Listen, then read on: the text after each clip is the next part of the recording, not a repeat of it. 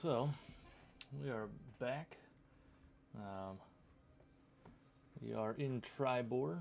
Last episode, you had made it to Triboar, had done a little bit of exploring, had found the owner of the Triboar Travelers, Erlem Stockspool. He had given you a little job to kind of pass the time while you guys waited for travel to a larger city, potentially. And so he had you go investigate a fellow townsperson by the name of Othavir. You discovered through various means that Othavir was from Waterdeep, from a house of magicians, and he left and was wanted. They wanted him to return back. You brought that information to Erlem Stockspool. He gave you half the money because there's more to that secret that he was looking for. So you guys delved further, managed to get Othavir thoroughly wasted, and he spilled all the beans about the family history of working with the house Hunsrin down in the underdark city of Menzo Baranson, and they were working together to make some demonic phylacteries. You chose to keep that information to yourself, and subsequently did not get the remainder of the 250 gold for the rest of that information. But then... we haven't gone back to talk to him after. Yep, yeah, so you got that info and you haven't decided whether or not you were going to take it back to him. As far as I remember, you thought it might be best to keep that to yourself, but you figured you would sleep on it and work on your decision the next day. So you went back to your creepy little inn, the Six Windows, which is ill-named, such as it has more than 6 windows. The owner of that inn is Tolmara Hystrin. She greeted you originally when you booked the rooms, but she was not there when you came back. It was dark and creepy, and you all went to bed and got a long rest. So if there's anybody that hasn't, I see most people did already give themselves a long rest. Mac, Ravo, Wabu, and Lowell. The other guys, if you need to re-up your stats and give yourself your long rest, you can. And then the next day is yours, what you would like to do.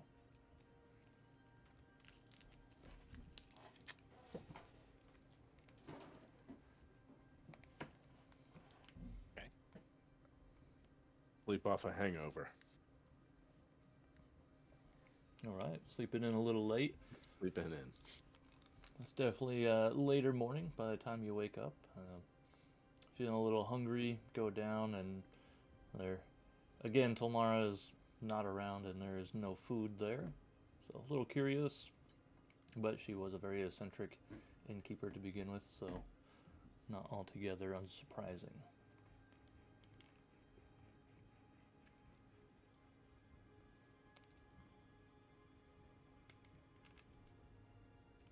All right, so the way I see it, just from a little bit of a strategy standpoint, I see we have two directions we could go. We could decide to turn in the information, or maybe head to Waterdeep to maybe investigate these demonic phylacteries.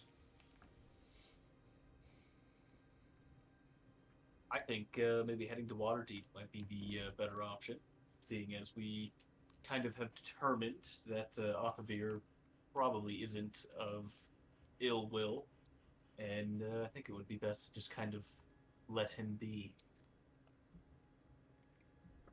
I would agree. I agree. I also think we don't necessarily have too many leads now that we've completed our quest here in Triboar. So I think that's sort of our next mini adventure.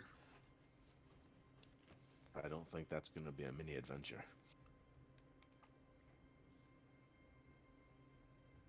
But yeah, I agree. All right. So, just with that sort of discussion being had. So you guys are returning to the Triboar Travelers?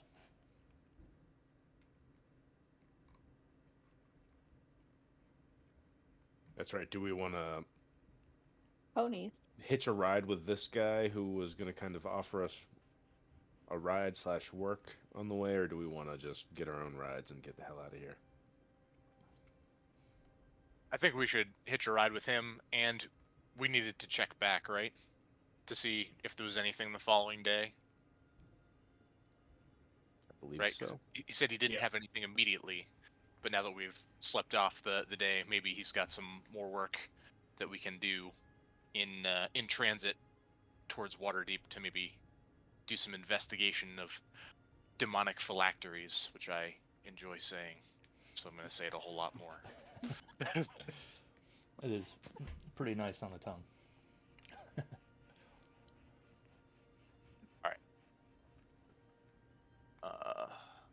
Could we grab just some says the- food first? Yeah. I don't know about any of you, but I'm quite hungry. Yeah, I could eat. I would like a snack.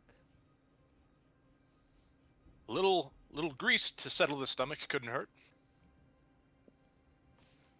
Okay.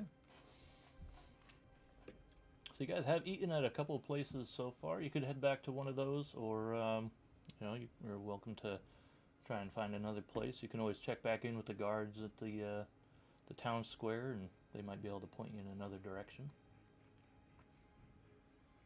I'm curious what the weirdo lady has to say. Where does she like to eat? Tolmara? Yes. All right. Well, so you're down on the first floor. You guys have met up, and she's not in that first room. If you would I'm like, not you that could curious. look around for her, or No. all right.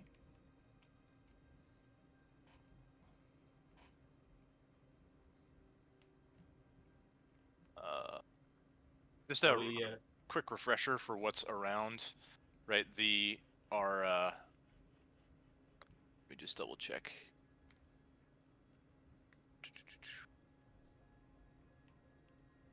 This was our quest giver, right? Over down here, this house, Yep, that's the Triboar Travelers. the Triboar Travelers, and then this building here. Was that an inn or a place to eat? No, that's just like an offshoot of the Triboar Travelers. Okay. That's where like some of the workers stay.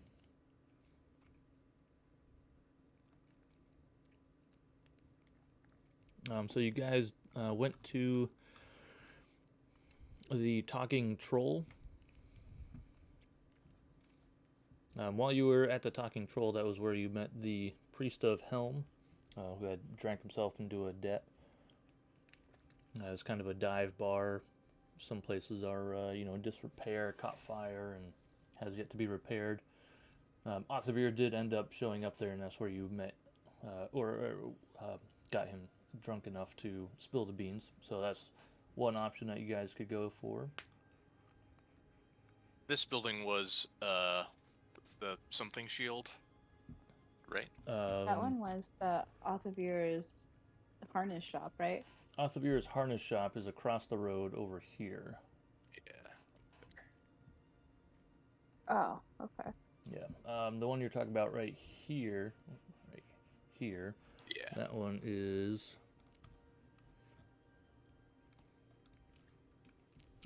that's the Cart and Coin.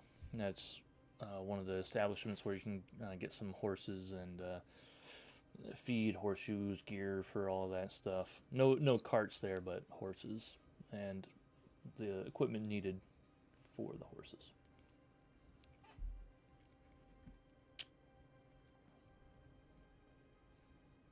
Perhaps for some expediency, we could see if the Triboar Traveler has some food. yeah, No. I'm all for it. Sounds good. Last one there's a rotten egg. Oh, my sheet has gotten borked somehow. What happened to it? It's like all my inventory has doubled itself. Well, that's weird. It also says I'm level 9, but it doesn't have all the stuff for it. What the heck? Hold on. How much gold do you have? Just remember that. 179. And 2 silver. All right.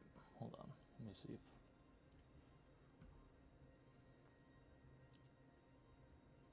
I hope you don't have any special items, otherwise this will override them. Alright. It looks like your character sheet's back to normal. Anybody else having issues with it? Nope. Looks like Nope. we're good. Alright. Yeah, that was weird. I don't know why you were level 9. It like just doubled. Yeah. Alright, so you guys arrive back at the Triboar Traveler, and you walk in and you see Erlem, you know, as per usual, got some papers and walking around, doing some business-like stuff. But he sees you enter and he says, "Ah, welcome back, friends. What can I do for you?"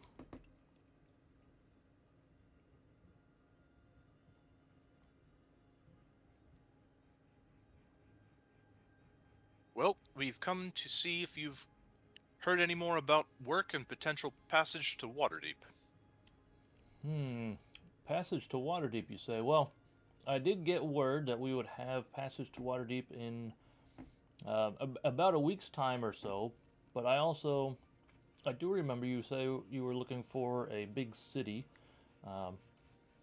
The day after next, we actually have traveled to Silvery Moon, up to the north. That is about as large a city as you can get up north. Any information you might be seeking, you could most certainly find there.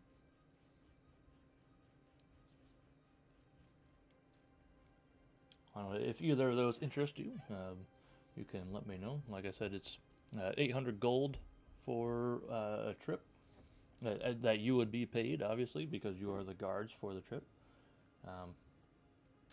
And in the meantime, you know, since you did such an excellent job for me the other day, if you are interested, I have some more persons of interest, we'll say, around town. If that's what you're seeking.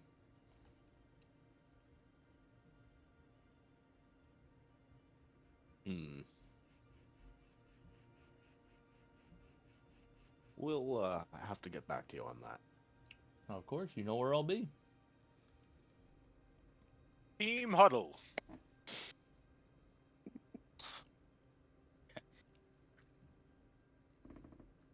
Alright, so, in the interest of continuing our investigation of these demonic phylacteries, I think it would be pertinent to spend our time here until we have passage to Waterdeep, or saddle up and ride out ourselves.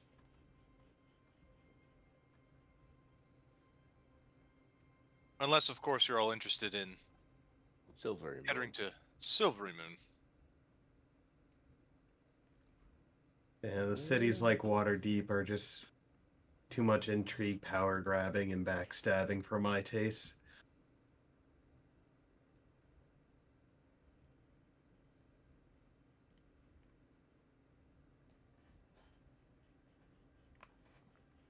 The earliest is 2 days.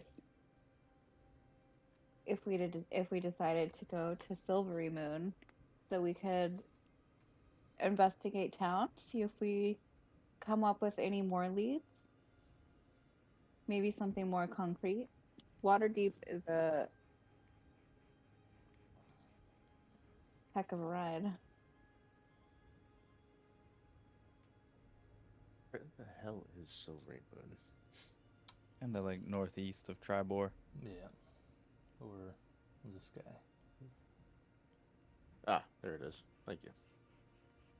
Yeah, that's pretty much the opposite direction, huh? Well, perhaps we should take the sure thing and head to Silvery Moon in the shorter time span. Is there anything to really be gained in Silvery Moon? Money. Was that 800 apiece or 800 altogether? It would be 800 apiece. Silvery Moon it is. I do like money. And it's a big city. I mean, there's bound to be work and maybe leads for something there. And it appears to be slightly closer than Waterdeep. It does take about 10 days travel by wagon to get there. It is by no means a fast trip, but that is why we pay you well.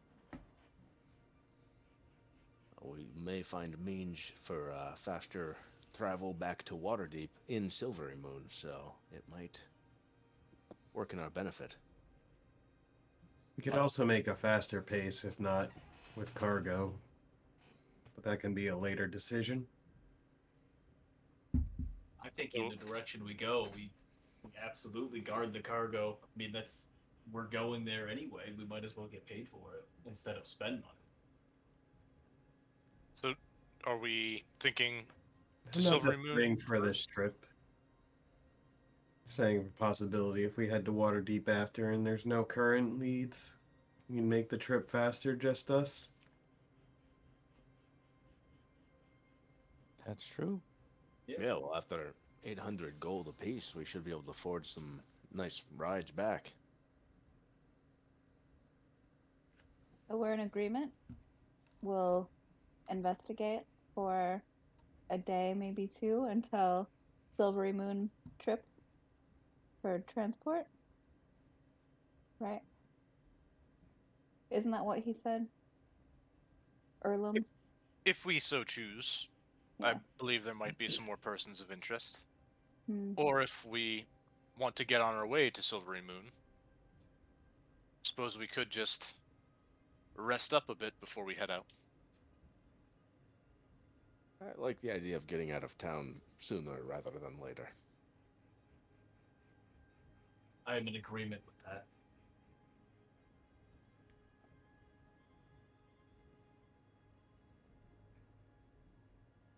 Any opposed?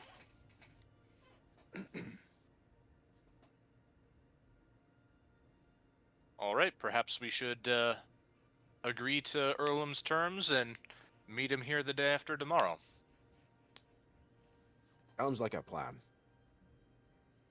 Alright.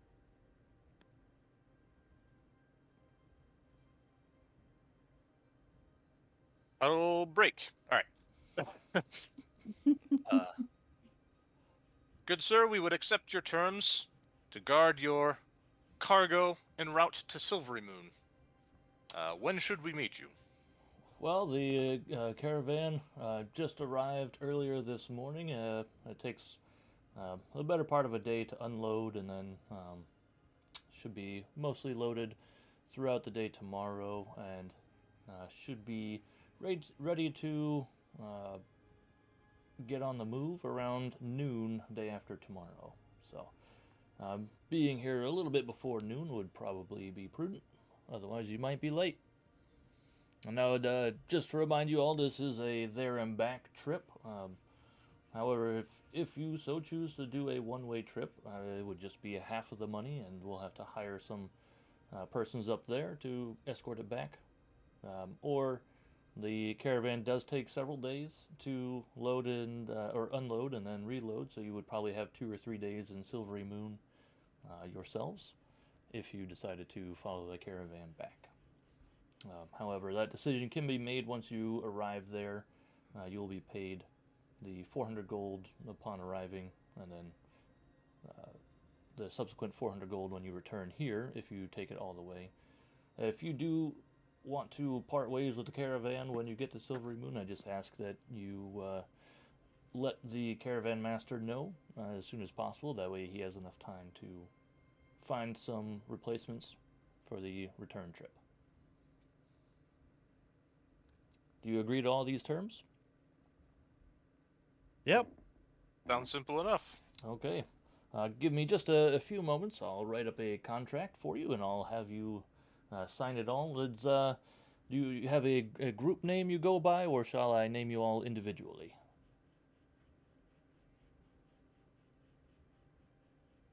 I forgot what we decided on. You can The call us Bucket Brigade, was it the not? Bucket Brigade. That's right. Right. He kind of just Not friends of Wabo. he kind of just looks around for a moment, kind of a weird look on his face, and says, "Bucket Brigade, huh? Well, it takes all kinds. All right, I'll be back in a moment." And he goes around back to one of his desks, pulls out some parchment, and starts writing. You assume what would Owen be the needs to get contract one for of you the guys. bucket-style Crusader helmets. So he comes back a couple moments later and says, "Is there one that can sign for the whole group?"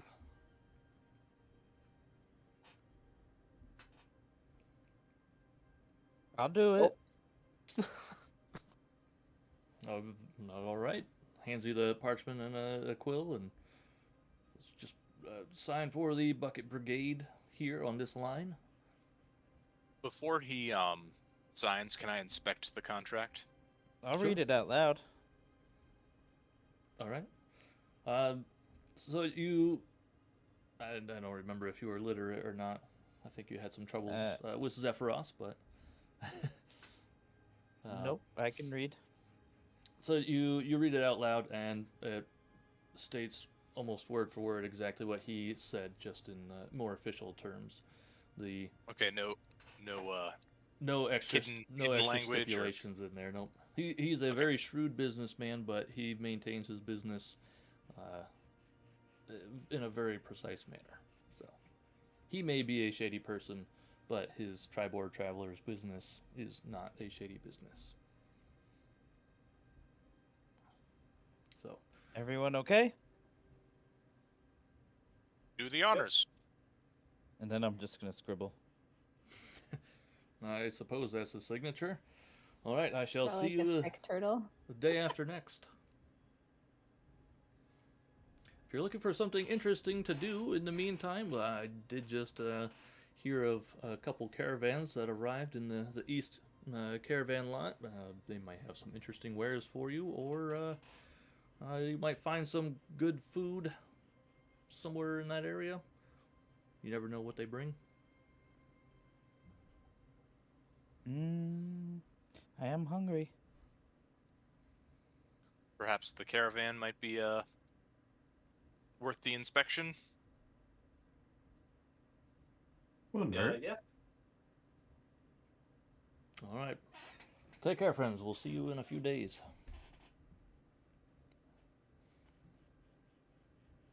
Before we go, where exactly was the caravan? It is in the east lot.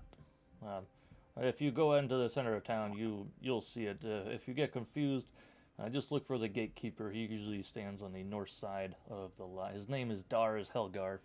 He's a very astute caravan valet, if you will.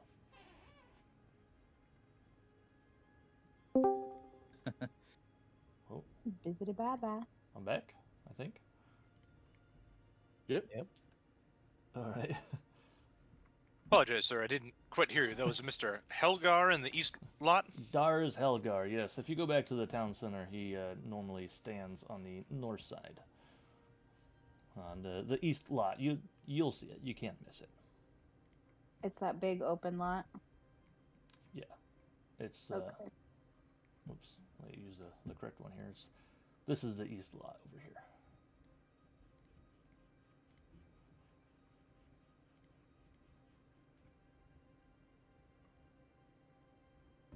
All right. Maybe then.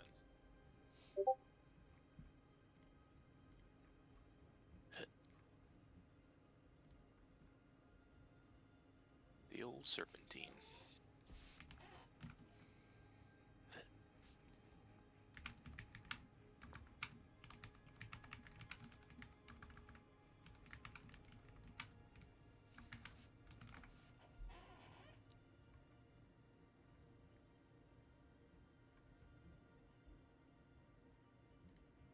Once again, I forgot to look at all the wild shape options. We'll worry about that later.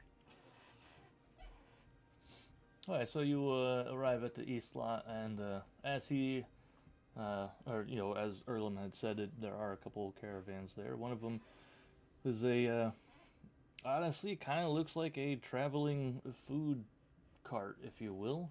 They have a couple various easy grilled type foods.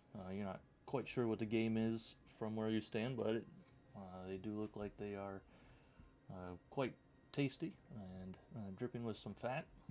And the other caravan looks like has an open window on one side, and there's a bunch of trinkets here and there, and you assume there might be some odds and ends of stuff there. And then, as he mentioned, Dar's Helgar is at the gate there. If you choose to stop, then you can talk to him. Otherwise, he just kind of nods his head as you walk past. I'm focused on food. Yeah, I'm going The right grilled left. meat. The meat cart That's too is good. over on this side. Obviously, it's not there on the map, but in Imagination World, it is. Yeah. Owen ran right over there. Hell yeah, fancy food truck festival. So you walk up to this cart and you see a stout dwarven man, the large bushy beard. He's got a hairnet on it though, as he's smart about the food that he makes. Also a hairnet on his significant amount of hair. He's grilling a couple foods over an open flame. He sees you come up to, "Greetings, friends. Here for some food." Yes, sir. We are here to inspect your street meats. Well, we got some elk and we got some rabbit. What can I get for you? Rabbit. Elk. Elk, I'll please. take both, please. Okay, all right. They are about 1 silver apiece. Best meat you can find around. Certainly smells that way. He has some already made. One of the rabbits he has to finish frying up, but it comes out in just a minute or two. And you guys, as you eat them, it's pretty much what you would expect. It tastes like some greasy fried street meat. This is delicious to settle my stomach. I love rabbit.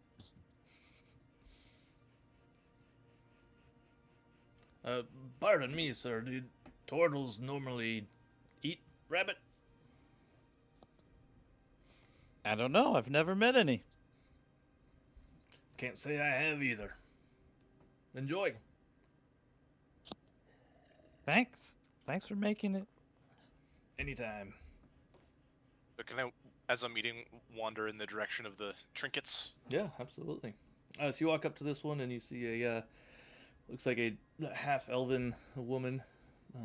Can't quite tell her age. She could be, middle-aged, maybe slightly older, but you're not too certain. And her cart's over the northern side there.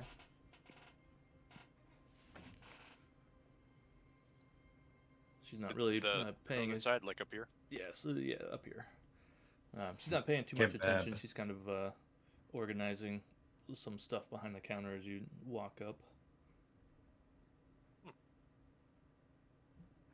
What have you got here? Ah, welcome, friends, to my cart of mysterious items. Are you in the market for some mysterious items? But of course. Well, I have some interesting ones. I have here, it appears to be the paw of a monkey. Some say that you can wish on it, but I believe the wishes are used up on this one. So it's a monkey paw.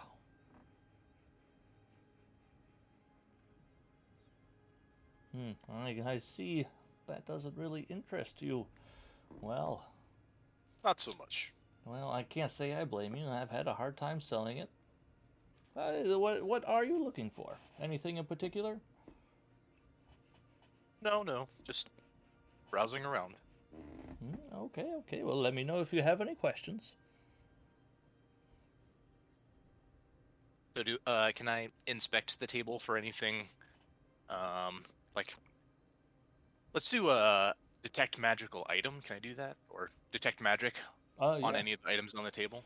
Yep, you can do detect magic. It should give you a 30-foot radius of pretty much anything that's magical. Yeah, and let me. I think I can actually use a divine sense for that.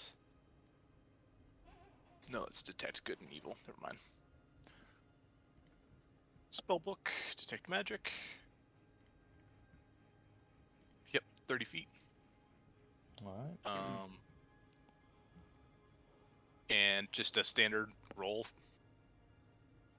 Well, so are you Or do you doing both like an investigation and detect magic? Yeah. Sure. Yeah, you can do investigation or perception, I guess, for this one, whichever one you'd rather. Because you are doing detect magic, so you can kind of perceive anything she's got there if you'd rather do that. You said perception? Or investigation, your choice. We'll do that. Hey. All right. And all. Yeah, so I mean, Sacrifice in combination with the magic and your general keen eye for picking up unique items, you No, detect not good divine evil. sense. That was a mistake. No, gotcha. Yeah, It's like that. yeah. It's not going to help too much here, but she's good. She is a good person. So you sense behind the counter, not visible, there are a couple items that look like they would. You can't like definitively pick up their shape, but they look like they might be a glass vial or something. There's two of them behind the counter, and then on the back side of the cart, it is visible. You see a rope that's coiled up, and they are. Those are the only things that start glowing blue from your detect magic, or sorry, not glowing blue, but you can sense their aura. Okay. Yes, I noted a strange rope on the back of your cart. What can you tell me of it? Well, it's a very fine silken rope, made by the elves, I do believe. I don't remember where I picked it up, but I've had it for a couple of weeks or so. Nobody has had any interest in it so far, but I mean, it looks like a pretty good rope to me. And how much are you asking? For this nice of a rope, I would have to ask about 150 gold pieces for it. Oh, that's quite the price. However, this rope, I have learned some things about this rope, and she pulls it off the wall and goes to show you some of the things that the rope can do, and she kind of mutters a word under her breath that you can't hear it, and the rope shoots out about 10 feet and ties itself around a post on the outside of the cart. And then she mutters another word, and it unties itself and coils back up in her hand. It's quite useful.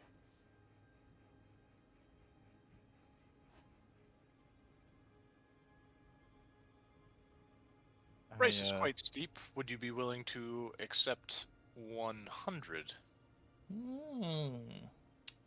Go ahead and roll a persuasion check. Can I? You want to? What were you gonna do? Never mind. Yeah. Well, I mean, so with a 19, she's like, well, you seem like the person that could use a good rope, and you seem like a good fella. So I could go 125.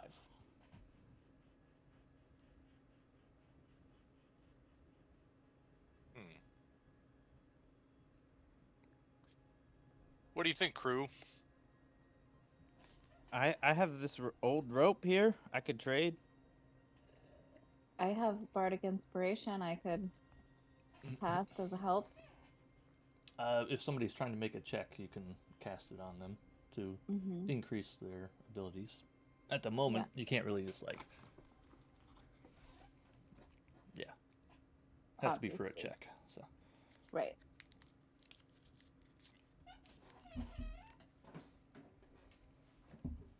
Well, I suppose the gold's not doing any good sitting in my pocket, so why not? well, excellent decision. You won't be disappointed in this rope, I promise. 125. 173 minus 125.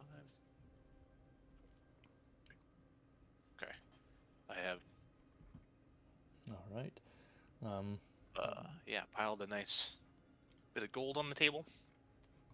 Now, what Uh, was that So you should be able word or incantation you used? to. And she tells you the way to control this rope is to. It's just a very simple. If you want it to like tie around something, you basically like look at that thing, say tie, and it will shoot out 10 feet. Or it's a 60-foot rope, but it'll shoot out 10 feet every turn.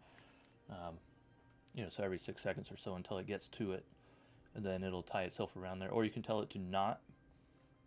If you say knot, then every foot a knot will appear. It'll be a 50-foot rope after that, and it'll give you advantage on climbing. Or let's see what else.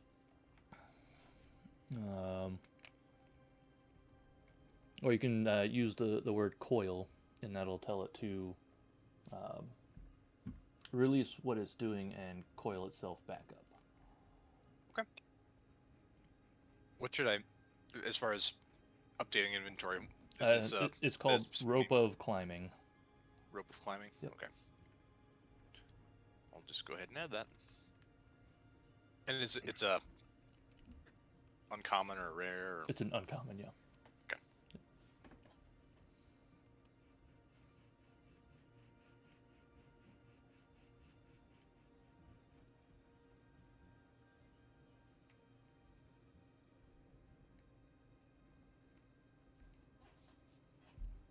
Anything else I can interest you in?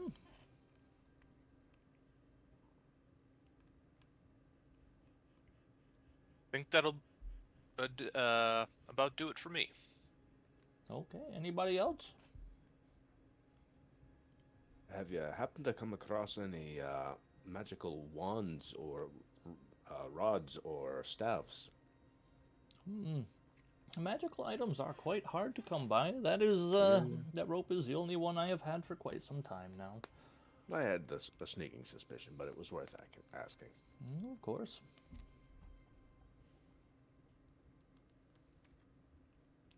Are you the adventuring types? Oh, we certainly are. Might I interest you in some healing potions?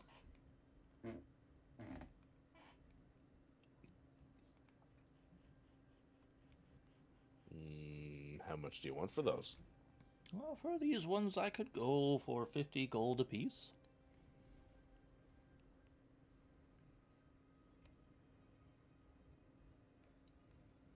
How many does she have? Just 2, or?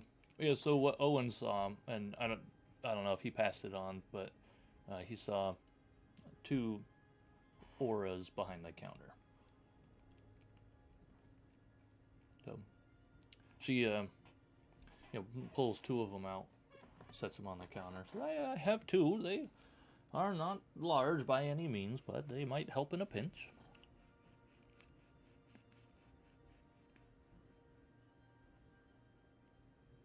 I'll take 1 for 50 gold. Excellent. Aye, I'll also take the other. Excellent. Glad to do business with you. I know you guys can add a potion of healing. I think that's just what it's called. Oops. Yeah, potion of healing.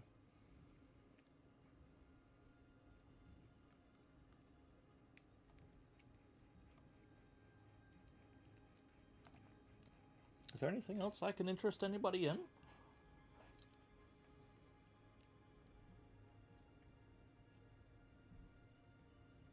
Got anything to drink? Well, I don't have anything here, no. You would probably have to visit one of the shops. Ah.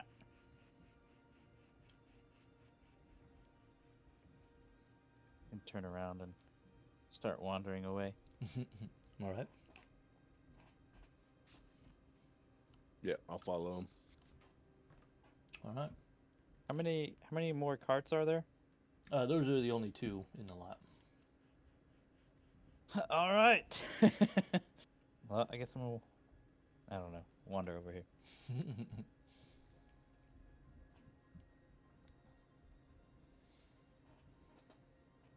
All right. Is there what else you guys want to do for the day? The day is yours.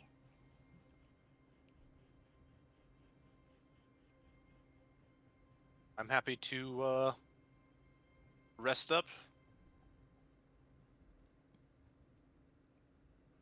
Yeah, probably rest up and lay low and kill time. Okay. So you're just gonna basically hang out a little bit, get some food, go back to the 6 windows, rest for the night. On my way. Okay. So you guys did, some various walking around the town and stuff, and saw a couple of the shops, did some window shopping, nothing really piqued your interest. Got some more food a little bit later in the day, and as the day grows long, and the shadows start creeping in, you guys make your way back to the inn. As you walk in the first floor, Tolmara is there, again, just kind of the spot that you saw her sweeping the first night you walked in. She now has a bucket filled with water and a cloth, and now she's wiping the wall.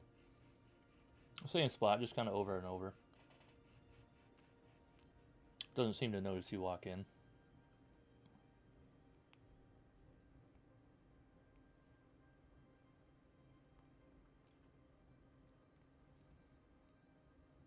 All right, up to bed. Okay.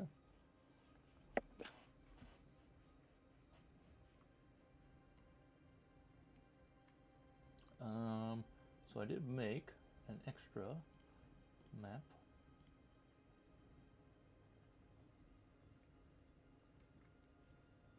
Hold on.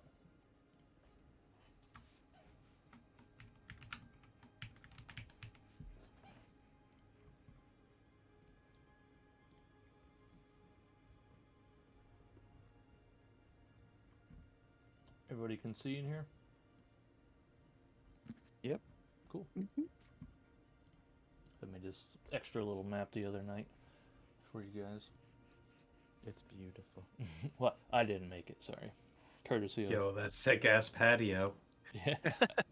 You might notice it's like the exact same shape as the original tavern you were in. Because this is the second floor of that tavern. But it works. And it does. So, there are 6 rooms, so you guys can figure out who wants to sleep where. Cha-cha-cha. I'm going with that purple bed. Nice. And the one filled with weapons and shit. Yeah. I'm going to the first one. Dang it. Well, I'll just take this big one. Unless that's Omara's. No, you're not sure where she sleeps. You know what? You paid for it. It's yours. I'm gonna spend most of my time outside chain smoking cigars and working on some gadgets. All right. So you guys posting watches for the night? I feel relatively safe here, so I'm going to say no, but Yeah, screw it. No. Same. Let our guard down. Sure. see what all right. happens. Ooh, there's this big chest. Hey, You guys got your secondary character sheets ready. Well, sometime in the middle of the night, there's a large bump. And you hear a bang downstairs. And you just hear Tolmara shout, "Ah! I'm okay."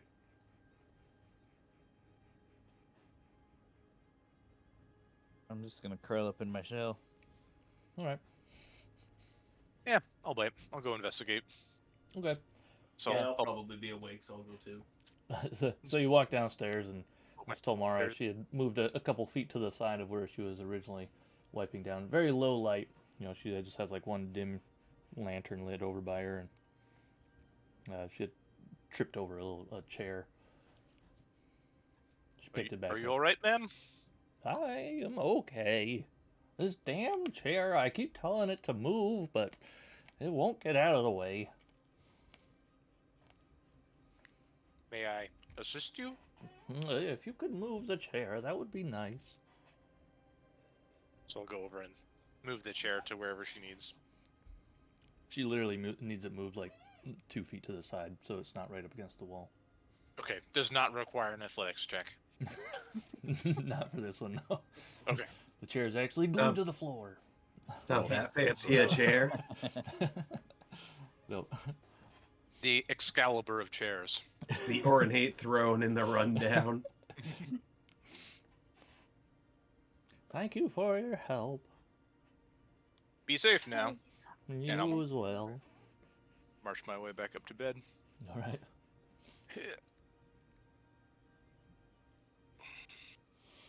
Well, the rest of the night passes. No issues. Comes to the next day. I'm content having a lazy day. All right. I don't know about anybody Temp else. room. I have a sweet balcony. Nope, I'm staying right here. Alrighty. So the next day. Sorry, what was that? Yeah, can I take a walk around the inn?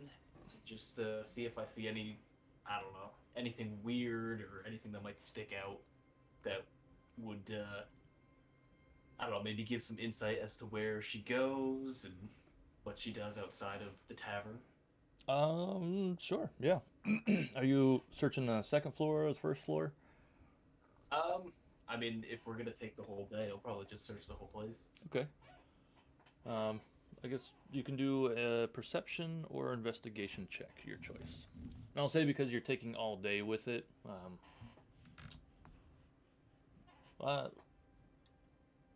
Yeah, I'll give you advantage on it because you have plenty of time to search thoroughly. Wow. All right. Neither. Good. All right. So down on the first floor, there is that one room that you saw, and there's nothing really to note down in there. You do see like a door off to the side, and you're not really sure what's behind that door, but there's really nothing else down there. For the second floor, you happen to be walking around the rooms and stuff, and in the hallway, kind of above the stairs, it looks like there's one of those pull-down kind of trap doors for the attic. Can I pull that? See if I can pull that down. Mm-hmm. Yep, it pulls down pretty easy. And we'll walk up.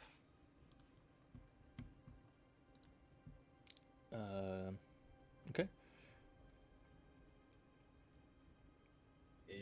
Is it like super dark? Is it? So yeah, it's there's no light sources up there, but there are a couple windows, and it's probably it's daylight out at this point, so there's light that comes into here. But what you see when you first walk up the stairs is kind of the area that's right above where the stairs are is a small little storage room, and there's another door that looks like it would lead out to over like the rest of the bedrooms and stuff.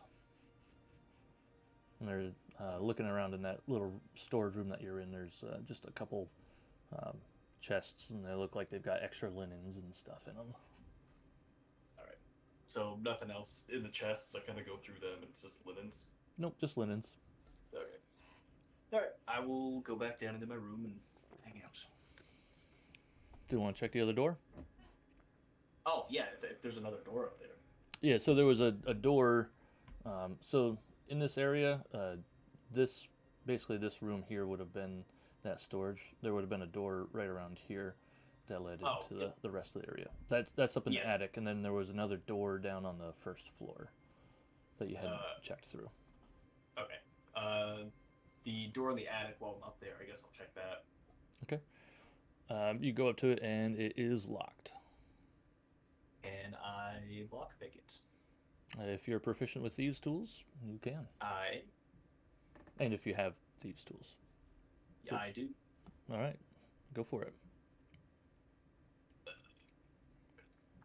Is that a sleight of hand check? Yes, sleight of hand check. Oh! You have never seen a lock like this before in your life. It is Man, ungodly tough for you to unlock this door. Awesome.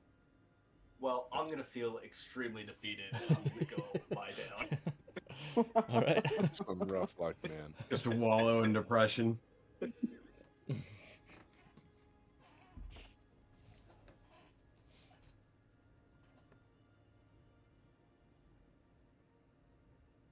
All right. Is there anything anybody else wants to do? I want to open this chest.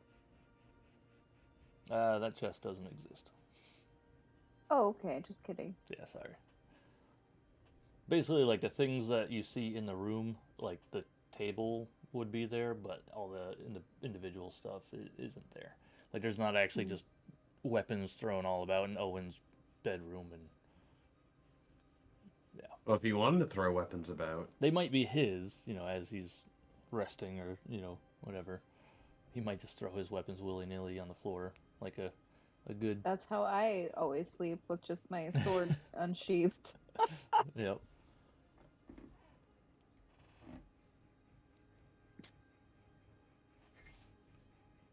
All right. Is there anything anybody else would like to do? What are you doing on my balcony there, eh?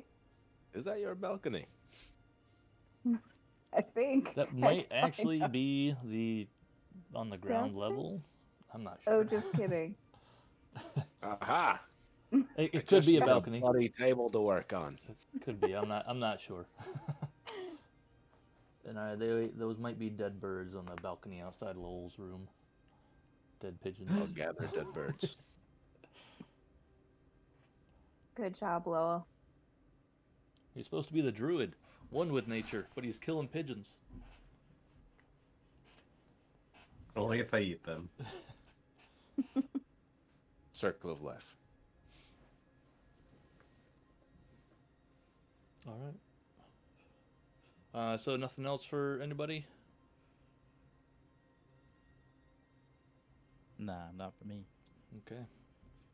So the second night, still feeling comfortable, no guards? Yep. Okay. Did Ravo tell us about the door he can't open? I don't know, did he? I haven't mentioned it yet. Should we all Okay. just avoid each other for a day? I'm just depressed as hell. Like, it looked like a really simple lock. I don't get it. You're There's really leaning into there's it. one tumbler there. It's a latch. That's what it is. All right, so in the second night, I'm going to say, Mac, go ahead and give me a perception at disadvantage. Okay. Oh. Got your character sheet? Secondary? No. Oh shit, where is it? Is he within 30 feet of me? So if you're sleeping in that bed, he is... Actually, let's get the ruler out here. Nope. His head would be about 40 feet away. That's Damn. disadvantage. Wow. Okay.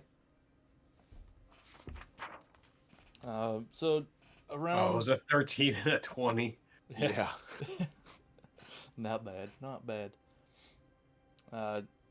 So you can't tell what time it is. It's definitely dark outside, but you... Hurry, burn in the good rolls. You're disturbed by a slight noise in the middle of the night. It seems to be outside your door. not really sure what it is, like a little bit of a clank or a scratch, maybe, on the wood out there. I will hop out of bed and reach under the bed and pull out my crossbow and my turret thing and set that up Okay, all right. because I am paranoid as hell. Did I make a thing for your turret? I don't know. I don't remember if I did.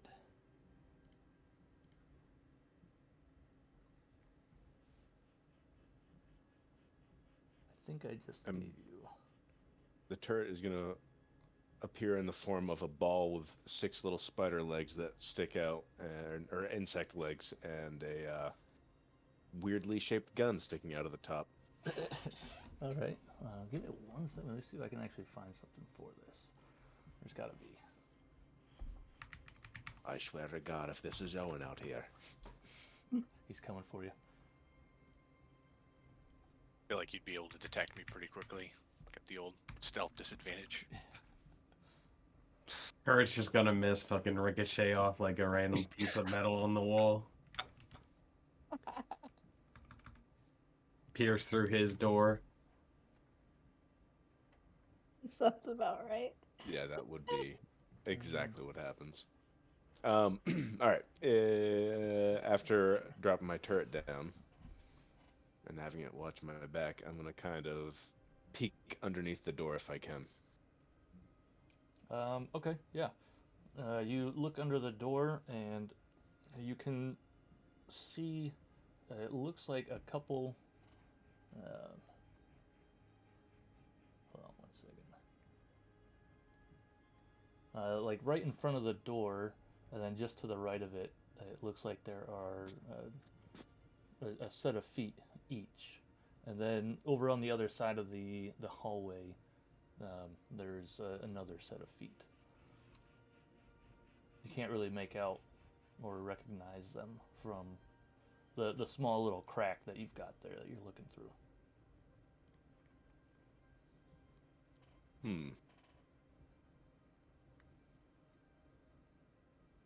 I'm going to make my way over to this wall and start repeatedly knocking on it, trying to wake up Owen. Okay. Owen! Owen! That's it.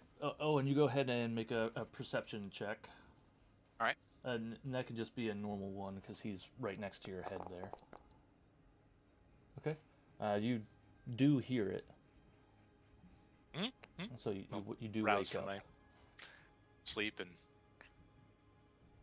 What was that? Owen!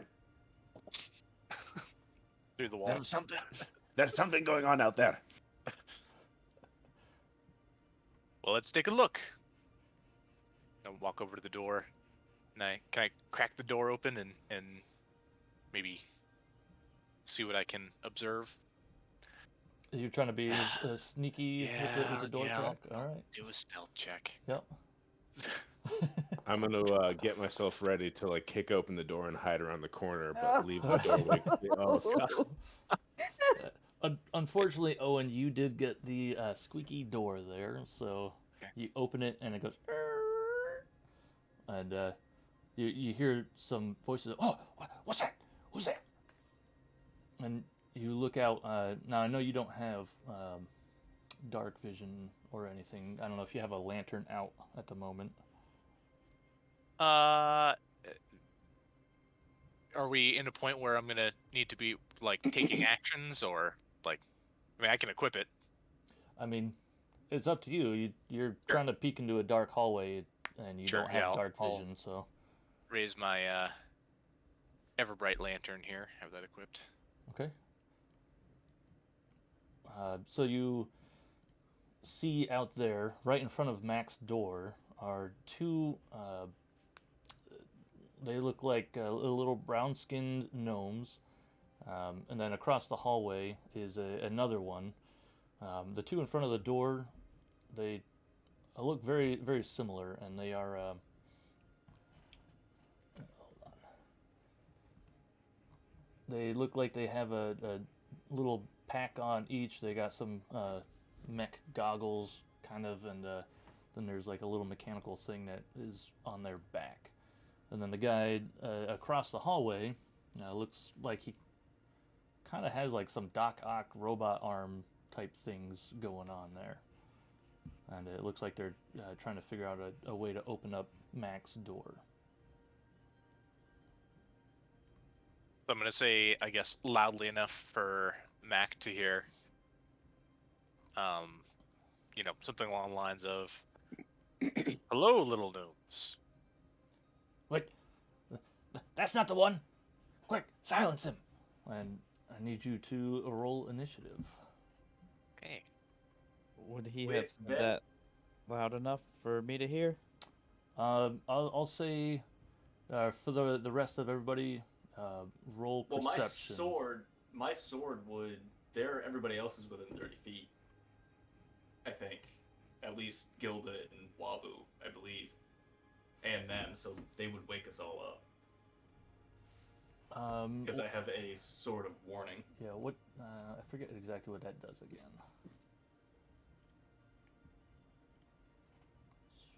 Warns of danger.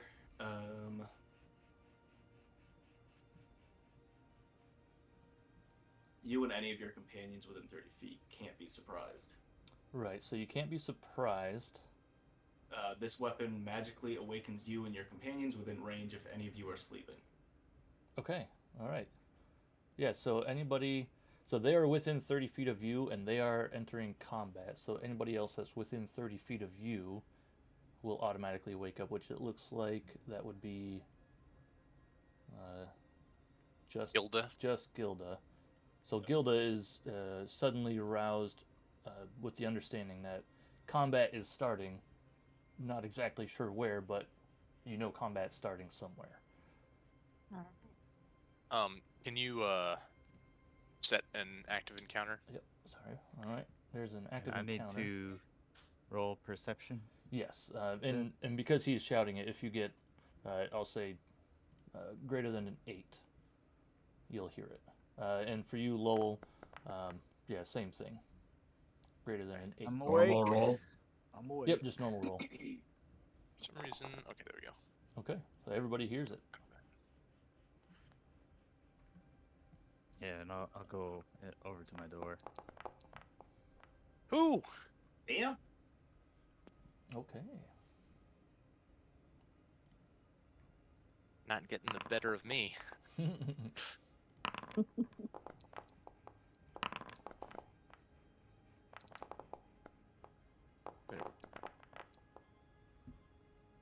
Well, then I gotta change the music. We're in battle. Holy shit. Haven't been in battle in a while, huh?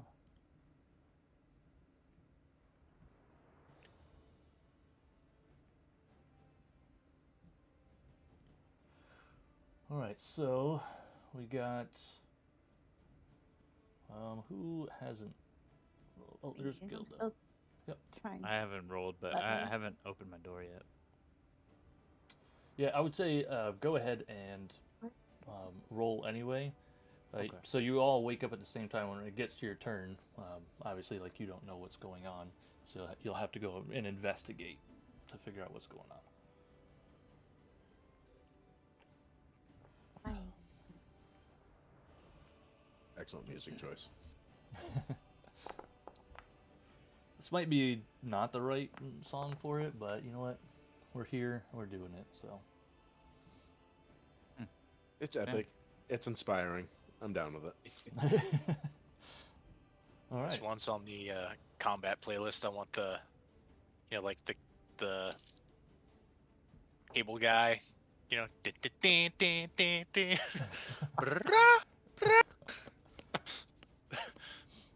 It's the old Star Trek. Oh yeah. Oh yeah. Mine isn't playing. I'm so upset. Yeah, Play! I don't know why sometimes it doesn't work for some people. I don't know if it's like an internet connectivity issue or I just realized I couldn't hear it, and my output was not set to my headset. It was set to my computer. oh, and that's in the game settings or No, or that's your something computer out- settings. my computer settings. I gotcha. I think hers is. Could you hear the song before? Yeah, Okay. I don't think it's that, but Yeah, and sometimes some of the playlists have issues. So, doesn't matter. all The right. knight's final objects in the air that aren't being worn or carried. Yeah, I probably shouldn't use that. I mean, there's a lot of wood in this inn. So. All right, so we'll go ahead and begin combat. So we begin with Ravo with Owen on deck.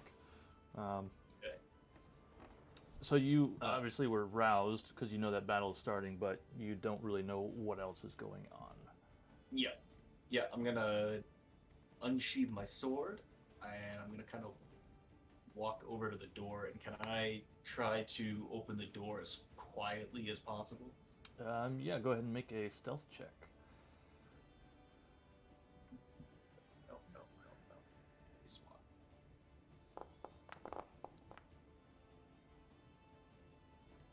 Didn't do that for me.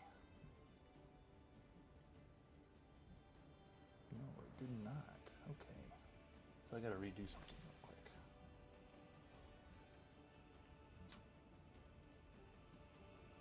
Sorry, just give me 1 second here.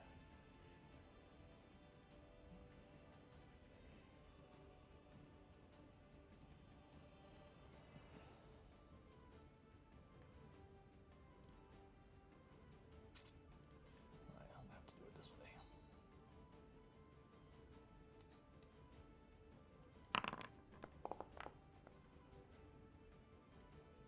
Whoops.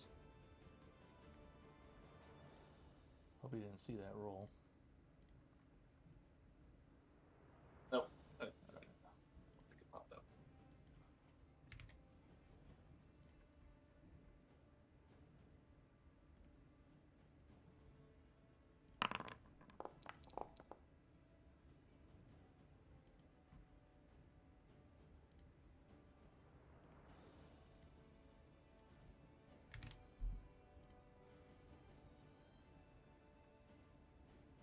Problem is these are new creatures and they're not like fully integrated into the system, I think. Okay. And then Lowell and Gilda, between the two of you, who has a higher dex? I have 15. I have 18. Okay, so I'm gonna. Whoa. There. Alright, so that changed the order there. It's just the only way I can do that. Because technically you would go first for that. So, alright. So Ravo did a stealth check 17. Let me just check.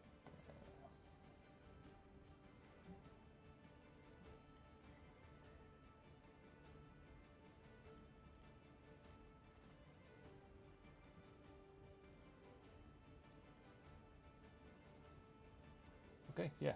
So you actually let me just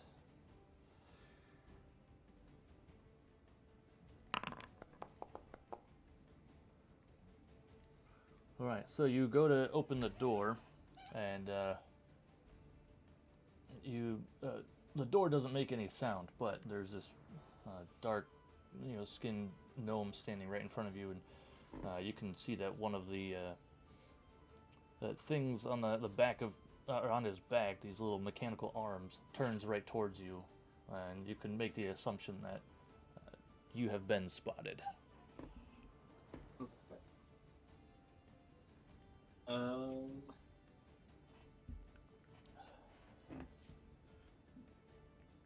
say opening the door is a bonus action. Okay. It's simple enough.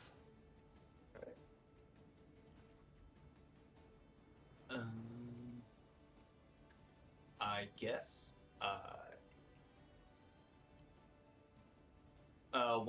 Which one is the one that like noticed me? It's the one right in front of the door, right here. Okay. I will. Let's see. I will move and go for an attack. Okay.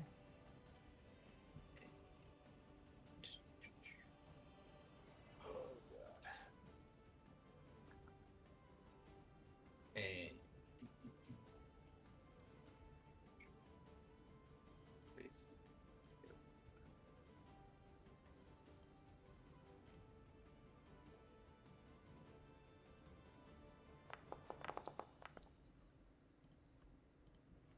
Yep, that will definitely hit.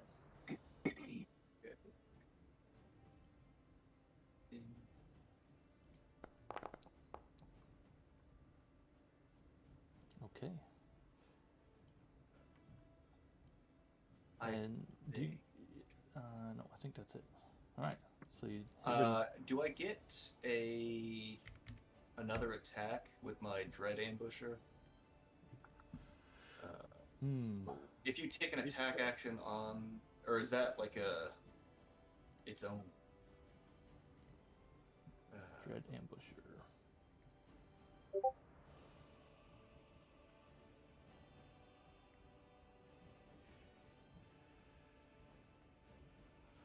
Yep, so if you take so this is the first turn of each combat, you get plus 10 walking speed, and then if you take an attack action on that turn, you can make one additional weapon attack as part of that action, dealing an extra 1d8 damage of the weapon's damage type on a hit. So now you can just roll a 1d8.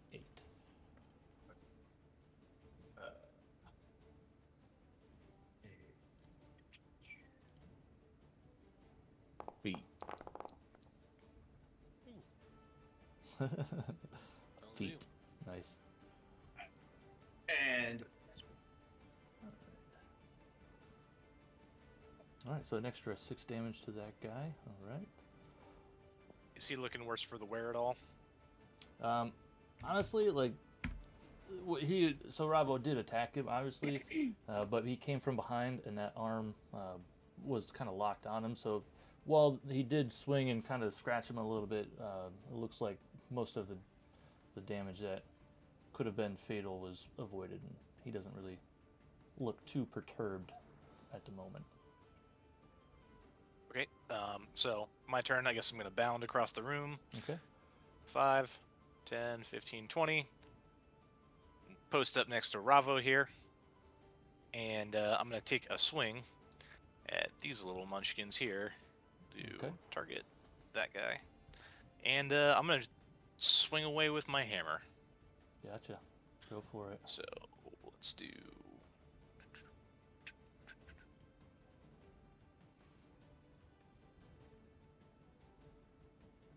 Nope.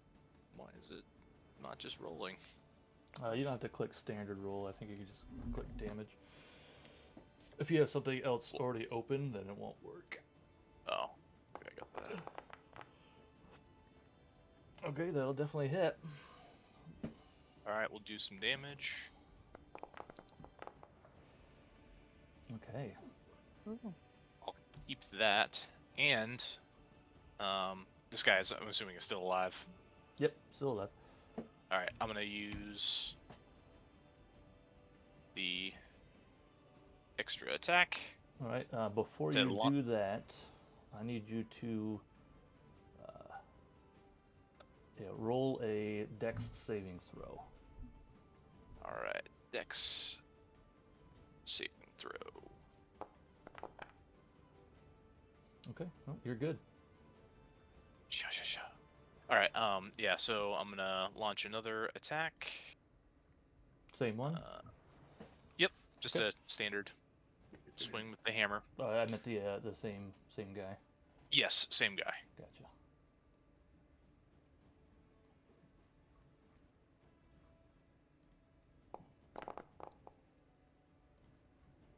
Yep, that'll hit again. Alright, and let's do some damage.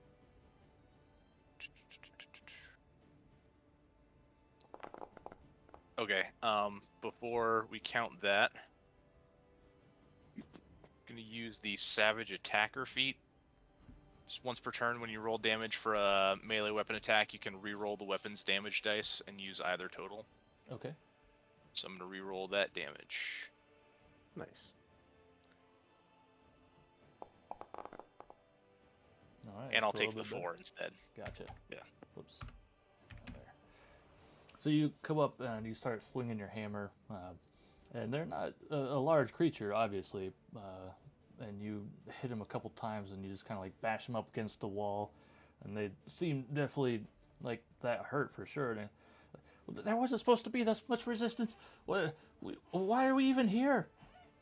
They shout as you are pummeling them with your hammer.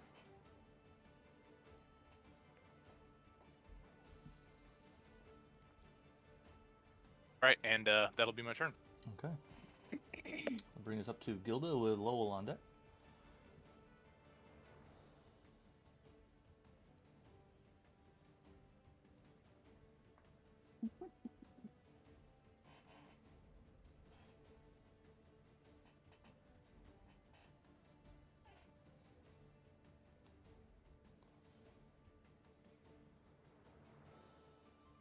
Get him.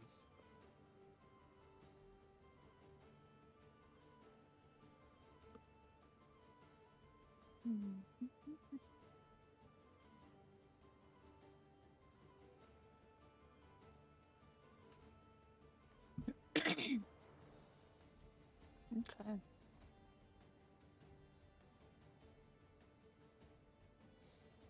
All right, what do you got, Gilda? So, um,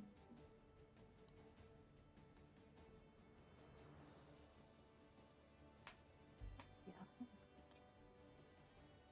I'm just gonna come barreling out, and I'm gonna attack this guy. with Okay. a strike. So you were in bed, so you got 10 and then Door. When I got woke. 30. And you have 45 feet of movement, right? Mm-hmm. Yeah, gotcha. Yep.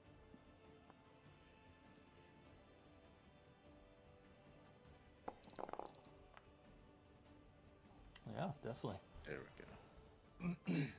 Go ahead and roll your damage.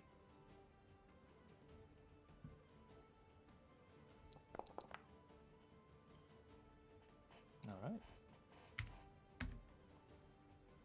Takes another little wallop from Gilda charging out there.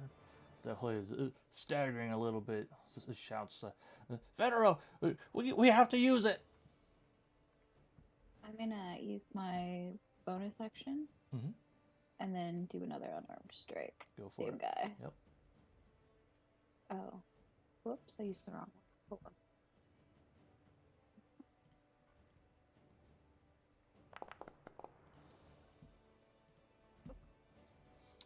So for that one, it's obviously got pummeled heavily by Owen, and then you came out in charge, and you're swinging at it, and it managed to duck under the second swing. Yeah, I guess that'll end my turn. That's all I've got. Okay. You go ahead and move your token too. Yep. Oh wait, actually, you wouldn't have been able to do that unarmed strike anyway, because it's a bonus action to open your door. Oh. Okay, well, So either way, sorry. didn't hit, but.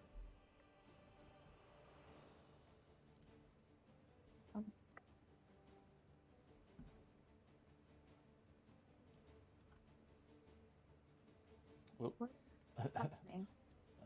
Sorry, I moved you. And then, sorry. All right, I'll let you move it.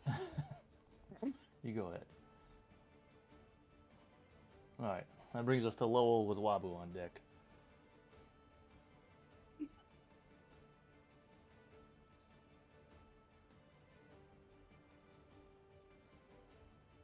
Go ahead. Go ahead and pop out in the hallway.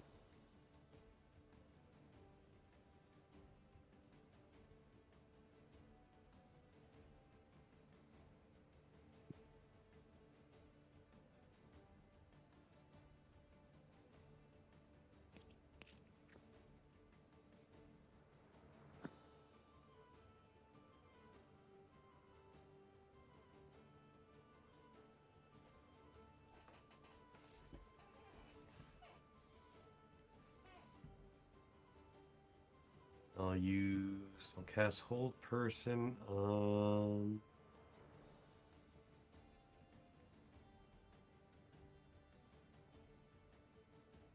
Go on that one. The other one? The uninjured Okay. other one. Must succeed a wisdom saving throw or be paralyzed. Okay.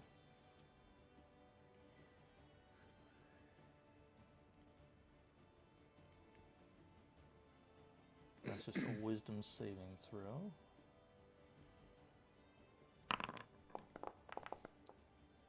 It fails.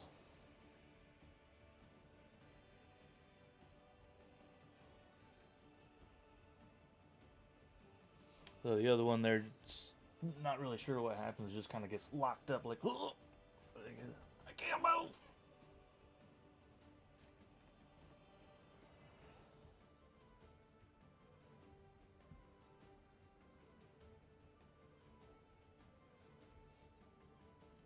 Oh, I forgot about that last line of paralyzed. Jesus.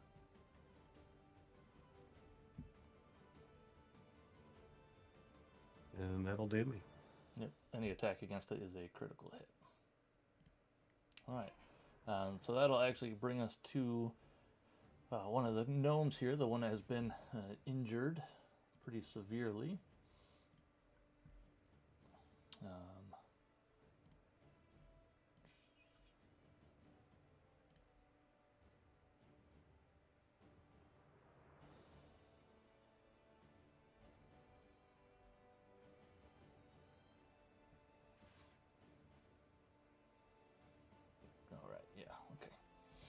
Alright, so it's gonna pull that little mechanical trap off of its back, and it's gonna throw it up in the air and say, attack!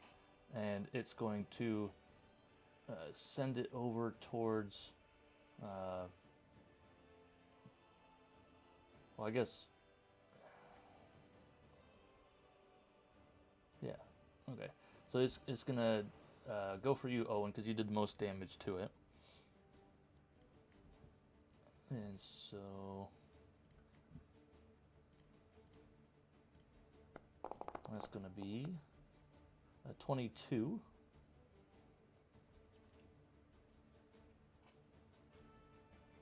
I'm assuming that hits. Sorry, I was muted there. Yes, that's a hit. Yep, alright. Okay. So you take 8 points of piercing damage, and I need you to roll a dex saving throw.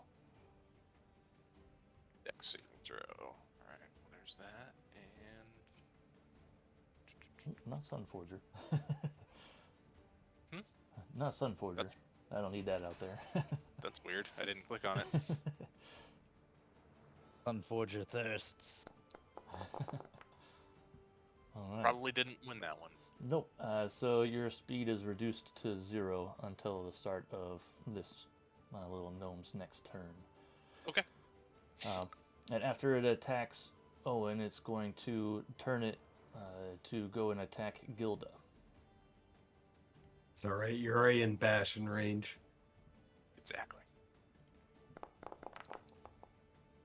That's going to be a 12, which I believe will miss. Mm-hmm. Okay. Wait, do I get a reaction? Or no? I mean, yes. What reaction are you trying to use?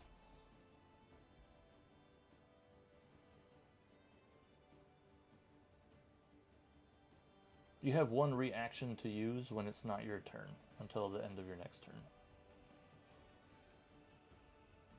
But you can only use a skill that has the usage one reaction. Uh-huh. 1 second. I think I do.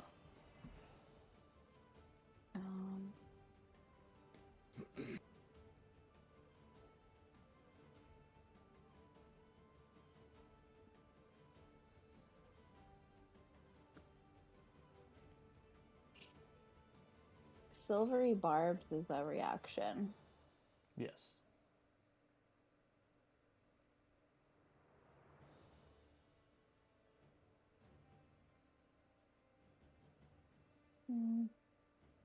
Okay. Sorry, I was just reading about it. Okay. All right. So that's all you have there. So Trinket is going to go ahead and use a bonus action to open the door to max room, and it's going to pop into this room to try and get out of the range of those other two. You do both get an attack of opportunity. Ah! So we'll start with Owen. You'll attack first. I guess probably Gilda would have attacked first because you have a higher dex, but... Question, which way does the door swing? I think they would probably swing in, but... And is it swinging which side of the hinges on? Am I covered by the door, or is the door hitting the bureau? You know what? On a 1 through 10, it swings towards you. On a 11 or higher, it swings the other way. Cool. It swings over towards the thing, so you are exposed. Okay.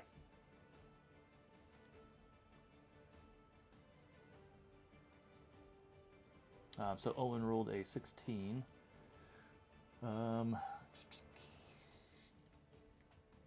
Which does hit, so you go ahead and roll your damage.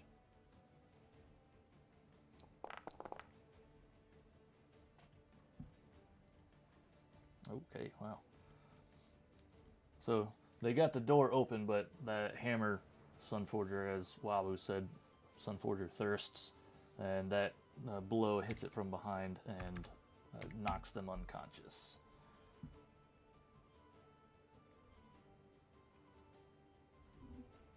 As they collapse, they say, "We weren't supposed to be here."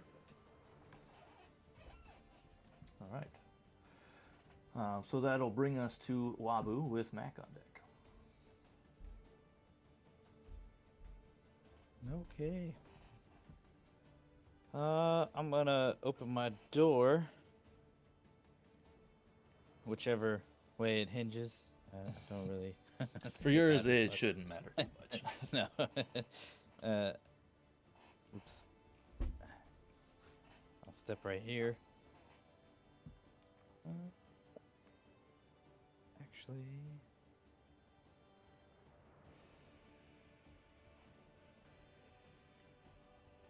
No. Hang on, sorry, I'm trying to check something real quick. Mm-hmm.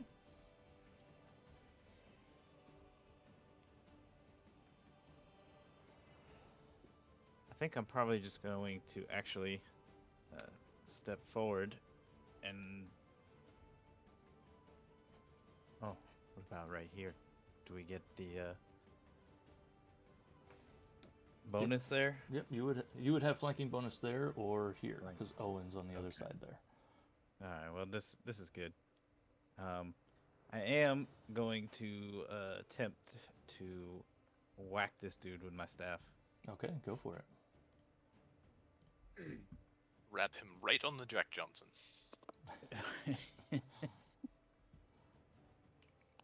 What is flanking?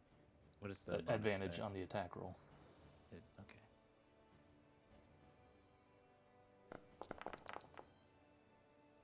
Dang. Damn. Here it goes. All right, hit him.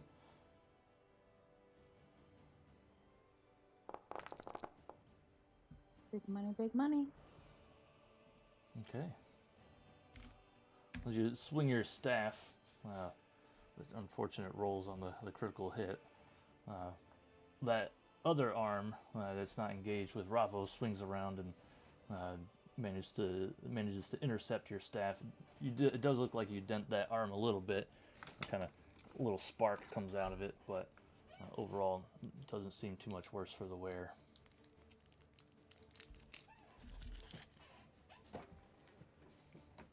Okay. Well, I think that is my turn. Yep, bonus action to open the door and then action. So. Alright.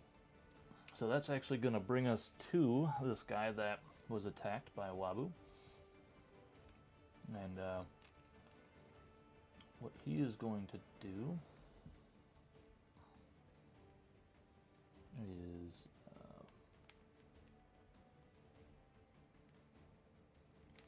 so he's gonna say, "We I didn't expect it to be this much. We have to use it now." And he reaches into his one of his pouches in the back and pulls out this crystal ball looking object and speaks a small word into it, and you see it kind of starts to glow, kind of this like weird swirling reddish blackish type coloring, and then this streak of light streams out and appears right in front of him, and you see this weird creature. It looks like he's more shadow than anything.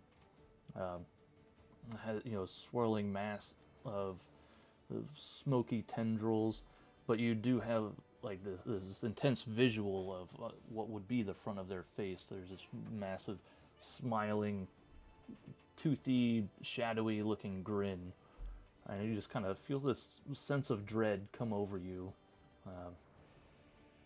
as you see this creature appear. Hold on one second.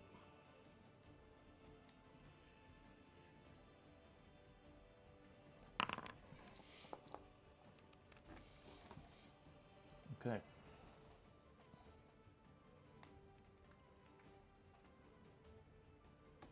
And so this creature is gonna take a turn.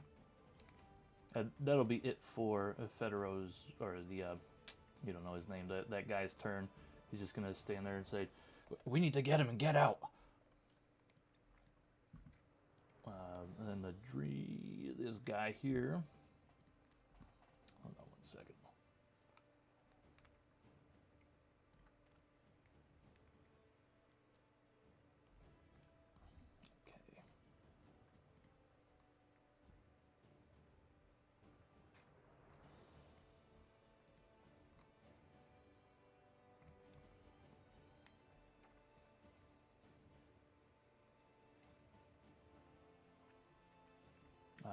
So it can see Mac through the door. So what it's going to do is it lets out this crazy sounding shriek that like pierces all of your ears. But it's directed at Mac, and so he's the one that takes the brunt of it. It's going to be a 26 to hit. Yeah, that'll do.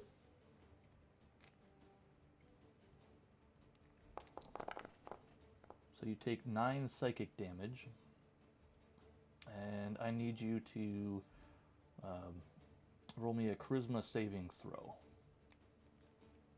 Okay, hold on. Hopefully you're charming as fuck. No, I am not.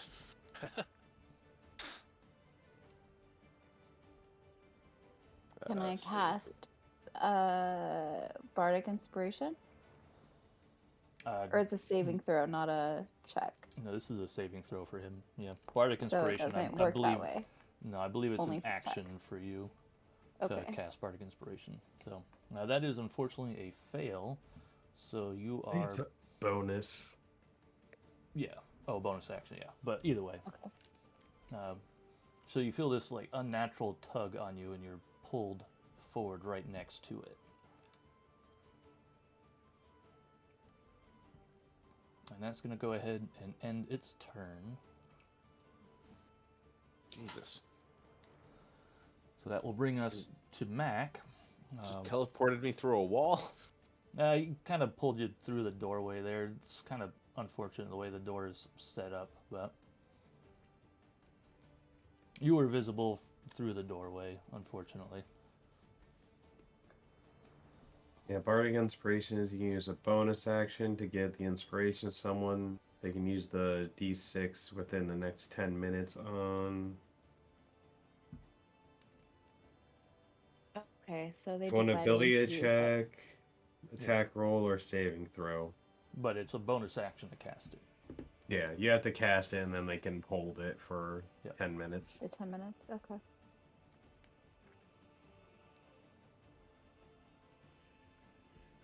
Okay. All right. Um, So before you well- start, Mac, I need you to roll a Wisdom saving throw. well, son of a bitch.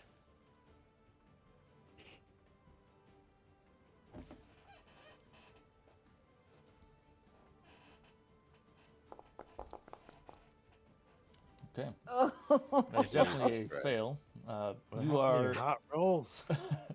you are now frightened of this strange creature in the middle of this hallway here. Oh, well, that works perfectly with my original plan anyways, because I will be using my disengage or my action to disengage and run away. Okay. And I will say, no, there's no bloody way I'm going back to that cave, and run over here. Alright. And I believe my turret was set up right about here, and I will use my bonus action to make an attack on this guy. The one that's not unconscious in the doorway. Well, whoever's in, I mean, anyone Yeah. in that line who's standing. All right. Go ahead and roll your attack for that. Big money, big money. Where the hell is it?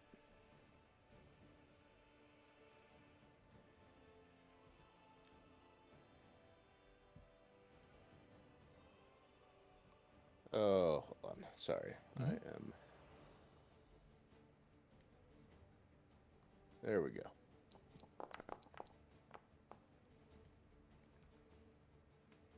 $23. That'll hit.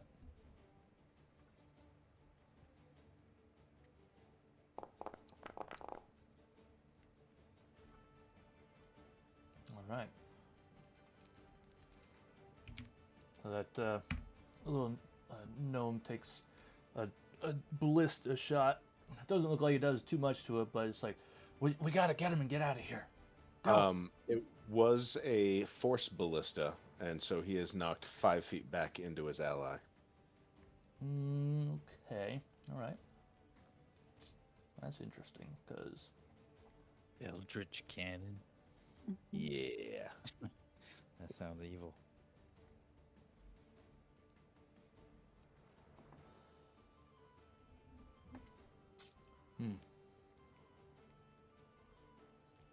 I don't know how this is supposed to work.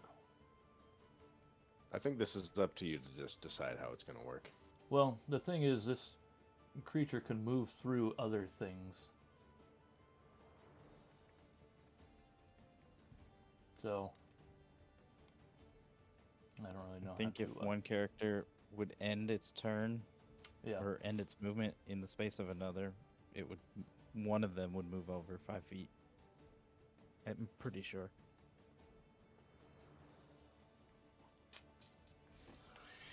yeah. All right. So what I'm gonna say happens is they do go there and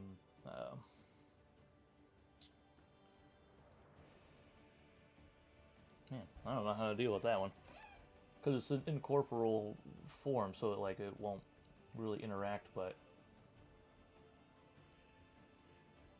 I mean, they're both there then. yeah, I Yeah. guess. Yeah.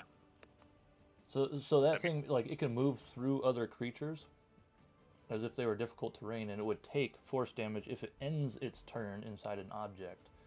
However, it's not ending its turn inside an object at the moment. So I'll say it got moved back there, where the gnome did, but they're not going to take any damage because it's wispy gas type form. So that's the best I got for that one. Makes sense to me. There we go. And that won my turn. Okay. So I'll bring us to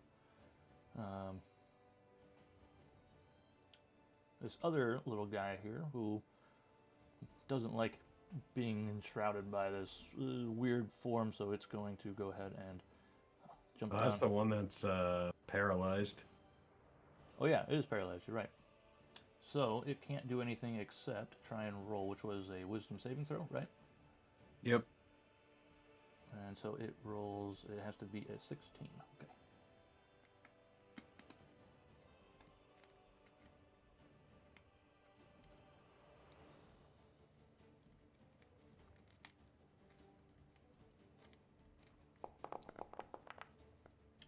It does not. So it's still paralyzed. Still sitting there. Can't do anything. Alright, so that'll bring us to Ravo. Back to the top of the order. So this guy in front of me that let out this creature, did it come from the orb, or did it like transform? Like, is it the orb? Like this creature? So you can see Or that does- he's still holding the orb in his hand. It came out of Okay. the orb. Okay. Can I? Before you do attack? anything, I need you to roll a wisdom saving throw. Yep, wisdom saving throw.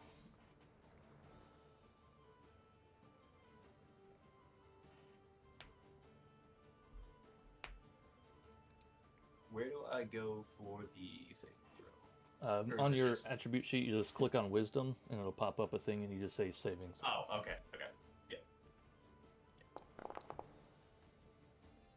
Okay. Yep, you succeed. Okay. Can I make an attack directing at the orb to try to grab the orb from him? So you're trying to grasp the orb from him? Yeah, like maybe try to cut off his arm or stab him in some way so I can get the orb.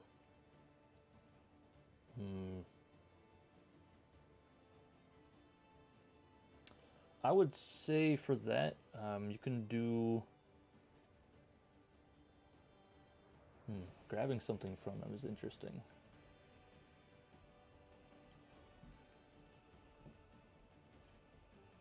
Is that like some sort of sleight of hand? Or Well, I'm thinking of just doing like a strength check.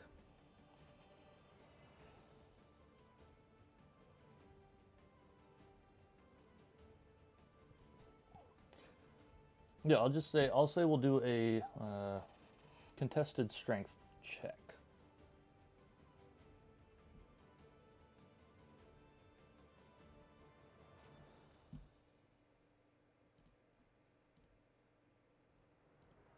Would it just be a normal? Yeah, just a normal strength check.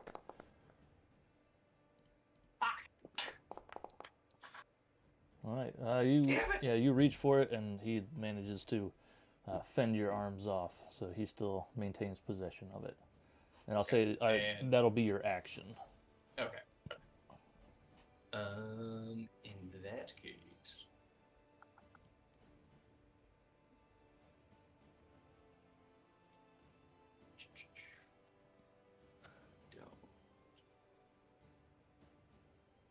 I will just end my turn. Okay. So that's going to bring us back to the wispy creature, who is going to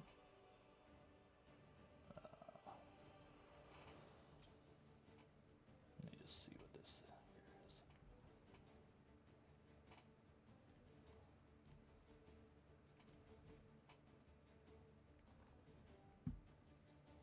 All right, it's going to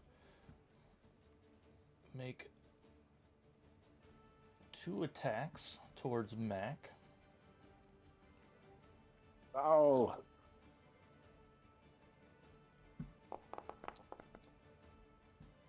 A 14. Hold on. I believe that does hit. Yep, that hits. Okay.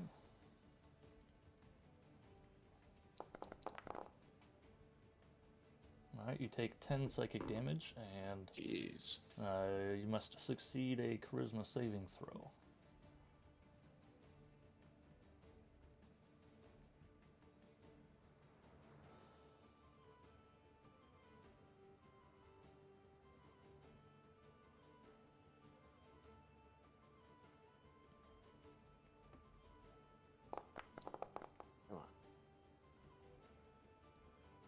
Unfortunately, 15. that Oh my God. does not succeed again, so you do get pulled 15 feet towards it. And the second attack, it's actually not going to do at the moment. What it's going to do is it's going to drift through Wabu, and as it does, you feel this eerie, kind of creepy sensation come over you. And then Owen and Ravo, you guys do get attacks of opportunity if you would like to take them. Yes. Okay, that will hit. Is that just a regular attack? Yeah, just a regular attack.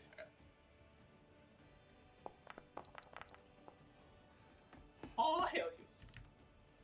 Wow. Nice. Okay, go ahead and roll your damage on that. Is that a crit? Yes. Okay. As your weapons kind of swing through this thing, I mean, you're not really sure like if you're doing anything to it because it looks and kind of feels like smoke.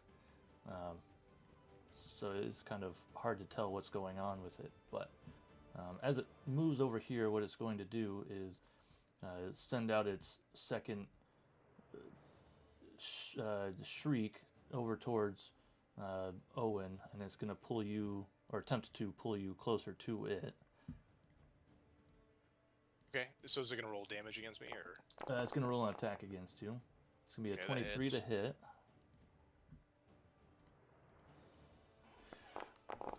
And so you take 11 psychic damage, and you must succeed a charisma saving throw. Okay, charisma saving throw.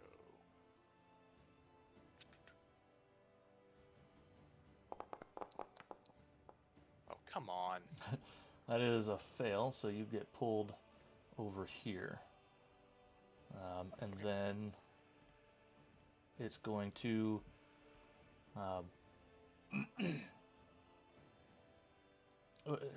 it's gonna kind of like start shimmering a little bit, and it's gonna move over Mac, and I need you to make a wisdom saving throw. Mac or me? Mac. Oh, you kind of cut out there. Didn't hear that. I need you to make a wisdom saving throw. As it like, it starts to like change shape and kind of shimmer, and it like starts to encase you.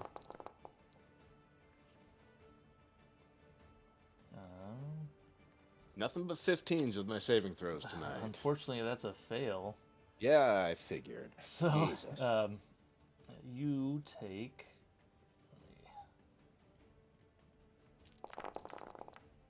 Whoa, hold on. Holy shit. That was not right. You don't take that much. I was gonna say goodbye, Mac. Mm-hmm. Why? Okay, so it's broken. So don't worry about that. That would be bad if you took that much. That was even worse. Yep. Yeah. Okay, there we go. Take 11 psychic damage. And you are engulfed by this creature. You are restrained and blinded. And at the start of your turn, you can attempt to escape. What the fuck? But it has a little bit of movement left, so it's going to start coming closer.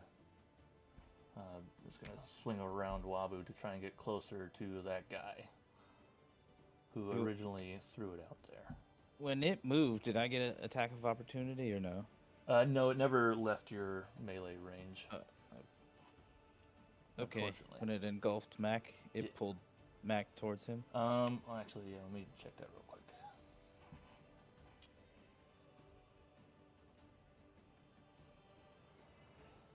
Yeah, so technically it wouldn't have moved when it did that. It just targets a creature within 5 feet of itself, and Okay. that creature becomes enveloped in this miasma. And so, like, as you're sitting in this creature, Mac, kind of like you lost all sense of where you are, and Now you are kind of just stuck in this loop of like your worst nightmares over and over again. You see the dark cave that you came from. You see, everybody that you have known that's been tortured and everything else, and there's lots of screaming, and it's just a very nightmarish situation for you at the moment. Hey. And that will end its turn. So that brings us to Owen with Gilda on deck. And just for a refresh here, the I was unable to move based on the attack from the what the hell was that? The Locket Goldfinger. Is that correct? But then I got pulled behind Wabu. Am I still immobilized, or? Give me 1 second.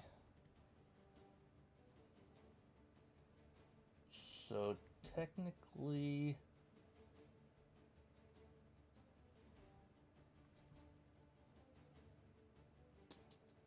yeah, I think you would be okay because. Move? Well, actually, hold on. Or is it, do I need to make a saving throw? Well, that guy went. That was from Trinket. That Okay. Trinket did that. This is only round 2, so yeah, technically you still wouldn't be able to move until it would be Trinket's turn again. And which is this one Trinket? No, the other one is. Trinket is down, but Okay. it in the round it hasn't gotten to the top of their turn yet. Okay. So I cannot move. Yeah, still at 0 speed. Okay.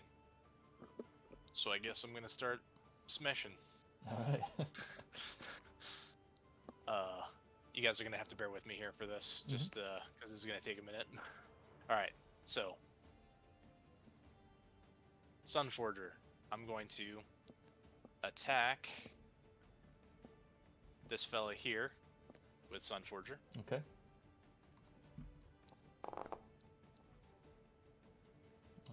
That is not going to hit. Okay. So I am going to use the old extra attack to try to do that again.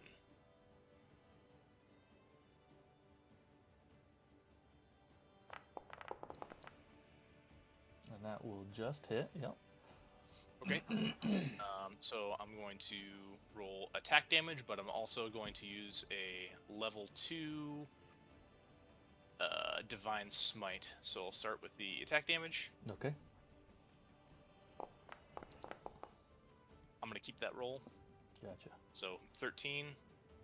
And then since I'm using a level 2 Divine Smite, come on, buddy. It should be 3d8 radiant damage. So I'm just gonna do that. Okay, nice. It's an 11, and from that I am also going to use Inspiring Smite. Are they both spells? So one is a special. Divine Smite is applied on top of a successful attack Okay. and burns a spell slot, and then Inspiring Smite is a bonus action. I just want to make sure if they're spells, you can only do 1 spell per turn. I don't believe. Divine Smite's an ability.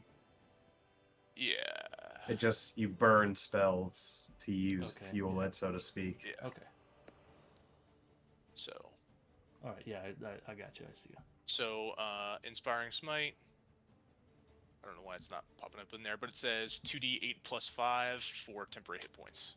Okay. Come on. Maybe it's something with the targeting. We'll see.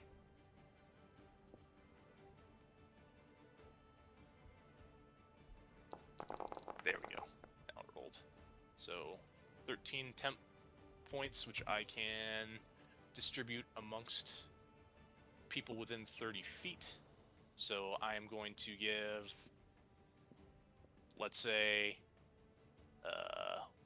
we'll do 9 to Mac and 4 to me. Thank you.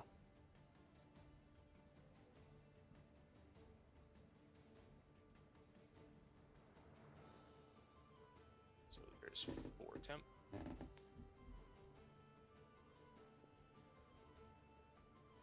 And that will end my turn.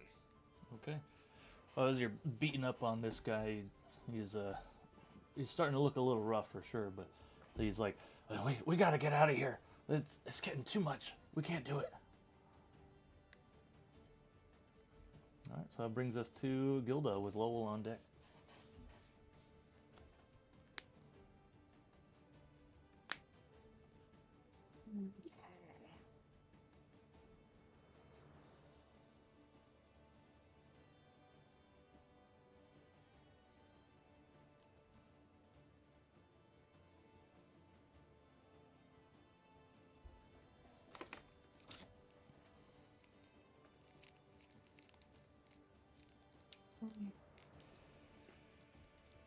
This is the guy that's holding the ball thing or whatever it is. Yeah.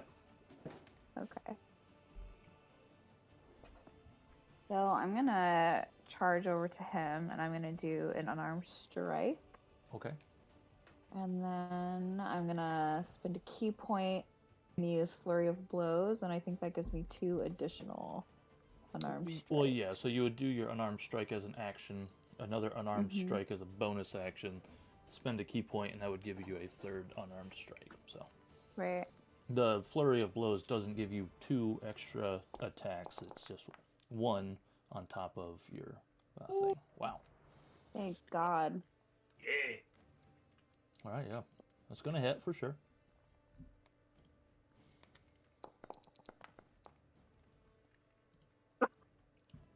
Not great damage. Oh, that was an attack roll, not a damage roll. Oh, yeah. Thank you. Man, I thought I clicked the right one. Oh, Wow. Well, you did a natural 20, then a natural 1.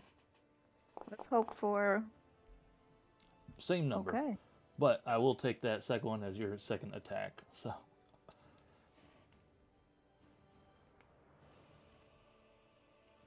So I'm taking that didn't hit. yeah, Wait, so what? So that was your second attack roll. So Okay. that would be your second attack. So you've used your, even though you didn't click on the bonus attack, unarmed strike, you've done 2, so you have 1 more left. Okay. Oh, is that supposed to be critical damage roll? Yeah, it was supposed to be. So it'd just be an extra 4 points of damage on there. So 12. yep, so you're good. So you get 1 more attack roll using your key point Flurry of Blows. That'll hit.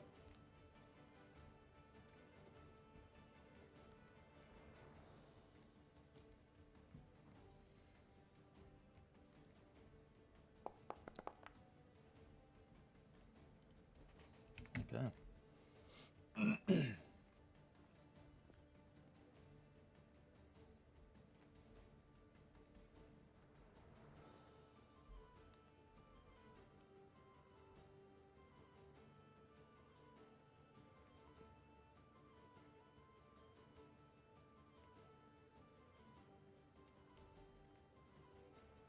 That should be it for your turn.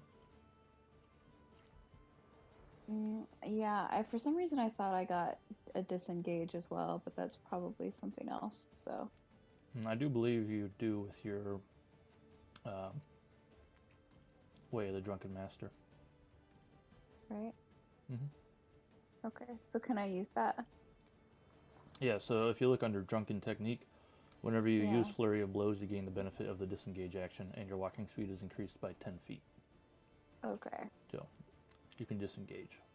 Yeah. So I'm gonna disengage and I'm gonna move.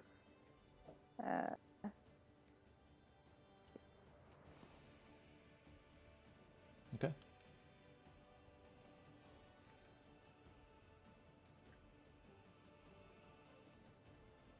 Did it not end? Sorry. All right, that brings us to Lowell with Wabu on deck.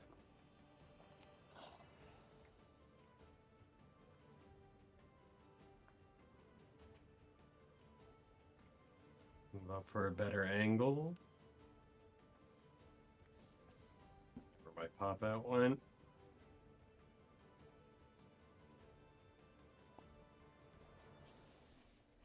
I'll do produce flame at the arm guy. All right.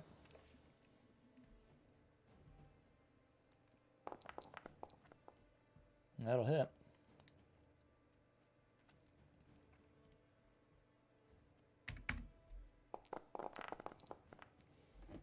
And with that, he kind of screams and rises in pain and collapses on the ground unconscious. And I'll use bonus action. Find it in the list.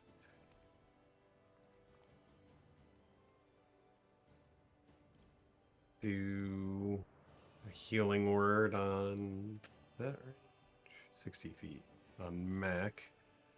Is that a second Thank you spell? very much.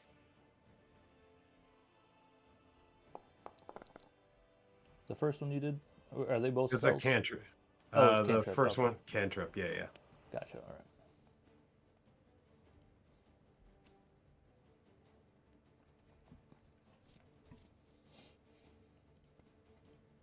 That's 9 healing on Mac. Okay. Awesome.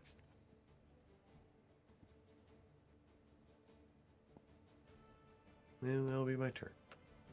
What happened to the ball? If this guy that just collapsed unconscious, what's this ball doing? You're not sure at the moment. I thought he was holding like a ball. When it's your turn, you can look around for it if you would like. Okay. But at the moment, it is Wabu's turn. With Mac on deck.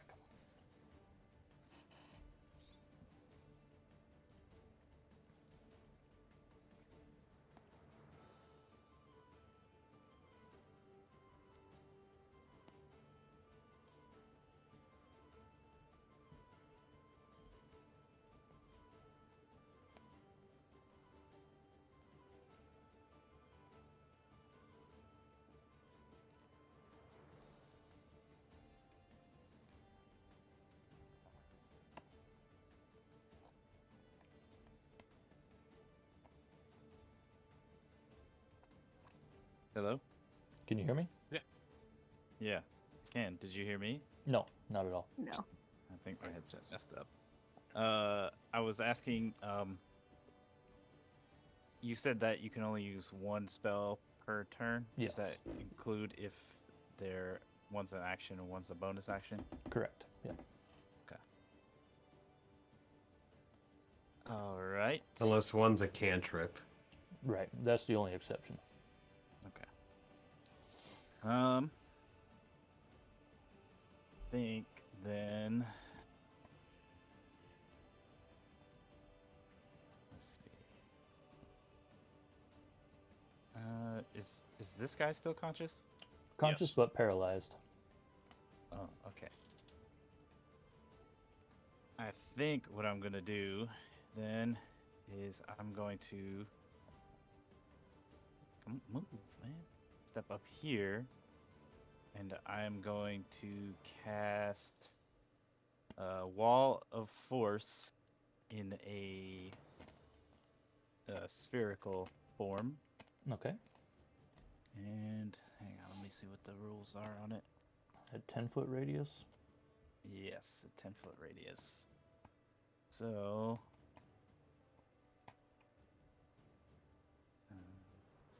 hang on. Sorry, it's been a while and I've forgotten how to use the fucking things here. Okay. 10-foot radius.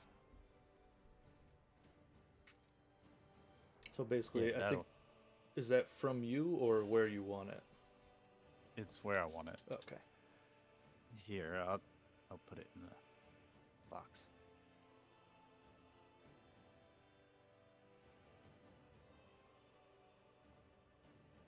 Curiosity. Okay. So that is. I don't. Well, it won't let me put it in the box. Maybe holding like Control or a Shift or Alt or something will allow you to move it wherever you want, not on grid. I'm not sure. I'm trying to put the description in I the got you. chat. There's just no options at all. That's By closing and reopening the like drop down. Like when you click on the title, like the actual line that opens the description, Mm-hmm. try closing it and reopening it. Nah, That worked a couple times. it's just a pop out. Okay. Anyway, 10-foot radius from I have a 120 foot Okay. spell cast range. So my goal with this is to scoot all of them inside, leaving me, Mac, and the thing, the Dream Eater, outside. And Gilda is also outside as well. Oh, sorry. Yes, I had it zoomed in too much. Yes, me and Gilda on the outside. Yep. So I would say you could get everybody in that force. Obviously, you'd have to move it a little bit, but yeah, you can get everybody in there. Well, it says if it lands on somebody, I can choose whether they go in or out. Okay, gotcha. Yep. So everybody but Gilda, Wawu, Mac, and the wispy creature are in the wall of force. Yes. Okay.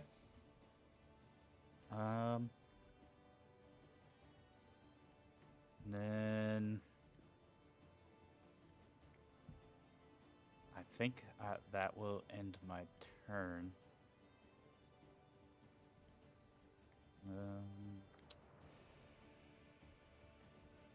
Yeah, that will end my turn. I'll copy and paste that in here so you guys can read it. Yep. All right, so that brings us to Mac. Oh, you know what?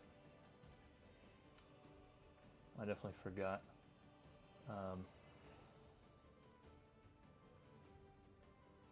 Shoot. You guys are supposed to be rolling for frightened condition. Well, that's on me, so we won't do it from now on.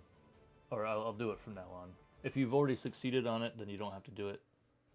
I think somebody has, but...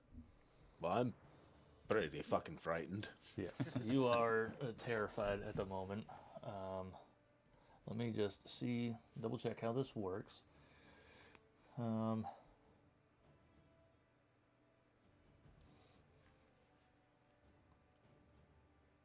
Okay, yeah, so I mean, you are restrained and blinded. And you can attempt to save yourself again by making a wisdom saving throw. Yeah, I guess I'll just desperately try and escape whatever the hell this is. Yeah. Just standing there. Ah! Ah! Just thrashing uncontrollably and just standing there.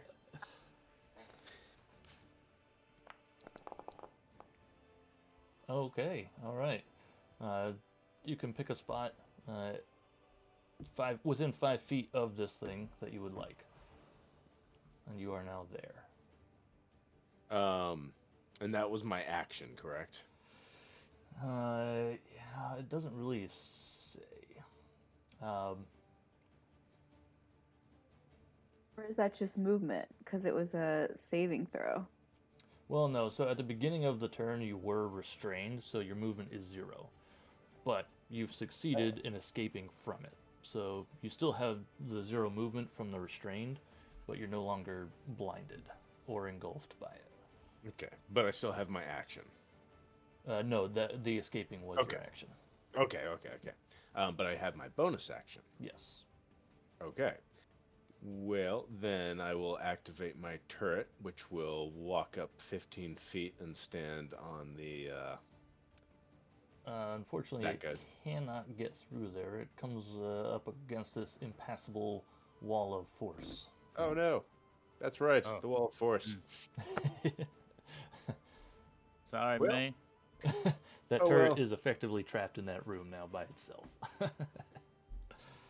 Well, that's that then. I'm guessing I can't shoot through that either. No, impassable. Nope, I got distracted and forgot about that. All right, well, that's the end of my turn. Let's see Okay. here. I couldn't let him take you, man. No, I appreciate it. So that'll bring us to the paralyzed one's turn. And that is, remind me again what that is. Scroll up. Yeah, I'm trying. I figured you're the one that cast it. 16 wisdom. Okay.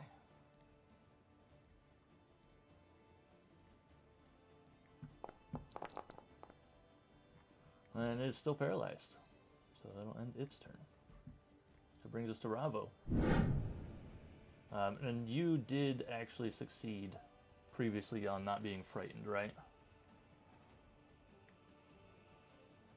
I don't know if I rolled or not for that. No, somebody I did. don't think I did. No, I don't believe I did.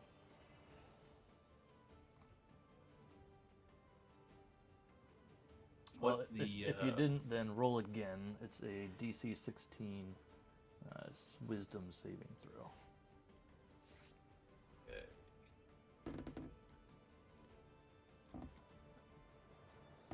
Just an ability check or saving throw? For Saving wisdom? throw, yeah.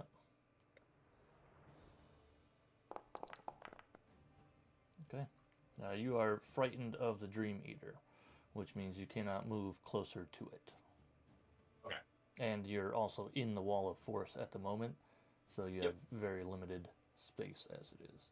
Yep. Can I look to see where that orb is? Yep. So the orb is still in the clutches of his hand.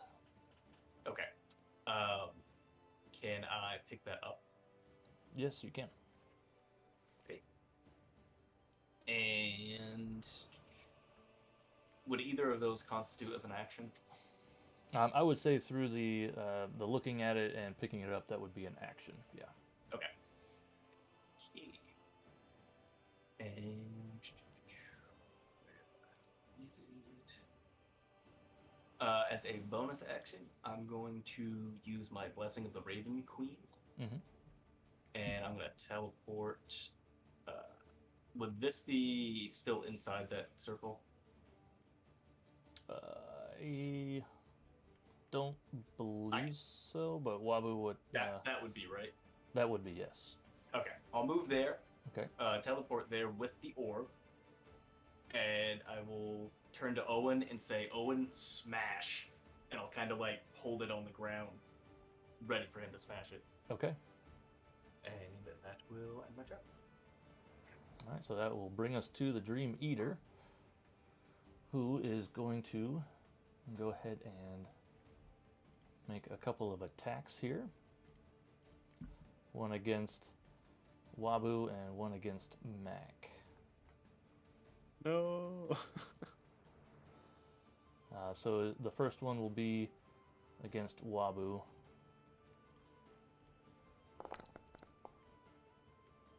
Whoa. That's Nope. unfortunate for it. All right. And then the second one will be against Mac. Oh no. 15. That still hits me. Okay. So you take 8 psychic damage, and there's no point in rolling the charisma save because you can't get any closer. And then it is once again going to attempt to engulf you. So I need you to make a DC 16 saving throw. A wisdom DC. saving throw, sorry. Wisdom. Come on. Okay. No. So. Wow. No. Incoming 66. No. No, not quite. So you take another 11 psychic damage. And don't forget you had the temp hit points as well. Yeah. Okay. The 10 hit points. So you're now there with it. And then it's going to go ahead and move. So Wobble, you can take an attack of opportunity if you like. I would. Sorry, I was taking a pee break. Yep. Hang on. Yeah, we can take a quick break if everybody wants to. Yeah, that laundry I never put in the dryer. All right.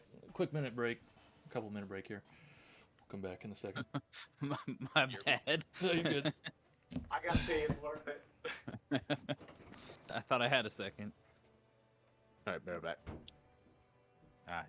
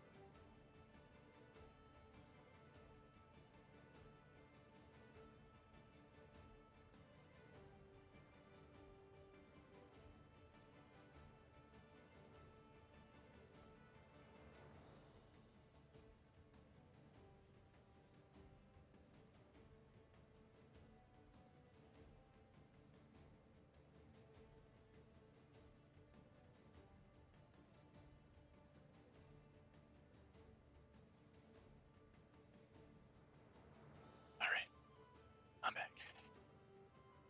Welcome back. See if the camera sorted itself out.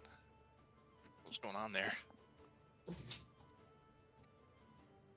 I actually have not had the I have not had Discord up, so I have not been paying no. attention.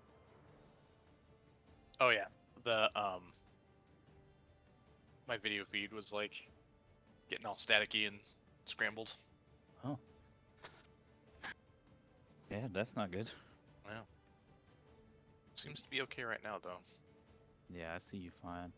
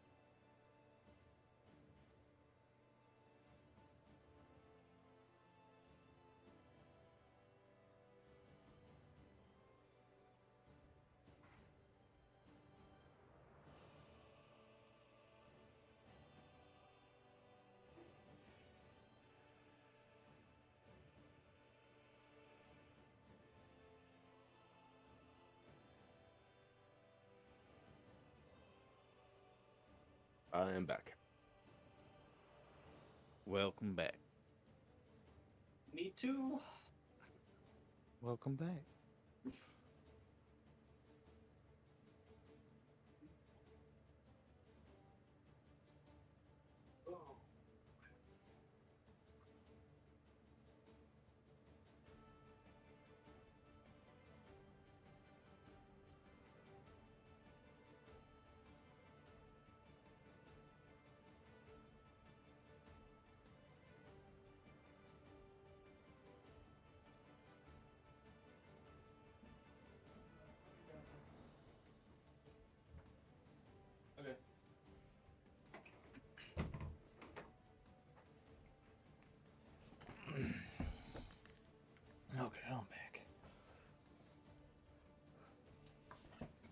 What was that?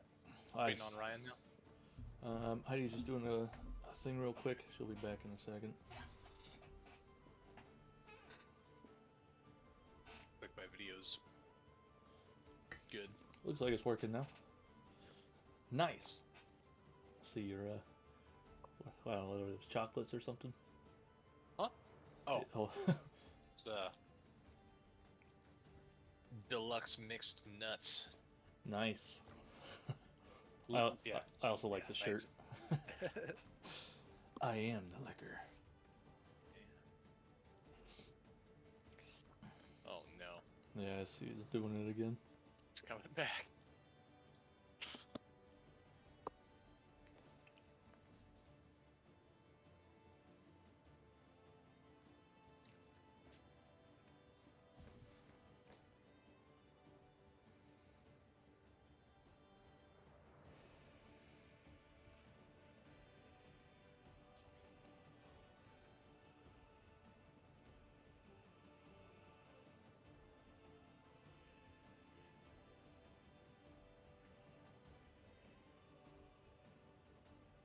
So I did have a question. Mhm. When the enemies were like stacked on top of each other like that, if you were to attack one of them, would you hit both of them? No. Like since they're in the same space? No. Okay. Yeah, it's not a proximity thing. I mean, if you had like a cleaving attack, you know, you could do that, but that works even if they're not on the same space.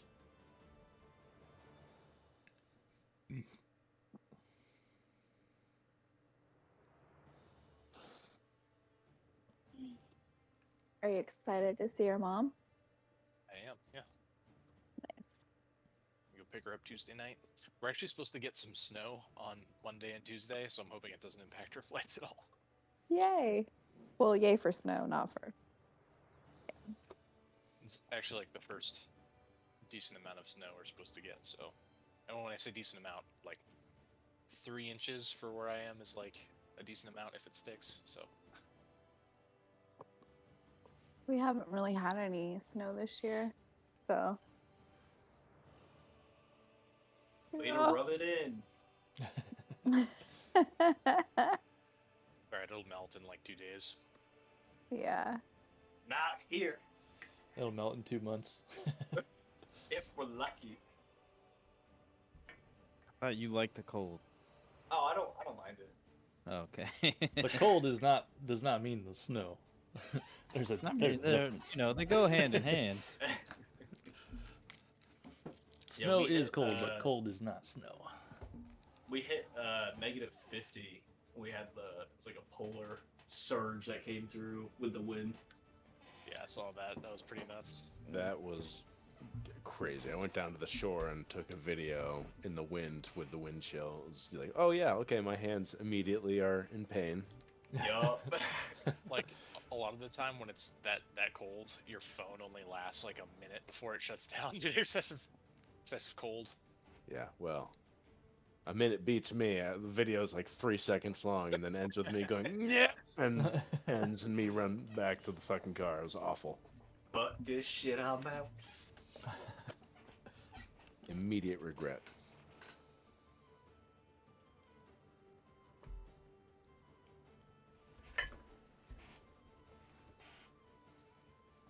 We actually lost fucking power to our water pump on our property the night before the big freeze. And we ended up, due to all the water like pipes breaking throughout the area, there was no one who could come work on our pump, and we didn't have water for a week. Oh no. Like the residual water in your pipes didn't freeze though, right? Oh yeah, that was the silver lining of no water, is absolutely no burst pipes. Well, that's nice, at least. Yeah. Did you guys go like stay with somebody? Luckily, just- we there happened to be an apartment that was uninhabited but open and available, so we just went over there to shower and do laundry and stuff. Dang. Yeah, Looking to not brave having the water. cold though to go do that. Yeah, it was not a great week. Didn't want to have to move my potentially 18-year-old cat.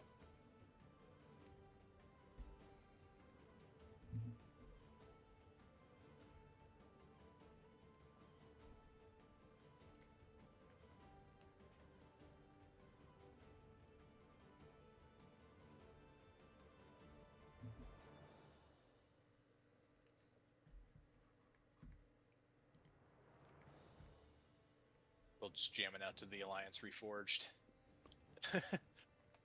Oh yeah. Is very good music. Yeah, except it doesn't really fit the theme of being kidnapped by a fucking ghost. Yeah. How about this one? Much better. I thought you were gonna play like Final Fantasy attack music. Oh no. If we have Let's see if copyrights, this maybe. one will play for me. Nope. The I eldritch give up. creature. Yeah, I can really imagine myself being dragged against my will to this music. Oh, there Yeah. we go.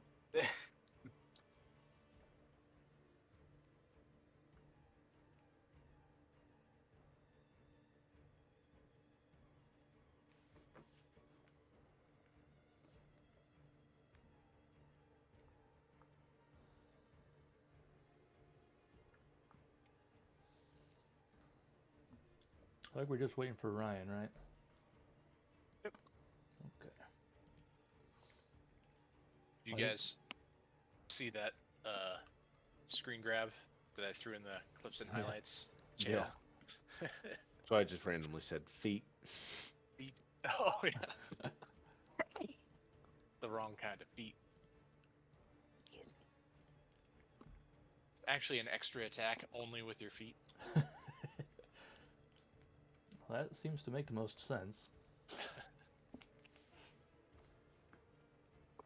I guess we'll go ahead and keep going here, and I'm sure he'll see what's going on when he catches or when he gets back.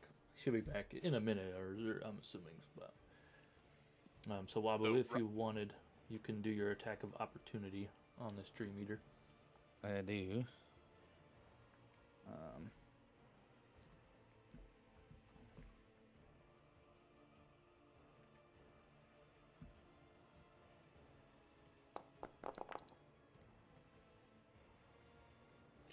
That's gonna miss. Weak. So it's gonna keep running. Whoops.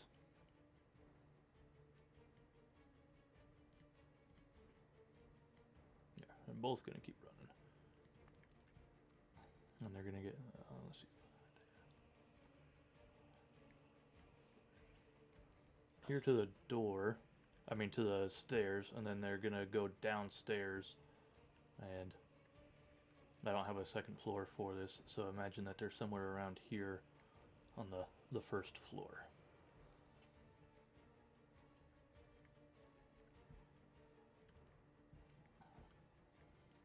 That's not gonna translate well for Ryan.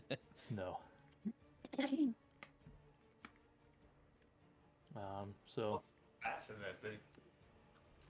it is pretty fast. Is it as fast as Gilda? That's the question. It's a good question.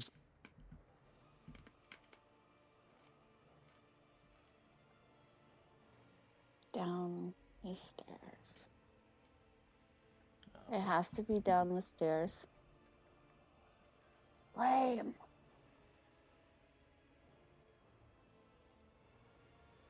I'll say it only got to there. So that'll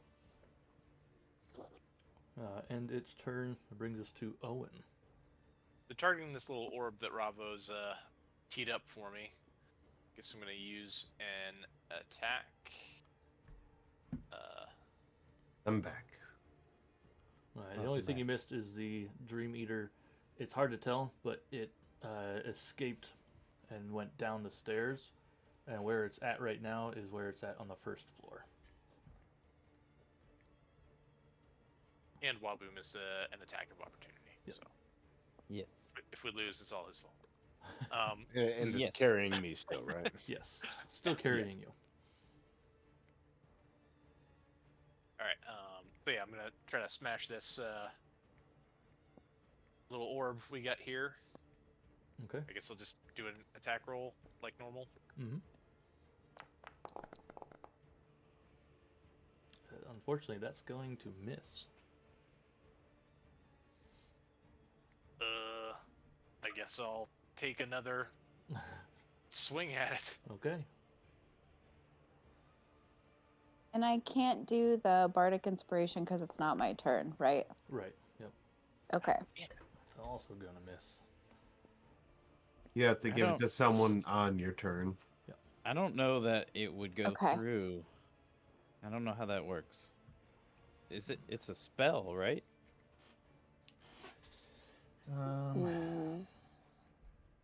What is a spell? Bardic Nothing can inspiration? physically pass through. I don't think that it is. It doesn't say that spells. Give me 1 sec. Let me see. I'm reading it. So nothing can physically pass through the wall. Something like bardic inspiration, or like dissonant whispers, or something like that. Like there's nothing physically happening with that spell, so I don't know why it wouldn't be able to go through it. Sound? Does sound go through it? Maybe. Depends, I guess, on how scientific you want to go with it. Yeah, true. I'll leave that up to you, like what you would allow to pass through it for now. I would Obviously- allow it then. Obviously, nothing physical can go through it, but something like bardic inspiration, you know, if you want the sound to be able to travel through, then yeah, that could happen. You inspire through mimery. Or that, yeah. Oh, interpretive dance. All right. You know what? I think I did use this spell previously, and we had conversation Yeah. through it. So I would have to say that, yeah, I mean, sound would travel through, I Okay. guess. Okay. Gotcha. And just so you guys know, just for context, the right side of this building is where the door is on the first floor.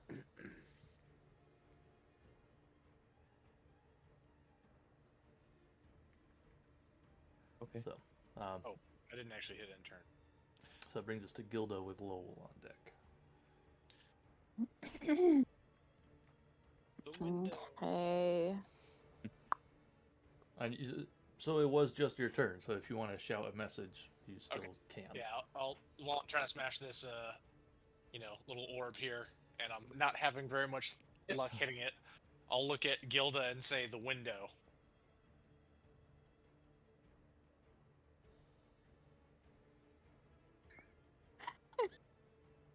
Like, head him off. Yes. Head him off the pass. Okay, where's the front door again? It would be on the other side of your bedroom, so the right side of this building. Oh. I really am trying to pay attention. Give me 1 sec here. Let me see what I've got. Oh, And- okay. I didn't tell you guys this before, but I will tell you this now. You can help Mac get out. There are ways to do it. He's trapped in a nightmare. So if you can convince him it's not a nightmare, then you can help him get out.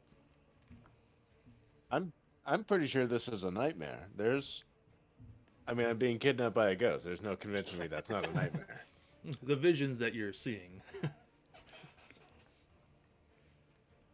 It's the nightmare within the nightmare. So that's it's on you now, Gilda. What would you like to do? I'm trying to figure that out.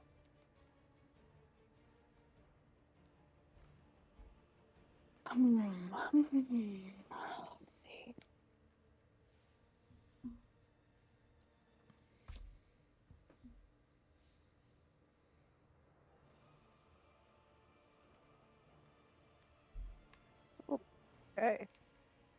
Yeah, so with that, you would basically be able to get to the window and then jump out, and you'd be right on the ground level.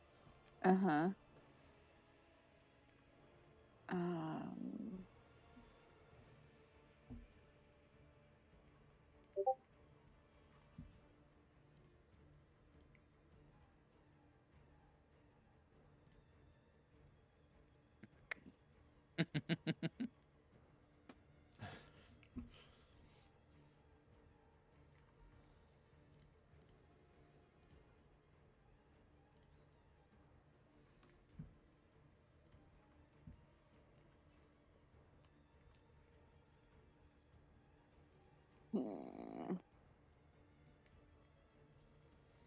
Well, obviously, I'm gonna jump out the window. Okay.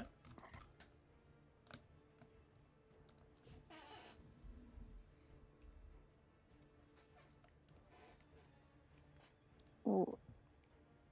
Um.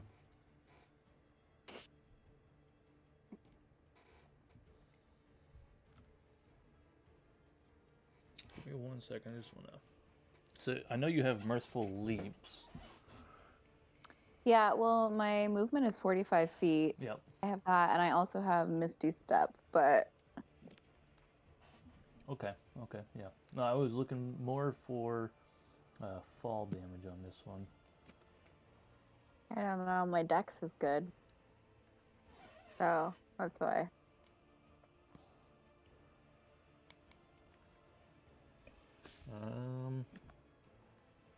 Let me just check something.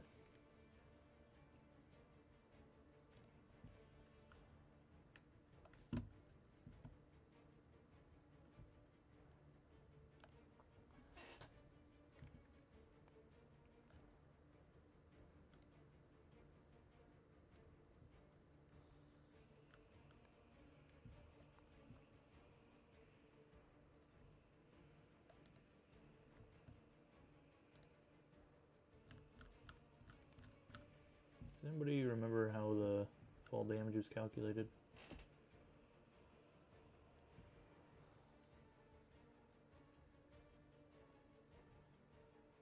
Don't, but can look it up. Off the top of I my head. am trying. I don't remember where it is in the book. Google.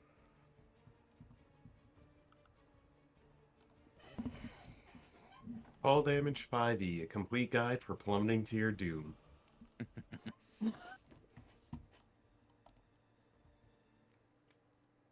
Okay, that's what I thought. So you jump out of the window, and it's about 15 feet above the ground. Oh, So I mean, you are on the second floor, right? So Right. go ahead and roll a d6. That's what you'll take for bludgeoning damage.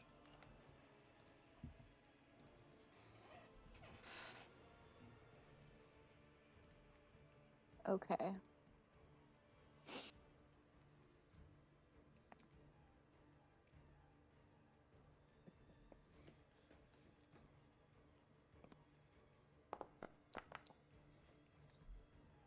Well, you take 6 Really? bludgeoning damage. Okay. And then I'm gonna have you roll me a dex check. Do you have 4 levels in Monk? Yeah, I was Oh, wondering. actually, wait. Yeah, do you have? You might have Featherfall, actually. Slow fall. Slowfall. That's what I meant. Yeah. Okay. Yeah. So you take no damage. Oh. If you use your reaction when you fall, so it'll waste your reaction, but you can reduce the damage you take by 20.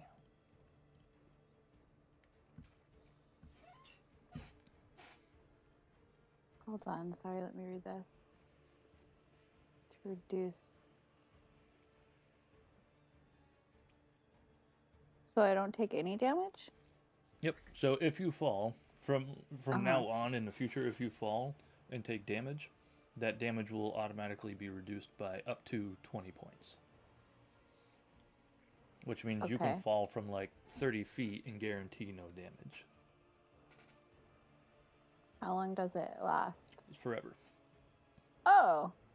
You just have that as a feature. Yeah, you're literally crouching tiger, hidden dragon, sort of. Yes. Okay. So I don't actually take that damage, is what No. you're trying to tell me? Correct. Okay, sorry. No, you just 3-point land it like a boss. Yep. Yes. So And you need that'll a- be your reaction. So until your next turn, Dex? you won't have a reaction. And yeah, now Okay. do an acrobatics check for me. Okay. And if you get greater than a 15, you're good. But if less than a 15, then you fall. Well, you on with Drunken Fist, so it's like this awkward Okay, you're landing good. stumble that's somehow fine. Yeah. Yep. So no, you're good. You land. 16. And you find your feet just Like fine. a knockoff Spider-Man. Pretty much, yeah. Nice. So you are now down there on the Okay. ground level. The door is currently closed, but you know that the guy was on the first floor. So you can use a bonus action to open it if you would like.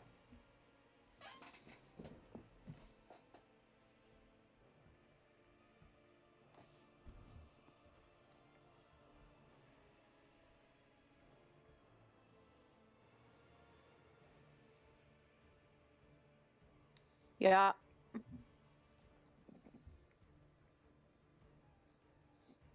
So I open the door and then. Yep. And so you can, it's dimly lit down there, but you can see the Dream Eater. He's at the base of the stairs on the other side. And you didn't Okay. have any more movement, so you're just right there. That was 45 feet. Oh. Okay. Yep. And he Let me is see. he's 95 feet away from you. All right.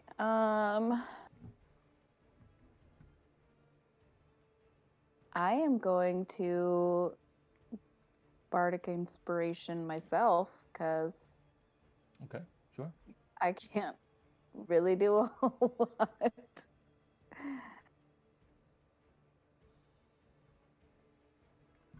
Is Bardic Inspiration a bonus action?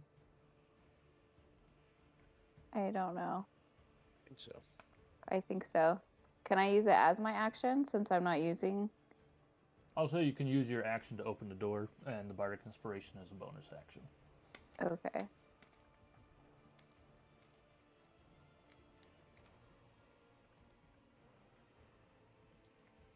Was that that's your Come on. second Bardic Inspiration, or just your first one?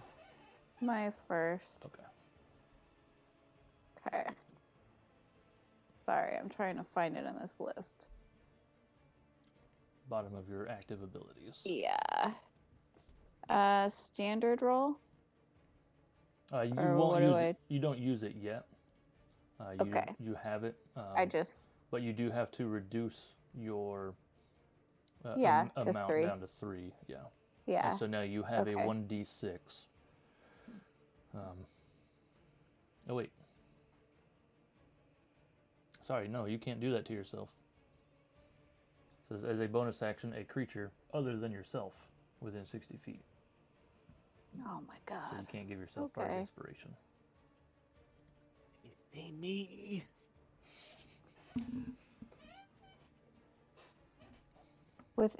No one is within 60 feet.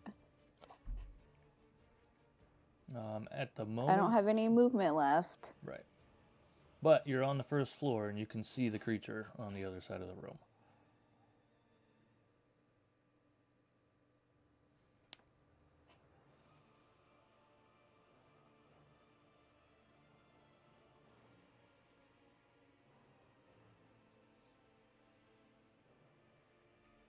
Let me see here.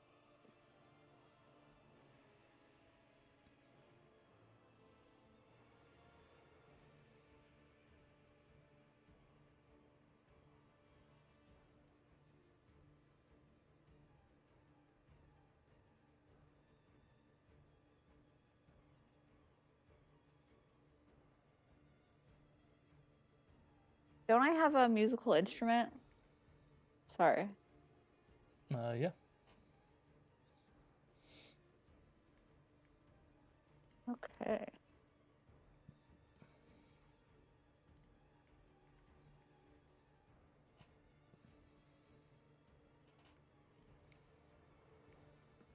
I mean, so keep this in mind. You do have some spells and stuff that you can still use. Yeah, but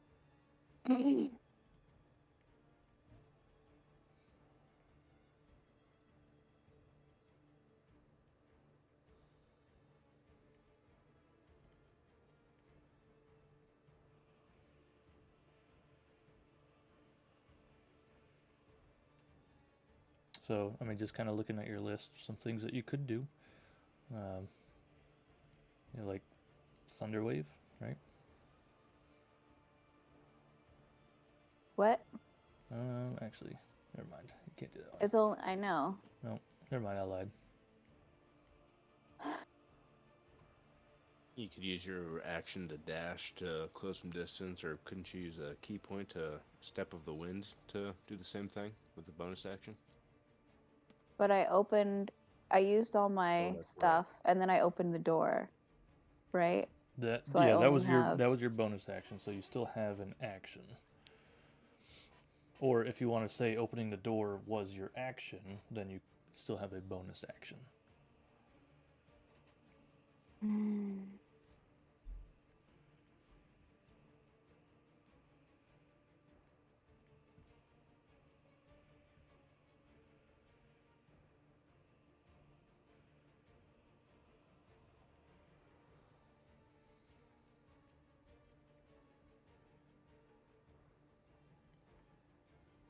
$60 feet.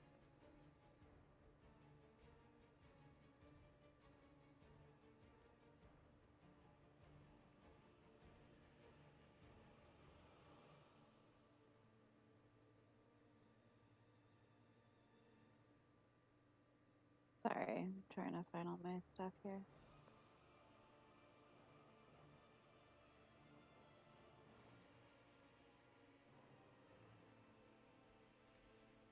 What the heck?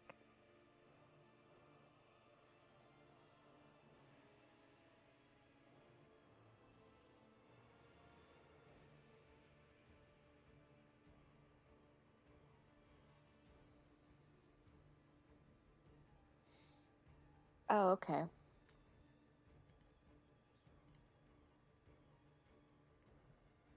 So with Step of the Wind, I can use it as the dash. Mm-hmm. So do I get more movement, or it's not Yeah, because so you of the would use jump? you would use a key point, and you would be able to use your bonus action to dash. Okay. Let's do that. Okay, so you'll get 45 feet of movement from there, so that'll get you to right about there. Okay. I guess. Almost the exact same spot, just a floor down. Yeah, I mean it is exactly the same spot. So you are closer to him. Okay. Is that it? And that's all you can do. Sorry, that was so complicated for not doing anything. So that brings Me us to too. Lowell. Bunch of crazy monk shit and jumped out a window and moved 90 feet. Oh, that's something. That is 3 times as much as I can move. At least we're on the same level now. Yes, thank you. All right, so I'm stuck in the wall. All right. Unfortunately, Wabu's got you guys trapped.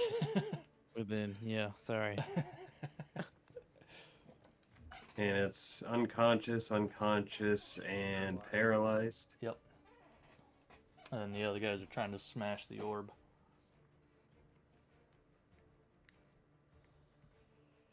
If it's any consolation, I will drop it, but it doesn't help this turn.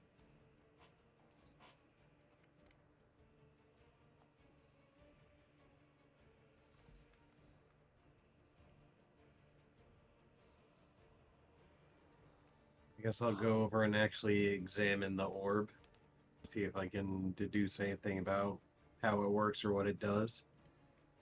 Okay, give me an Arcana. Or why it wants Mac. Arcana check.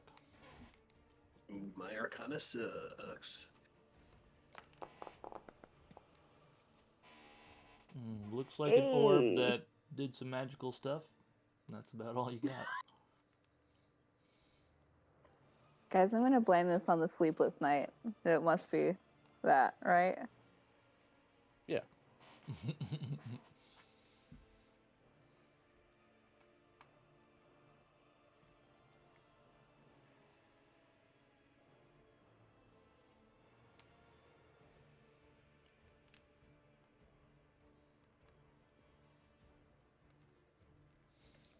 Any other gnome that's paralyzed there, just kind of goes like, like looking at the other gnomes that you've knocked out. Well, looking as best as it can. Trying to be like, Feels a little desperate.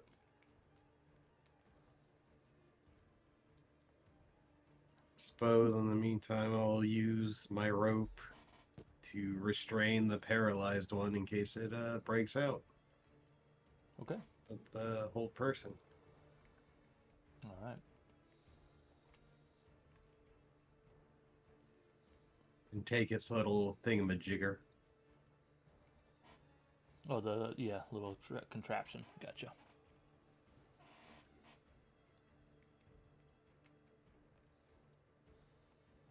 Okay. I suppose that'll do me. Go ahead and end your turn. That brings us to not them. That brings us to Wabu with Mac on deck. All right. I'm going to drop the wall.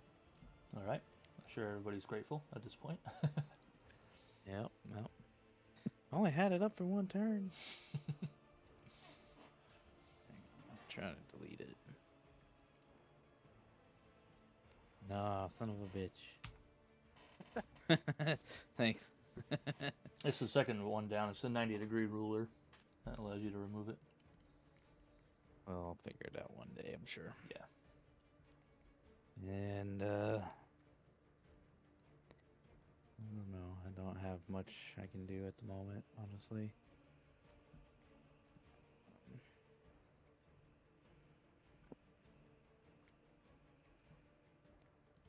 I guess what I'm gonna do is just run towards the stairs in hopes of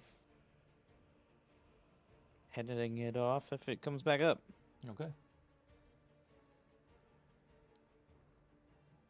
I think that's about 30 feet, so. And that will end my turn. All right. That will bring us to Mac, who I need to roll a wisdom saving throw. Hooray! Let's go. That's a nope. Oh no. How you do it? You're still stuck in your nightmarish scenarios, remembering all the whips and cries of pain and everything that from your past. Wabu, instead of trying to help him, just headed over. Max is in there.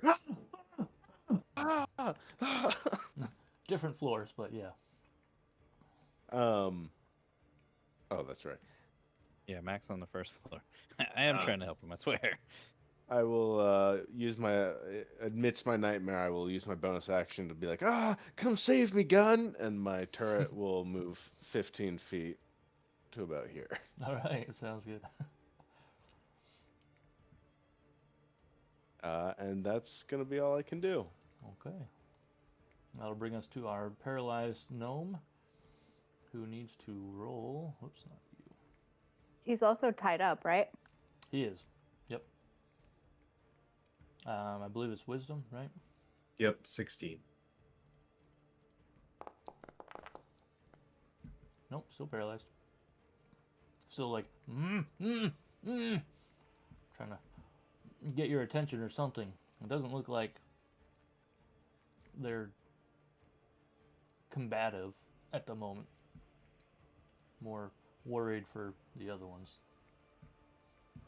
But that will end its turn and bring us to Ravo with Owen on deck. Well, Dream Eater, then Owen on deck. Oh, right. Hold person is a concentration. Whoops. Oh, Okay. did it fall? No, nothing would have caused it to drop. That means I can actually end it on my next turn. Gotcha.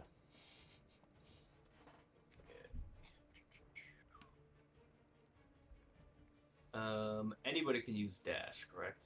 Yes, but it is an action to use dash. Yeah. Yep. Okay. I was mostly just checking to see if I could have it end. Okay. So that will get you there, and for the other guy, I said it's 10 feet of movement to get down the stairs. Okay. Let's see.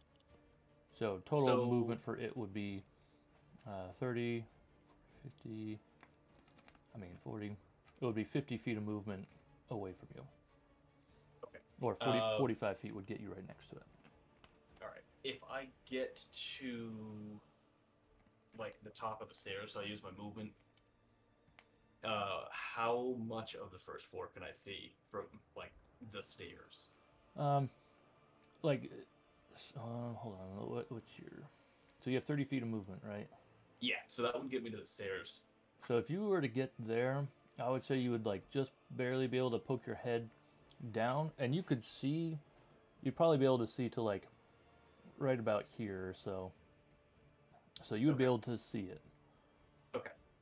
I am going to use my movement. Please. My movement to get to here. Okay. And then I will use. Well, you were here, right? 30 feet. Okay, yeah, that'll work. Yep. And then peering down, I will use my Blessing of the Raven Queen to teleport on the first floor to about there. Okay, gotcha. Yep. And then that.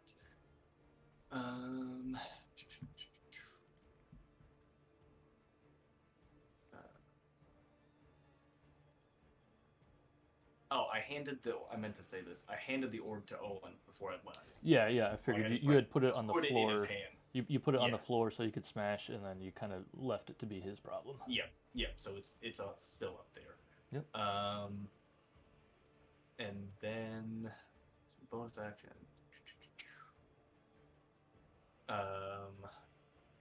I will use my action to try and talk to Mac to like get him to snap out of, like make him realize he's not in a nightmare. I'm assuming he's screaming or something. Yeah. You can definitely tell like he is terrified in there. So I'll use my action to try to like coerce him to realize he's not in immediate danger. Okay. No, it's multiple layers of awful. Go ahead and actually, so you're making a check. So what I'm gonna do is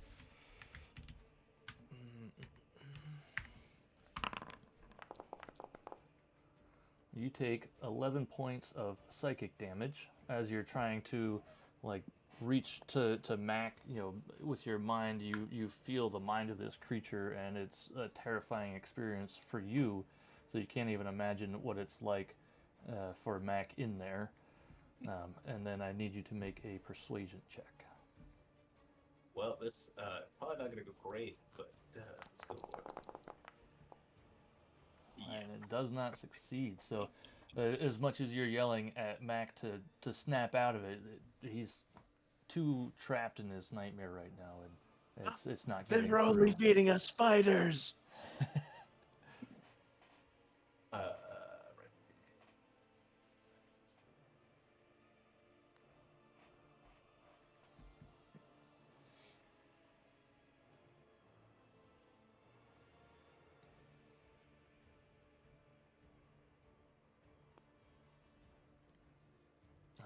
Oh, yep. Sorry, that's creature's turn now. Thank you for trying. Hold on. Yep. Because I used Blessing of the Raven Queen, I have resistance to all damage. Okay, so that would give you. Is that just for your next turn? Until the start of my next turn. Okay, so round it down and then, or take half and then round down. So that 11 would become 5. Okay. Perfect. Good catch. Sorry, I just remembered that. Yep. Yeah. No, resistance is important for sure. So you see the Dream Eater in front of you, and it's going to. I mean, it has Max, so it's just trying to get out at this point. So it's going to move to there. Well, it lost Mac. Hold on. Get in there, Mac. So Pretty it good. does go by you, so if you would like to take your attack of opportunity on it, you can. Yes.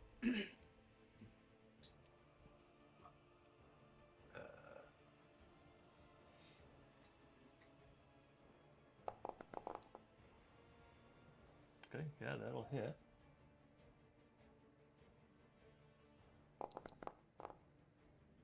Okay, Damn. nice. That was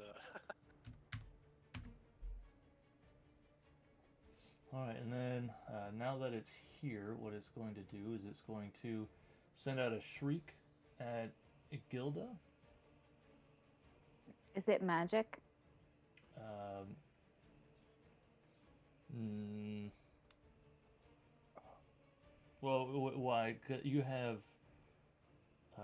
advantage on something, right? Yeah.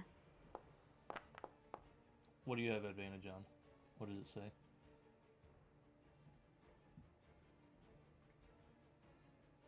Hold on a second. I know you have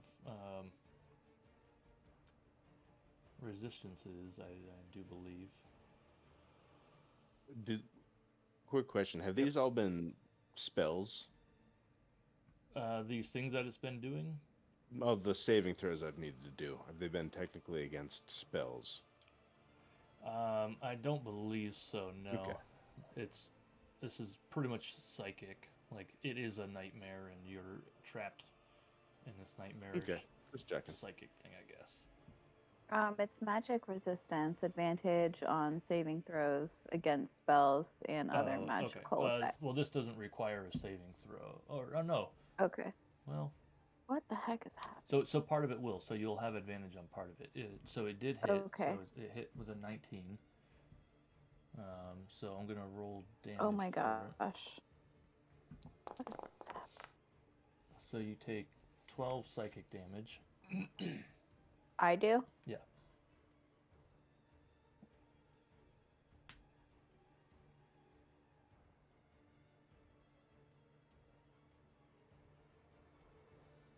And then I need you to make a charisma saving throw.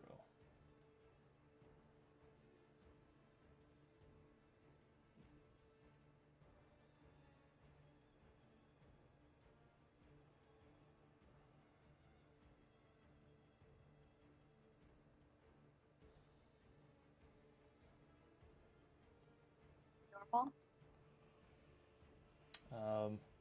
advantage, right? I'm just gonna say normal because I don't believe this is a magical Magic? attack. Okay. So, you do save against it,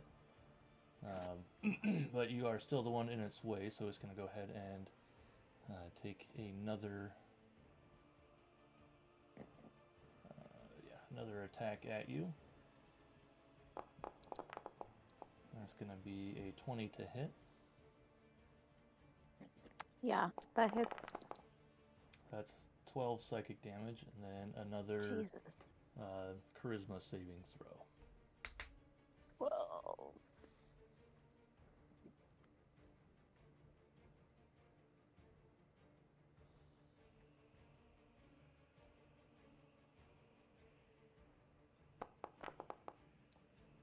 Okay, that one fails, so you get pulled 15 feet closer to it, and then it's going to, so it moved 15, so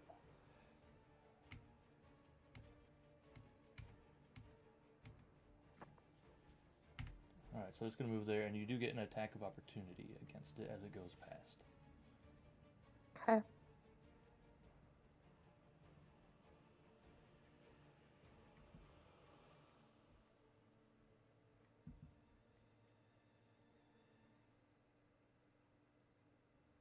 So just an unarmed strike and attack? Yep. Okay. Or, I mean, you can use your sword if you want. It's up to you. No, it's okay. Do I still get a bonus action? Or no? No. Okay. This is your reaction. So a 16 does hit, so go ahead and roll damage. Oh, thank God.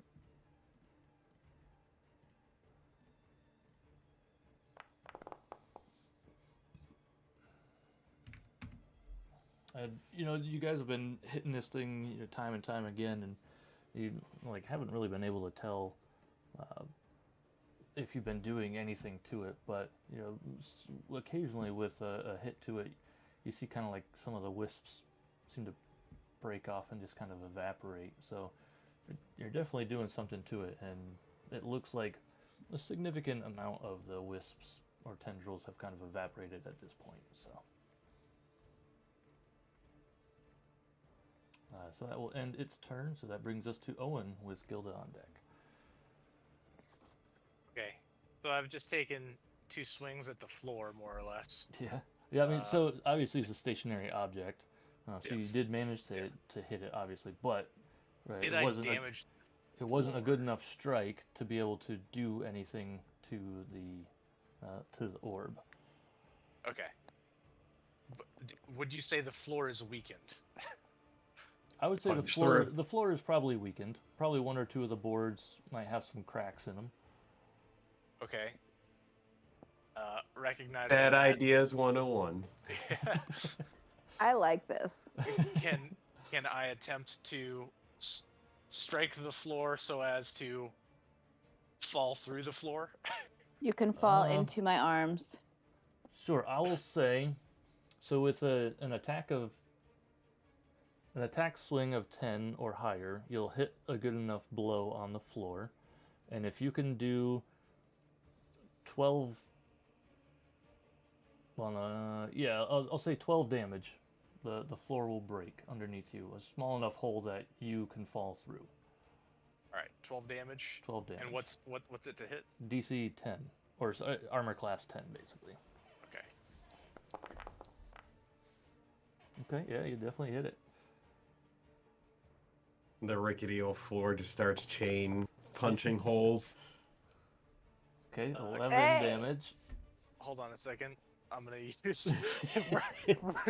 We're treating this as it's taking damage. I'm gonna go ahead and use the Savage Attacker. Yeah, go for it.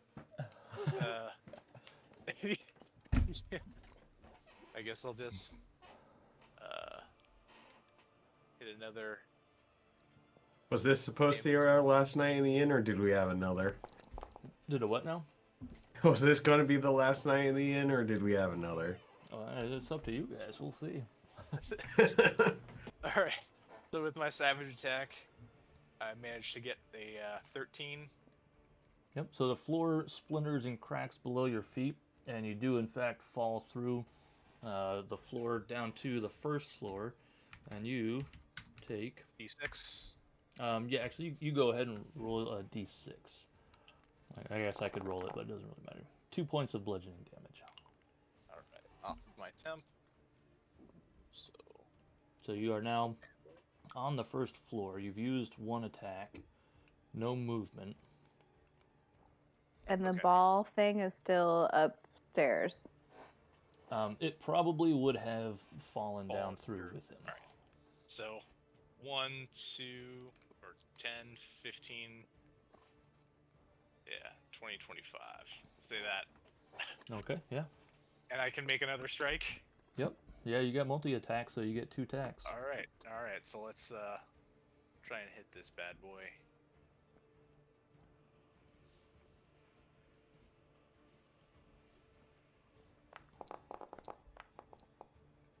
God damn it! You swing, and it just seems to go through it without taking any of the tendrils off, so it does not Okay. hit. So, action's done. Mm-hmm.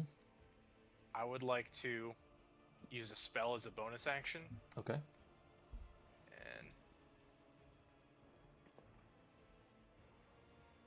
it'll let me.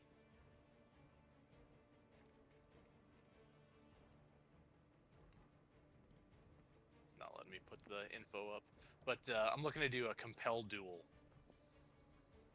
Okay, I'm going to check this one out.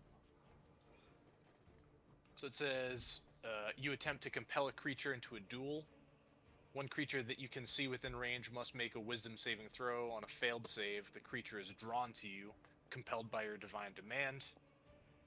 For the duration, it has disadvantage on attack rolls against creatures other than you, must make a wisdom saving throw each time it attempts to move to a space that is more than 30 feet away from you. If it succeeds on this saving throw, the spell doesn't restrict the target's movement for that turn.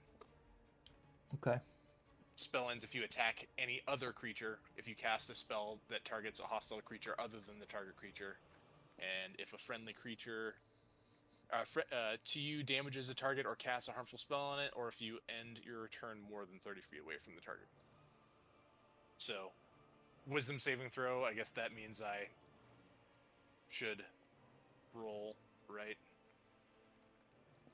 No, so No, you have a it's- spell save DC. Oh, spell save DC. Yeah, Right. so under your spell casting, if you drop down to the wisdom, that should be your DC right there.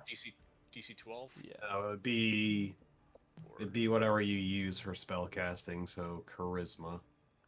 No, because it says make a wisdom saving throw. Yeah. It makes the DC for his is determined by his spell casting. Okay. All right, So so you- it's a 13. Gotcha. The target makes a wisdom saving throw, but it uses his spell casting DC. I guess, yeah, that makes sense. Wow. Okay. Well, it failed. Aha! So it is now compelled to duel you. All right. That ends my turn. Okay. That brings us Stop to it from Gilda with running Lowell on away. deck.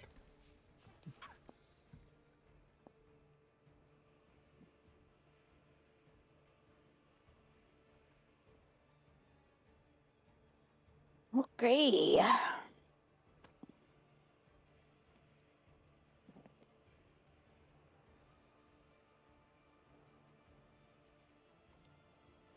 So now that it's compelled to duel,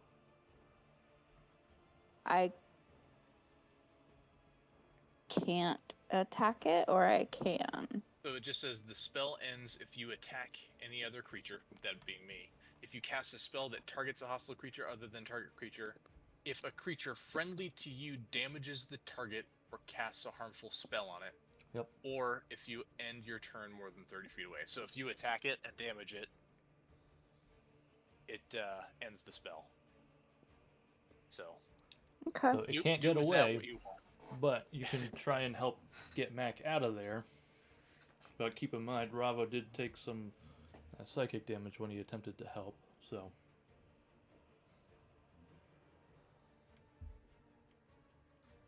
And you have to be within 15 feet in order to do that.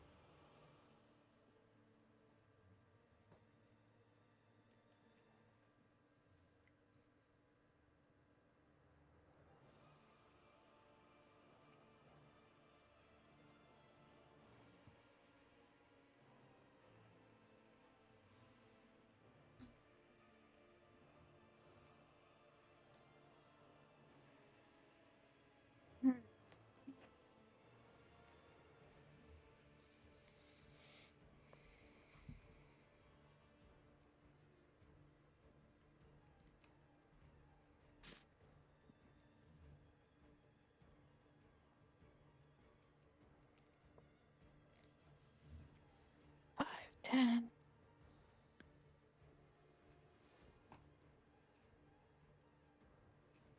Okay. I guess I'm gonna move like over here. And then do I do a persuasion check? Yep. To try and convince Mac You do, yep. that it's all a dream? You, in attempting to do this and yell at him, brush up against the creature's mind, you take 6 psychic damage. Holy sh! Okay, well, I'm about to need to heal myself.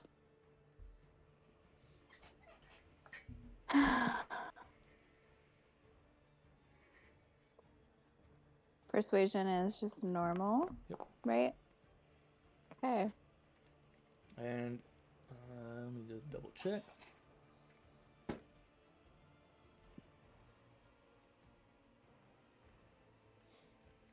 Okay, your words like just barely managed to break through to Mac, and he hears your voice, and it snaps him back to. I mean, he remembers drinking out of buckets with you, and that's the thing that grounds him back to reality. So Mac, you can go ahead and choose where you pop out. Oh man, Gilda, you saved me. We'll always have buckets. You gotta be within 5 feet. Yep. Ooh, there we go. That was an accident. Yep. Do I still get an action? Or does that count as my action? I'll say that was a bonus action because I think I allowed it to be a bonus action for Ravo, maybe. Okay. Because I'm gonna cast Cure Wounds on myself. Okay.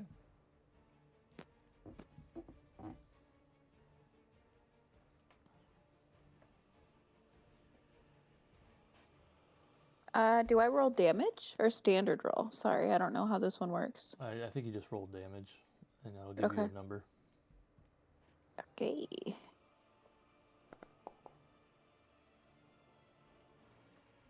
You heal yourself for 9 points. Okay.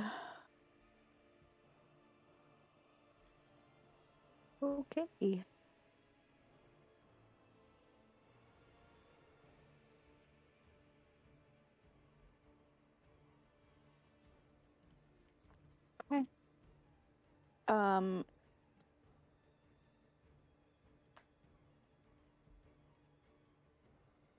And that will end my turn. Okay, well, that brings us to Lowell with Wabu on deck.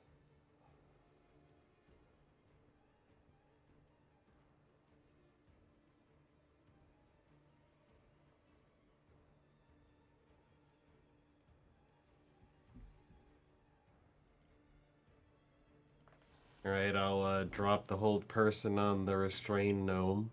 Okay.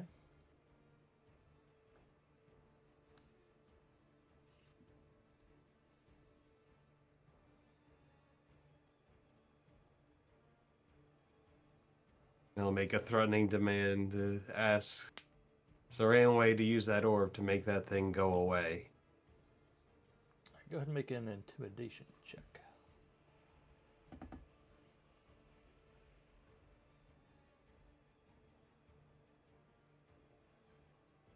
The old no charisma.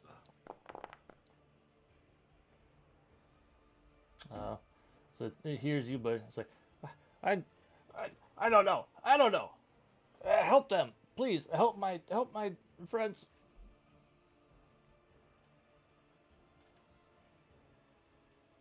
And that's all you get.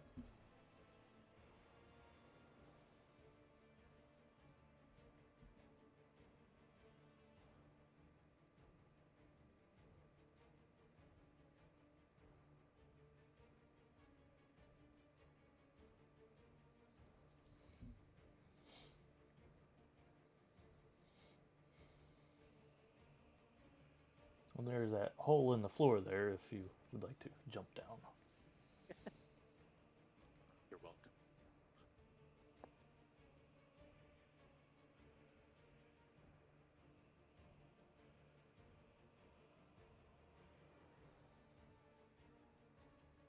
Mm.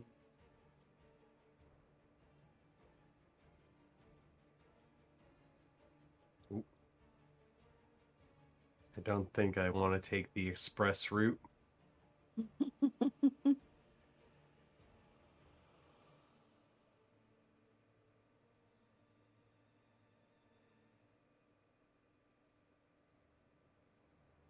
That's great. I'll take the express route.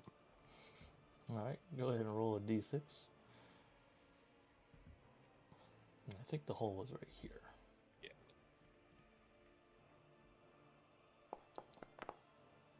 Well, you take 5 points of bludgeoning damage.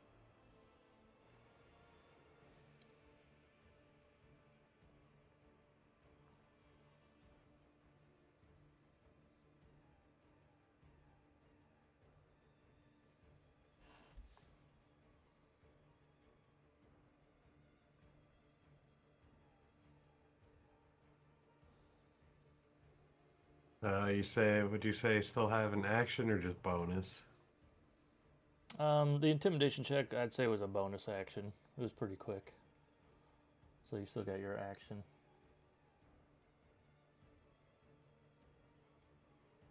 How jacked up is Owen?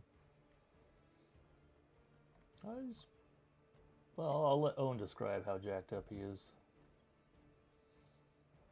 Give me a number. Am I allowed to give a number? I mean, that's up to you. Would your character know a number?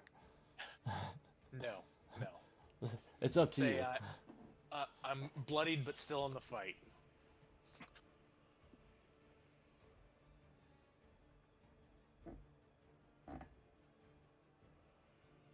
I can't make it to max, so who's worse for wear, Owen or Gilda? Oh, and you still have some movement, right? Like, you only moved 5 feet, then dropped down the hole. So you guys still got some movement. Yeah, but I can only get to one of them. Oh, I got you. You're going... Yeah.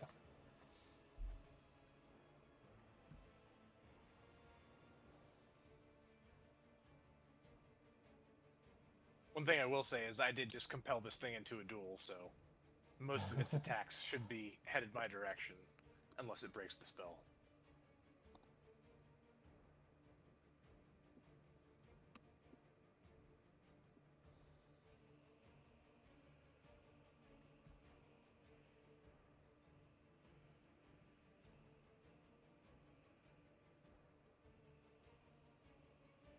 Where are my slots at?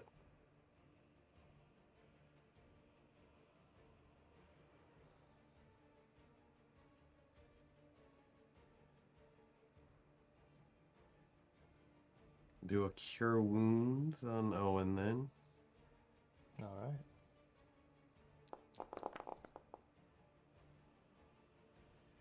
13. Damn. Outstanding. I don't know why that just entered a Divine Smite, but You guys have been popping some weird things in the chat, and I don't know why. Gilda I keeps just hit- putting magic resistance in there. I just hit enter. Like, I updated the hit points and hit enter and Yeah. it threw the Divine Smite. So.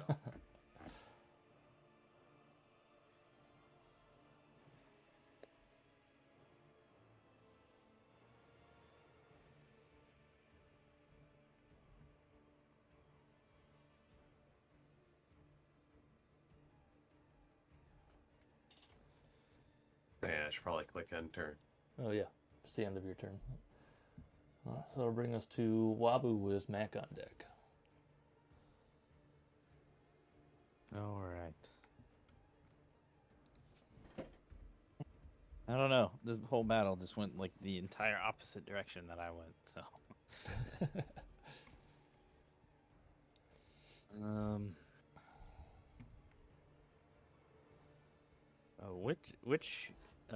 Which guy's tied up? This one? Yeah. Okay. The other two are unconscious at the moment. All right. I'll go over to him. 15, 20, 25. I'm gonna hold my staff to his throat, and as menacingly as a 4-foot turtle can, and tell him, "Don't even think about moving." Okay. Can you please help my friends? Why would I help your friends? They tried to kill us. We weren't meant to hurt anybody.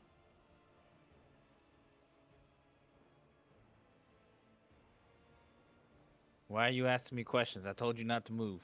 I mean your mouth too. Mm.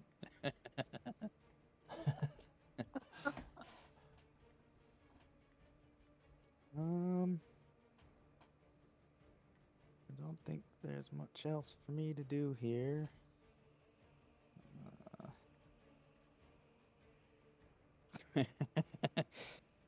All right, and a last little bit of intimidation.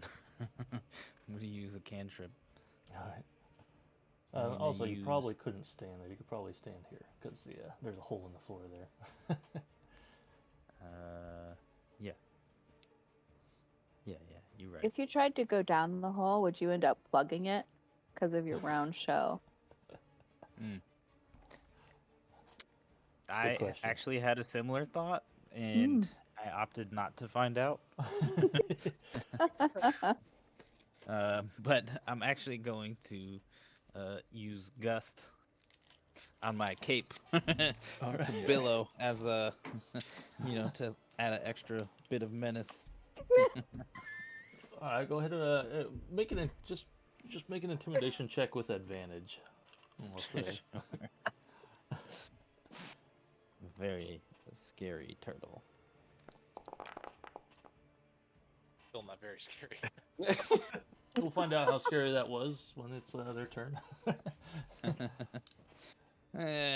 Could have been more scary.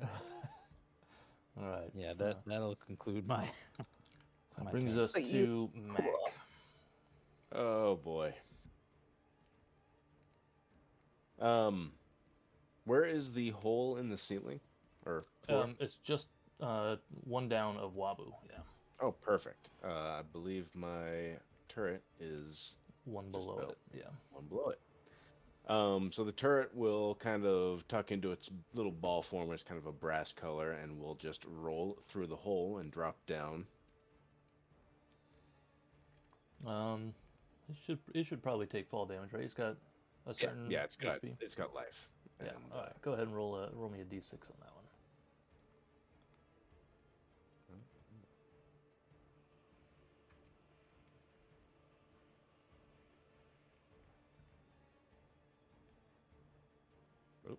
Nope. I do not remember how to Slash do that. roll d6. Or slash roll space d6. Did appreciate that zoom in. It was very exciting. Yeah, that Very was. dramatic. Yeah. All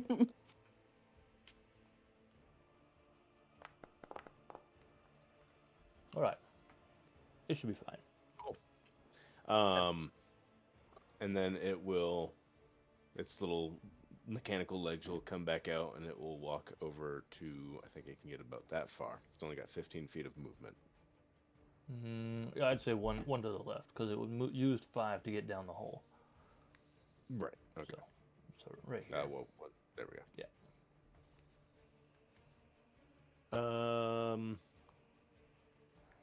Probably too risky to take a shot at it, so I'm not going to. But Mac is going to risk an attack, and is going to, with a wild look in his eye of complete fear.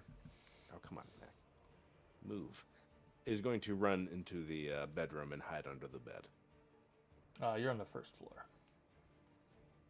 Oh, so what's down here then? There's a couple tables. So if the door is there, I'd say like there was a back room that was over here. This was the door that Ravo found that he didn't open, and then there's like a office looking desk kind of over here. Okay, I'm gonna run for whatever looks like a way to break a line of sight from this thing. Okay, yeah, I'd say if you go over here, you can hide behind the desk. Okay, damn it. I don't know how to turn off the damn measuring thing. Click on you get the we go. top one, Okay. select tokens, yeah. Somewhere down there, I guess. All right. And I'll use my action to hide. Okay.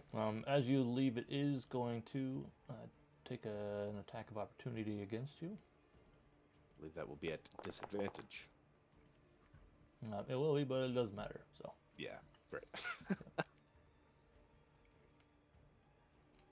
All right. So, yeah, you go down there and you hide, and I think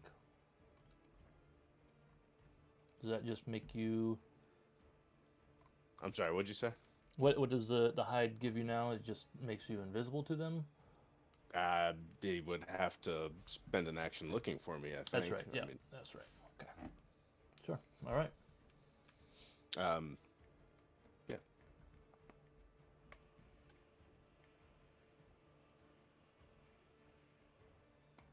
No stealth check or anything? I don't know. I don't remember how the hide works. Let me look that up real quick.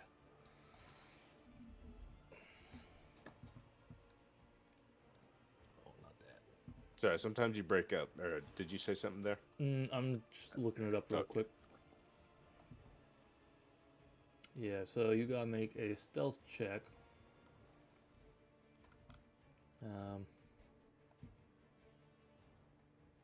Says you make a stealth check. So I'll say your stealth versus his perception. Okay, I will use an ability to give myself advantage. All right. Okay, yeah, you are successfully hidden from him. Or it, I should say. Right, then I will end my turn there. All right. Hiding.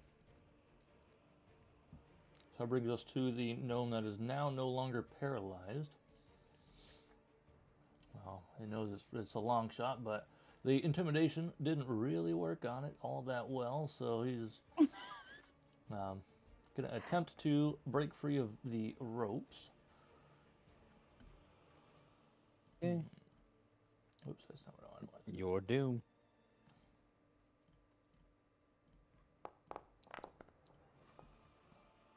It does not, so it just kind of struggles a little bit. It says, "Please, I have a health potion in my pocket. Can you please give it to my sister?" And indicates down towards the one that's in the doorway. And that will end its turn. That brings us to Ravo. Okay. I'm gonna find this fucking orb if it's the last thing I do. Yep. So So- go ahead and make a perception or investigation check. Yeah, definitely perception. Yep, you usually find it. Like, it fell through the floor where Owen came through, and then it just kind of rolled into the corner over here. So. Okay. Would that have been a bonus action to find it? Let me think. Search. That would have been an action. Okay.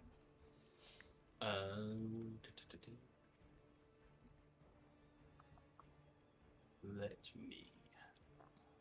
So the only one that's upstairs right now is Wabu. Wabu and the three gnomes, one of which is Okay. still conscious. Very scary, Wabu. Yeah. So he thinks. Wabu's there to whap him.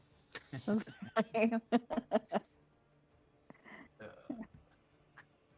I guess with my bonus action, I will take out my hand axe and like get it ready to strike with like the flat end of the back of the head of the axe. Okay, sure.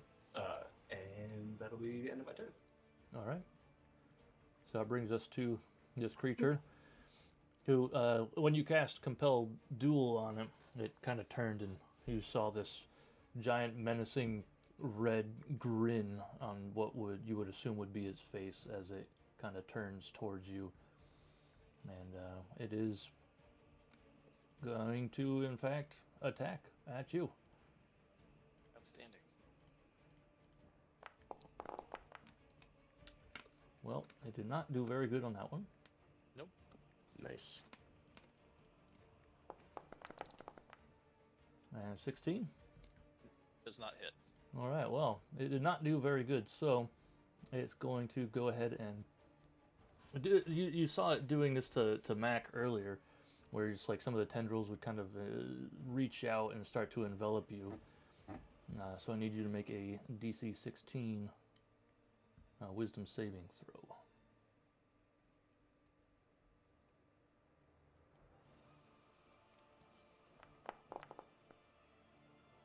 Okay. You are not engulfed. So, with that, it's well, it's going to stay right there. It's in the duel. It's ready. So that's going to go ahead and end its turn. So that brings us to Owen. I don't know if you saw. I did put the description. I was able to get Compel Duel. Up Yeah, in the yeah. log. It says it doesn't limit its movement unless it, or if it Goes more than 30 feet. Yeah. So I need you to roll me a DC 16 Wisdom saving throw. Wisdom or charisma? Wisdom. So have you saved against it before? I don't remember who saved against it. I don't know. Yeah. So give me a Wisdom saving throw. Okay. So you failed. So you are frightened of the creature. Okay. So what can I not do when I'm frightened? That means that. Actually, give me 1 second. That's going to be a little awkward with your Compelled duel. compelled duel. You try to move away, and it's like, I gotta be with you. Frightened. I'm just trying to quit you. All right, so you have disadvantage on ability checks and attack rolls while the source of fear is within line of sight, and you can't willingly move closer to the source of fear. So you'll have disadvantage on attack rolls. yeah, and you can't move closer to it, obviously, but you couldn't do that anyway. So All right. Then I guess what I'm gonna do. That's a bummer. Guess we will.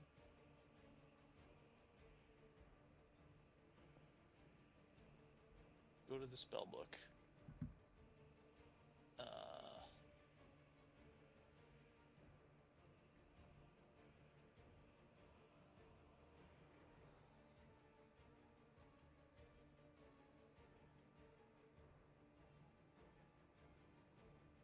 I'm gonna use heroism.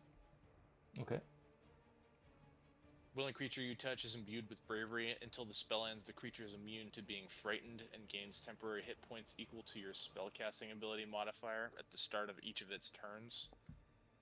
When the spell ends, the target loses any remaining temporary hit points from this spell. So my spellcasting modifier that should be is charisma. a charisma, so +4. And I am no longer frightened. Yeah, that's how that works? Yeah, I would say so. All right. Like, I just don't know why it's not letting me Yeah, put it in no, that's the, all right. I can pull open your Okay, character sheet, look at it, pretty easy. sure. So I'll add 4 Yep. temp hit points. And So that was your action, so you still have a bonus action right. if you have anything available. Most of my bonus actions are spells, so I Gotcha. guess I will just end my turn. All right. So that brings us to Gilda. I need you to roll a wisdom saving throw. A what saving throw? Wisdom.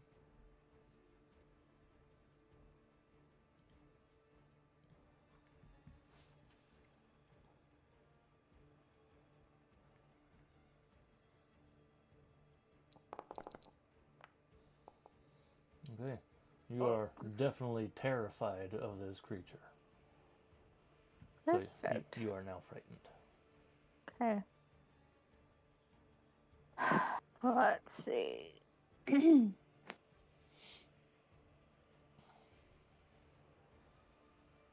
Hmm.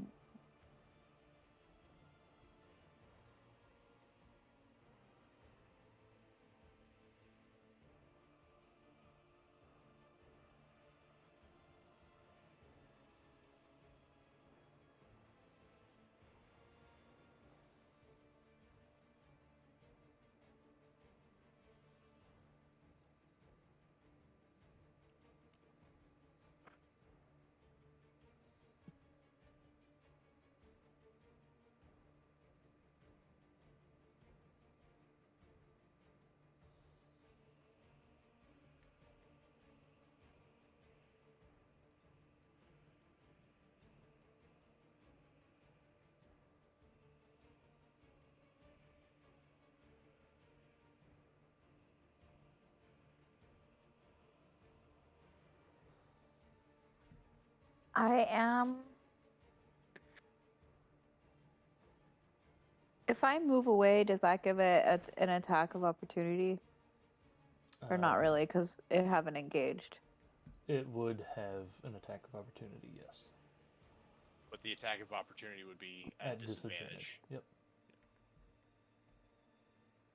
Go for it.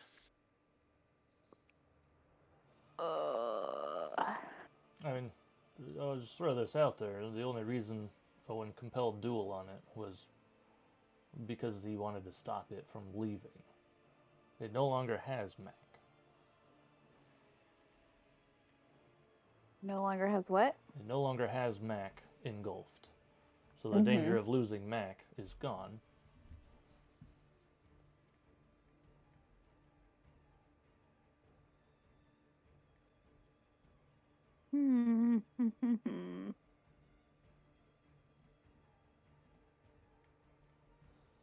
You could potentially land 3 strikes on it, which would. Yeah, that's what I'm thinking. It'll end the compelled duel, but there's quite a few turns before it gets a turn again. Okay. I'm not telling you what to do. I'm just throwing out some options. We're gonna unarmed strike. Wait, I get it at advantage, right? Or no? No. The compelled duel just made it so that any strike against anybody other than me was at disadvantage. Right. Okay. And these are also at disadvantage because you are frightened of it.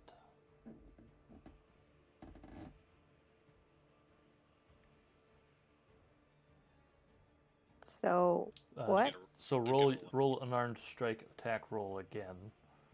This will be But for at disadvantage. you don't have right? to roll. Do one more roll normal, and then Okay. you'll have 2 rolls for your first attack roll.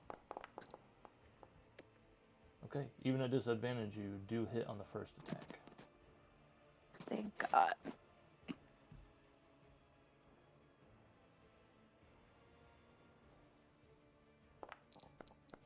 Okay. So it no longer feels compelled to duel Owen. And now this is my bonus action. Yep, at disadvantage.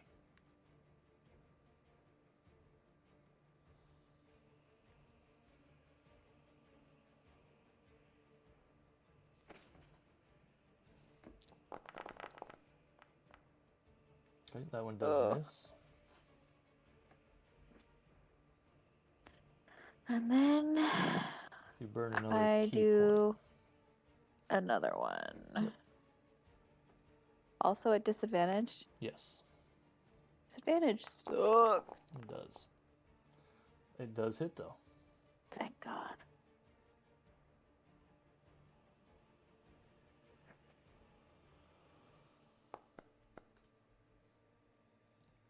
So even though you are terrified of this creature, you're pushing through that, and you definitely seem like you're getting some.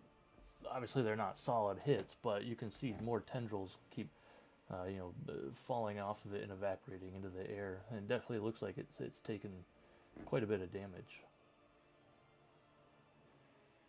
And because you used Flurry of Blows, that does give you the disengage action if you would like to get out of melee range or out of distance from it. Yes. I would. So you have, as of right now, you have 55 feet of movement. I'm gonna come over here and hang out with Ravo. Okay.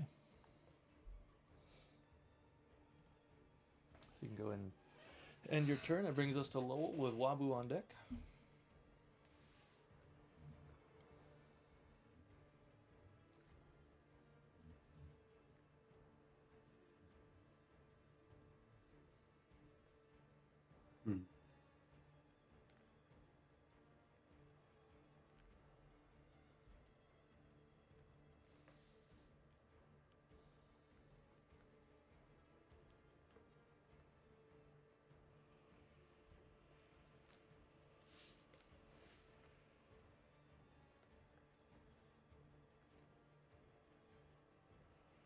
get the I say and see if the produce flame ends very poorly. All right.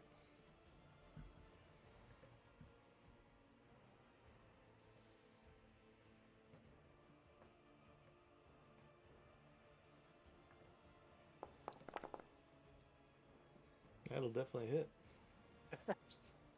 Thank God. Not bad. So it definitely seems to have taken quite a bit of damage from that fire, and some of the tendrils, now that you're not even hitting it, some of the tendrils are even starting to come off and evaporate, and it's definitely looking real rough right now. I'll take 2 more steps back.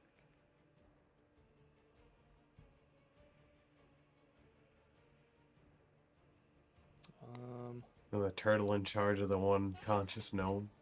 Yeah. So, you were 10 feet away from it. However, it is going to take an attack of opportunity against you. It has quite a range.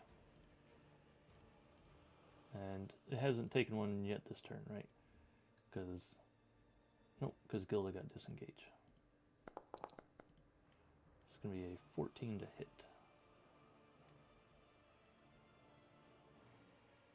Does a 14 hit? Wait, is it a large? 14 does not. Okay. It's not large, it has reach.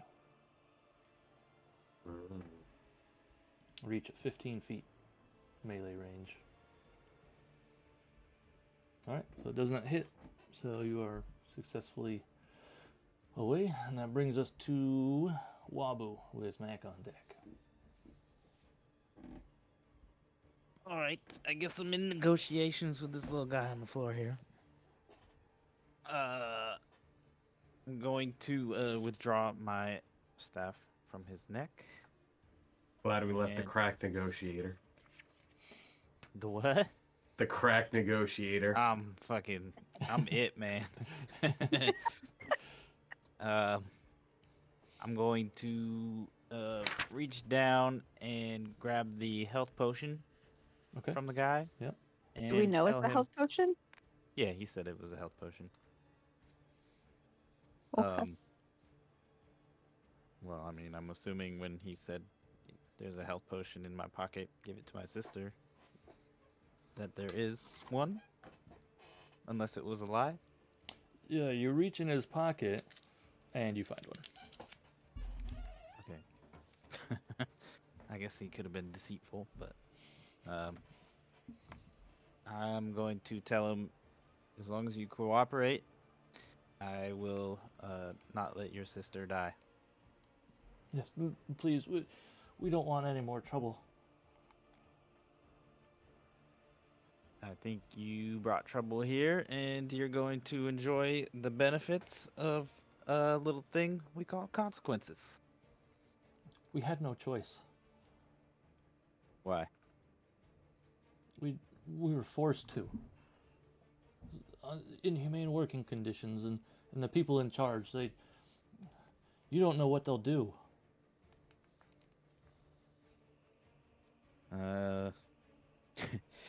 I think we're going to come back to that. The fact is, you're here now, and you are trying to hurt us and kidnap my buddy. We were not trying to hurt you. Then I think you would not have fought back. You attacked first. You see, there's Which a is little why I said desperation fought in his eyes. Like, please, just help my sister. We'll tell you whatever you want. I will help her after you tell me what I want. All right, we'll go on to the next one. That's probably been enough questioning for one turn, I guess. 6 seconds or so. That was a lot for 6 seconds, yeah. So now it is Mac. So, can my turret line up a clear line of or a clear line of shot on the ghost thing with its movement? Yeah, I think it's basically where Lowell is. Yeah. About So- a little underfoot right now. Yep. I'm So yeah, it just should be not able to sure what- move like here or something. I'd like it to stay out of range if possible. Um, Like, is this wall here? I guess Or- technically no. Like you could move it like down here or something. Yeah, there's Yeah, no I'll have walls it- there. Move a little more diagonal, and Yep. or yeah, down to whoop, down to here or something. And we'll make an attack. Okay, go for it.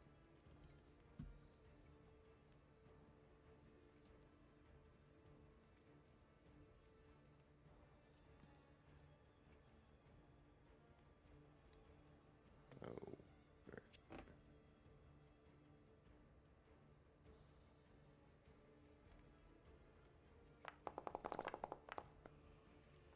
That'll definitely hit. awesome.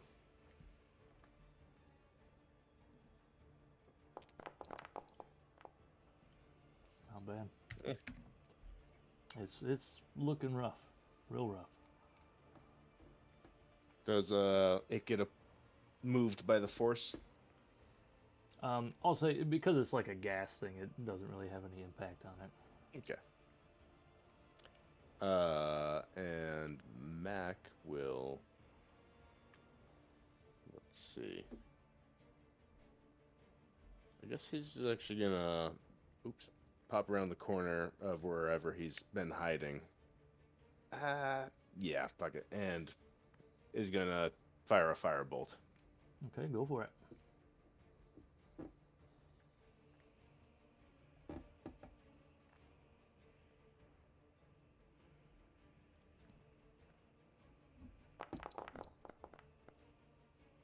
That hits. Awesome.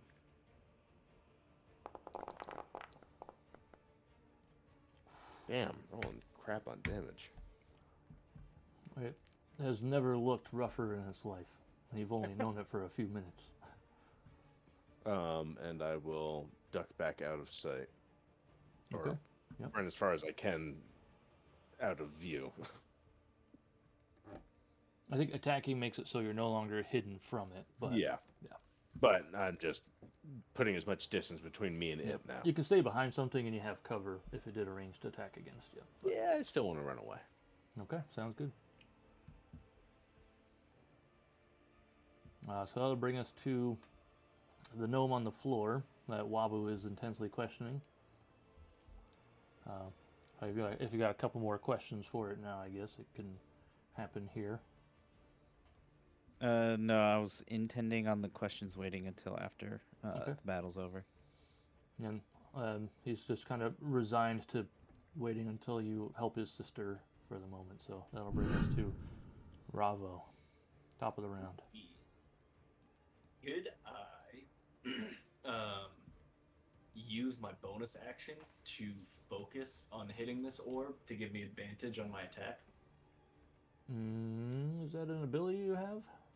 No, I just like taking extra time to line up the strike.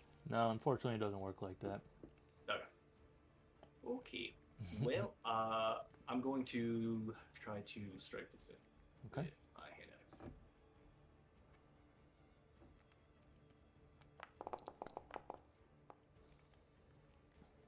Okay, yeah. You hit it and you notice just like a few little cracks. Go ahead and roll damage on it.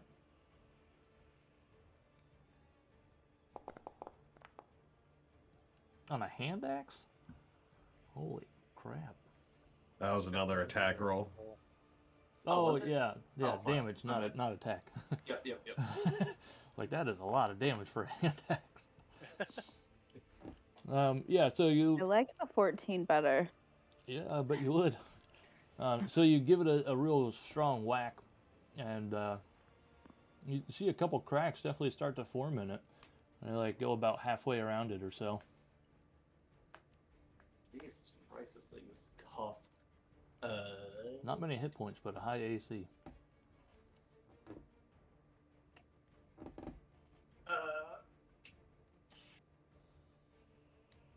I guess I will turn. I guess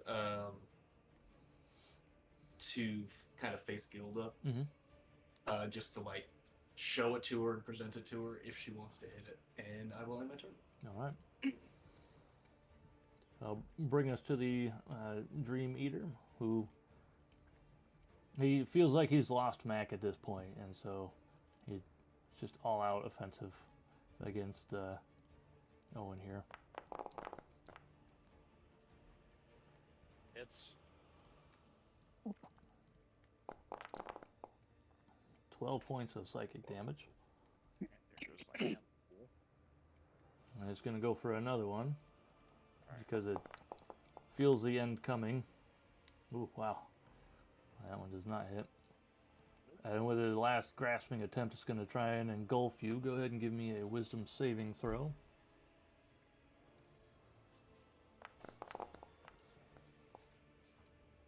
You fail, so you take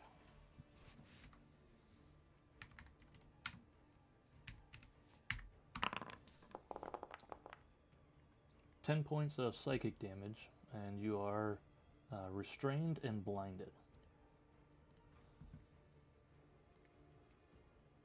You are now on top of where he is. And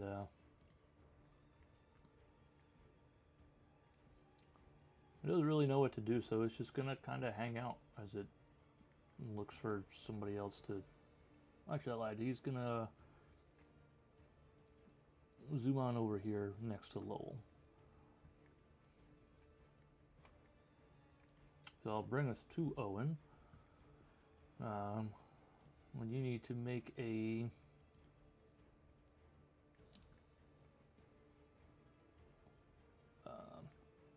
DC 16 wisdom saving throw. Didn't do it. And you are still restrained and blinded. Alright, I'm going to take my 4 temp hit points from heroism. And I guess... Yeah. I mean, you have like a bonus action, basically. Okay.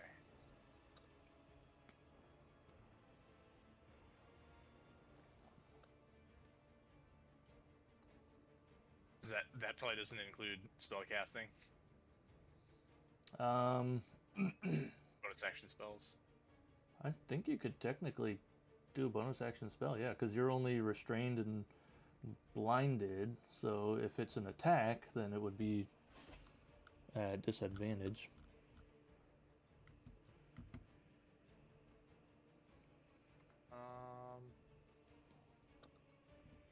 I don't have anything that's great for that. I think it would depend what the spell needs, maybe.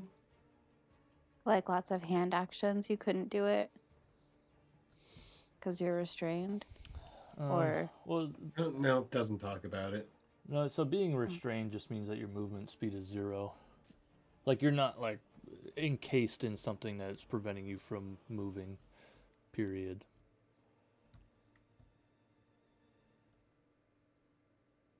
Yeah, I guess we'll just end my turn, right? Because I can't Sure. strike. Nope. You already used your action, so that'll bring us to Gilda with Lowell on deck. okay. I am going to use the unarmed strike and stomp on this thing. Okay, go for it.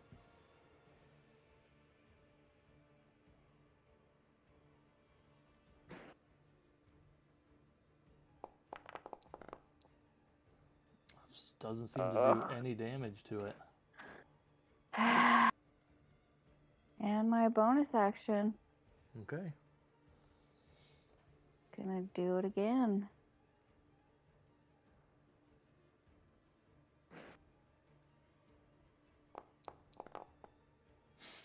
Oh my god. Still no, nothing. Now is not the time to have bad rolls.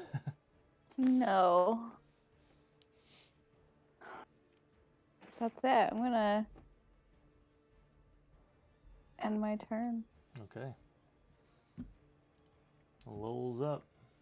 Wabu on deck. Is the thing still like physically out there? Is what? Which thing? The Dream Eater or whatever? Yeah, it's right next to you. It's where Owen is, right? Yeah. Sorry, I know you can't see. It's kind of weird putting two tokens on the same one, but it's where Owen is. It's the one right above you. Well, try and blast it. Okay. Do it.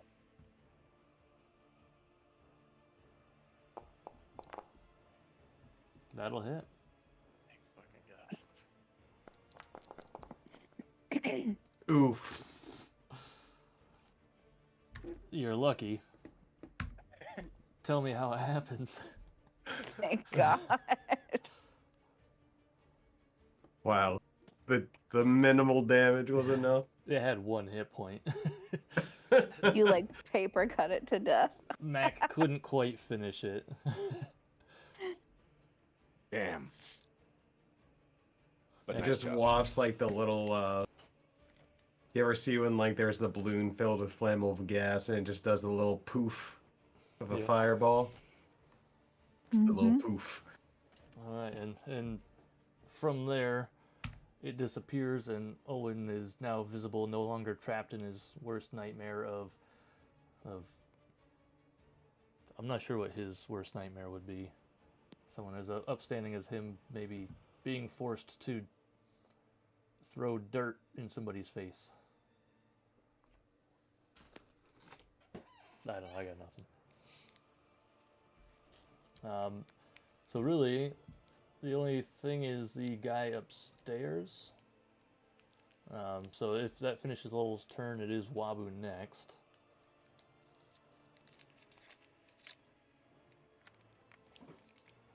And if you're no longer in the attacking mood, then we can end combat there.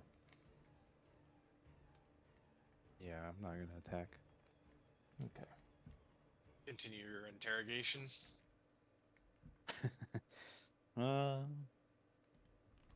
May wait for somebody more better at Okay. interrogating.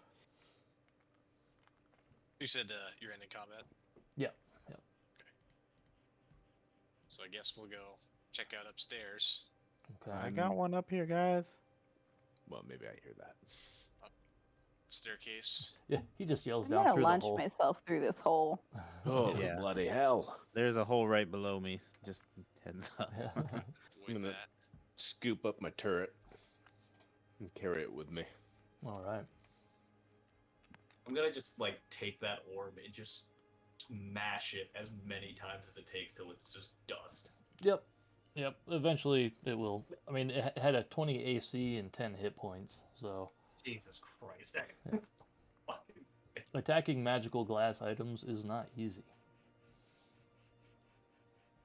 But so you guys are obviously, you got this little gnome surrounded. He's resigned at this point to, some fate that he doesn't know yet. And all he really is concerned about is making sure his sister is okay.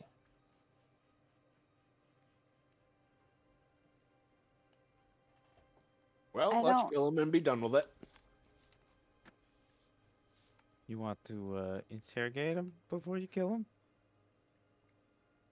Nah. Does anybody else? Mac, do you know these small ones? Nope, never seen him before in my life. Good night. Uh-huh.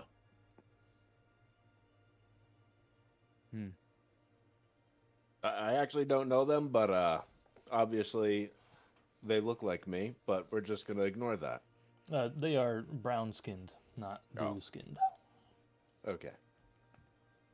You might Well, not know good them for you. directly, but do you know who may have sent them?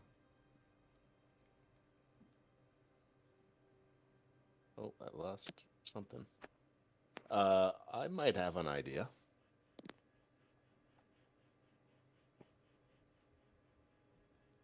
Can I ask the gnome Oh, why they were after Mac? Yeah, I mean, so you ask him a couple questions, and he basically is refusing to answer until he knows that his sister is safe.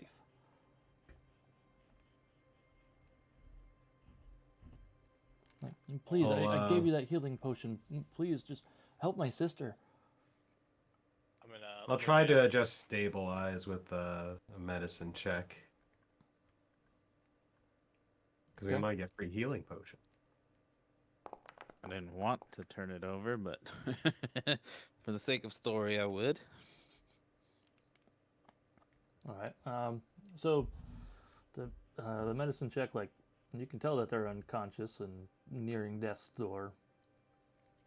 You'd need a healer's kit in order to actually stabilize them. I'd like to use my lay hands pool if I can to stabilize, just to give them 5 hit points. Okay, sure. Yeah, you can do that. I mean, you only have to give them 1 to make him no longer unconscious. Okay, then I'll do that. All right. Just in case he decides to get squirrely. All right. So you give the other one 1 hit point, and she kind of sits up and says, "What's happening? Locket, what's happening?" And Locket, the other gnome, says, "It's okay. We didn't get him, but we're still alive. That's all that matters."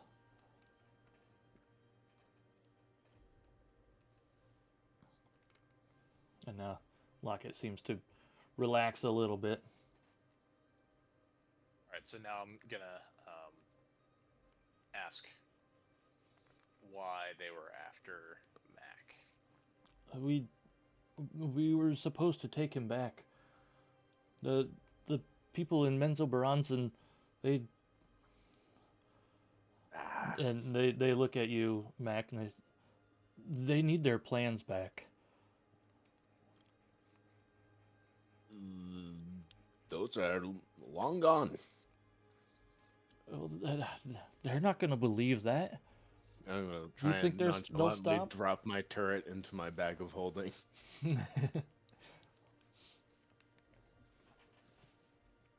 They won't stop.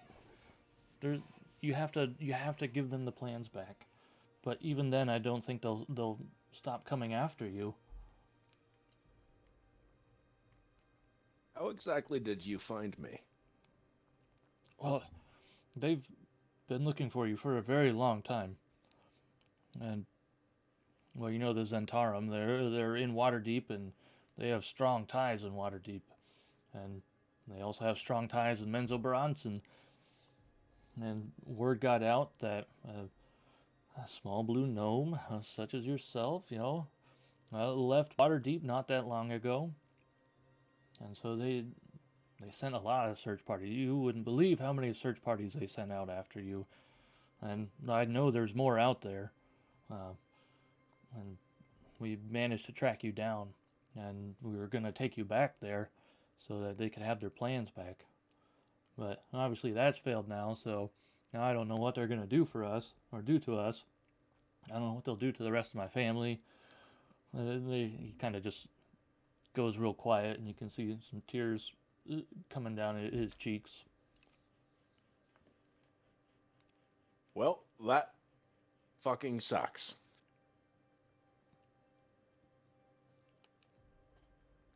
Shit. And Locket looks back up, because we had that orb Federo. He was never very nice, but he had that orb, and the Dream Eater was supposed to go back in the orb, and then it was supposed to be really easy to take you back. Do you still have the orb? It should be destroyed. It is dust. Awesome. Well done. And upon hearing you talk, Ravo, he looks up at you and says, "You're just like he is." Like who? Tavi. Do you not know Tavi? I do not. Who is this Tavi? He's a Shatter Kai, like yourself. I assume that they're so rare that you all knew each other. There are more of us than you might think. He's the one that sent us. He's the leader of Menzoberranzan right now.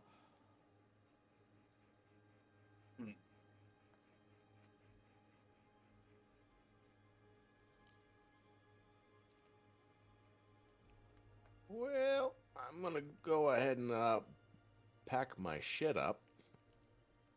It's been nice knowing you all, but I've got to disappear into the woods forever.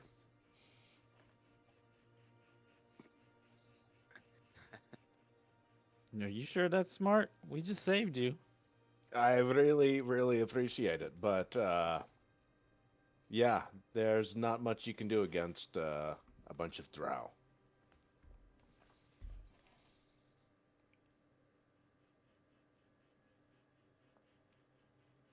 Well, what do we do with these two?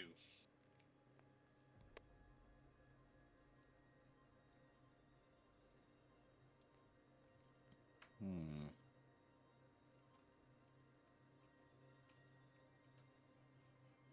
How is it they were expecting you to return to them?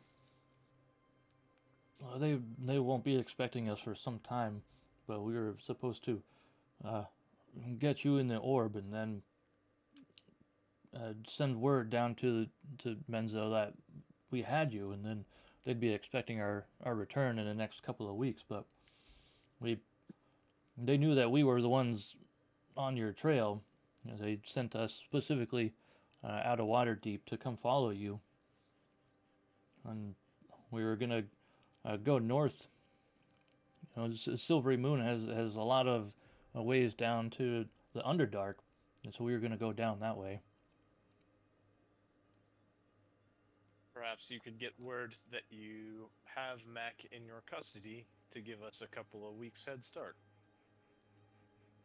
Oh, they'd be expecting us in Or 2 weeks or less, and if we're not there, and we don't get them more word, they're gonna. Well, when the rest of our tribe is down there, I fear for their lives.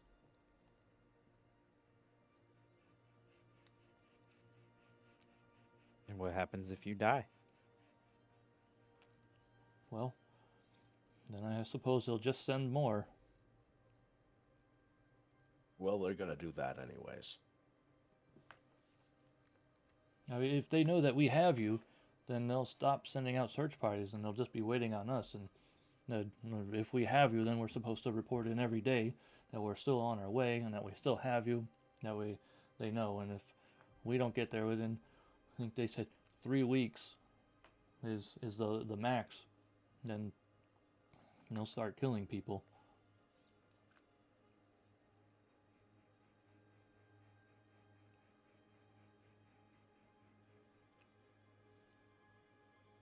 Perhaps since we're already on our way to Silvery Moon. Oh, there's no bloody way I'm going to Silvery Moon now. Did you hear what they said? There's a shitload of ways into the Underdark there. No fucking way. Would you rather back to Waterdeep? Oh, like I said, I think I'm just gonna disappear into the woods forever. That's no way to live your life. Oh, I think I can just run away forever now. 400 gold, Mac. Ooh, that's right. 400 gold would help a lot. Alright, 400 gold, and then I'm gone forever. I knew you couldn't resist the shiny shiny. I can't. What if we leave them tied up? It's still the middle of the night, right? Like, kind of, pretty Oh, yeah. much. Yeah, it's still the middle. Like that Yeah. whole battle. I mean, took all of 10 minutes at most. You know, it's you were woken up literally like 15 minutes ago. You know, it's the middle of the Mhm. night. So, by your We best recover. guess, it's probably just after midnight. And think on it. Sleep on it.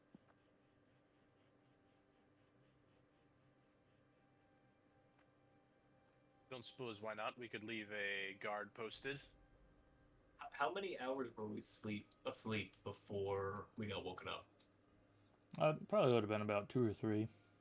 Okay. There's definitely enough time left in the night for everybody to get a long rest.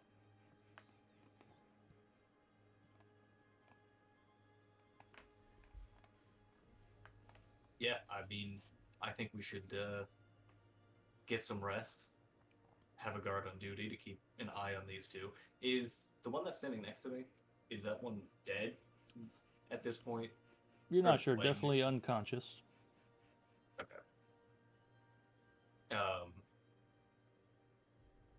I'll turn to the two conscious and ask, what is your opinion on this one here? Well, we never liked him too much. He was a very smart inventor. However, he was not very nice to other people. So, well, if he died in the battle, he died in the battle. I take my rapier and I just spear it through him. Okay, he's definitely probably dead at this point. Okay. Now that that's out of the way, let's take up some guard posts, get a good night's rest, and deal with this in the morning. Agreed. Who's got the first watch? I suppose I'll take the first watch, seeing as it was my idea. A little bit woozy, so I think I'll find my way to the bed. All right. Spell ends. Get rid of those tentacles.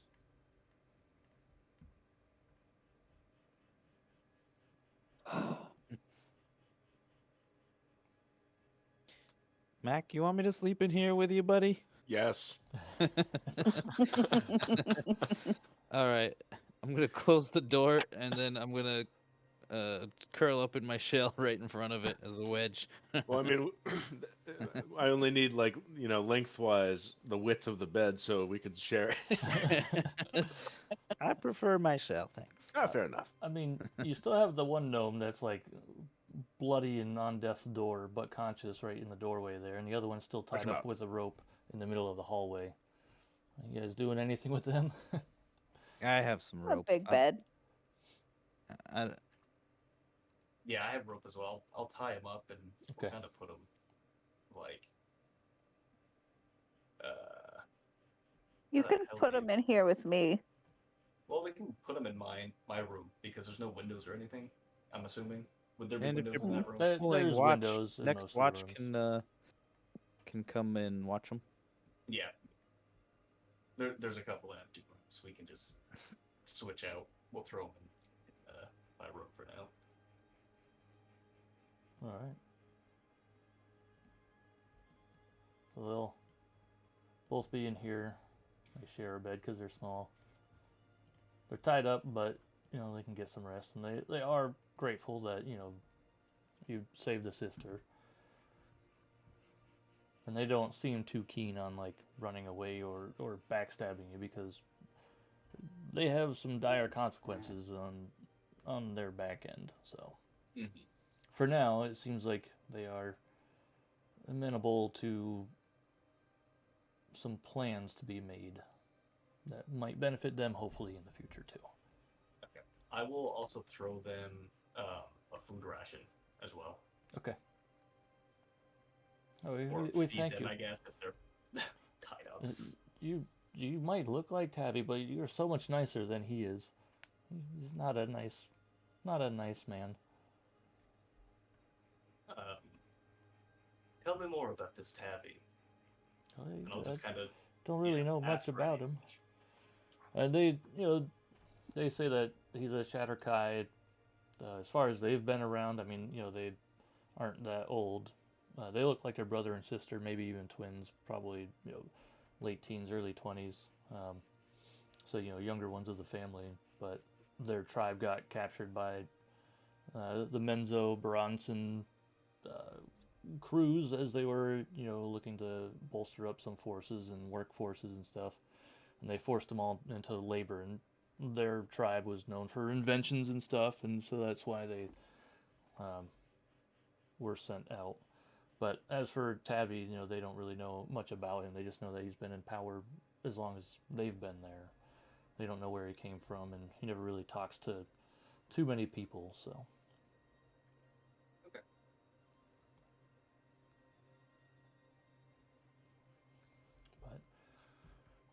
So you're taking the first watch.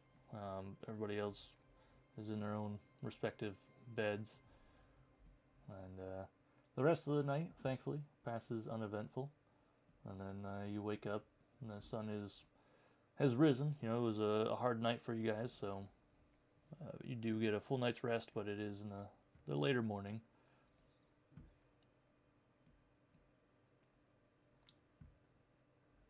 Are we gonna pause here?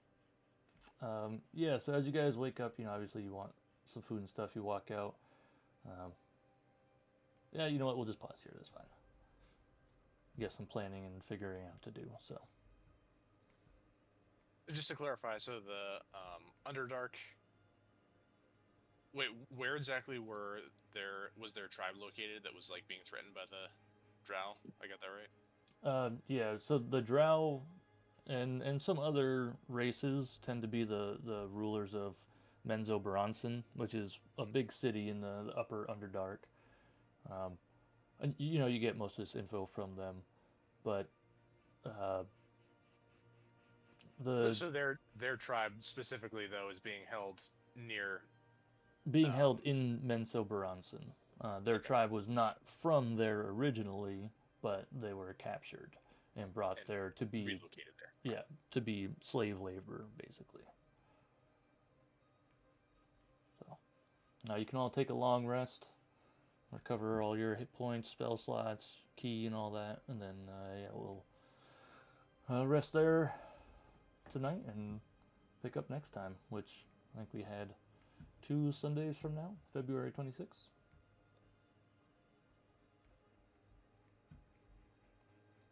Oh.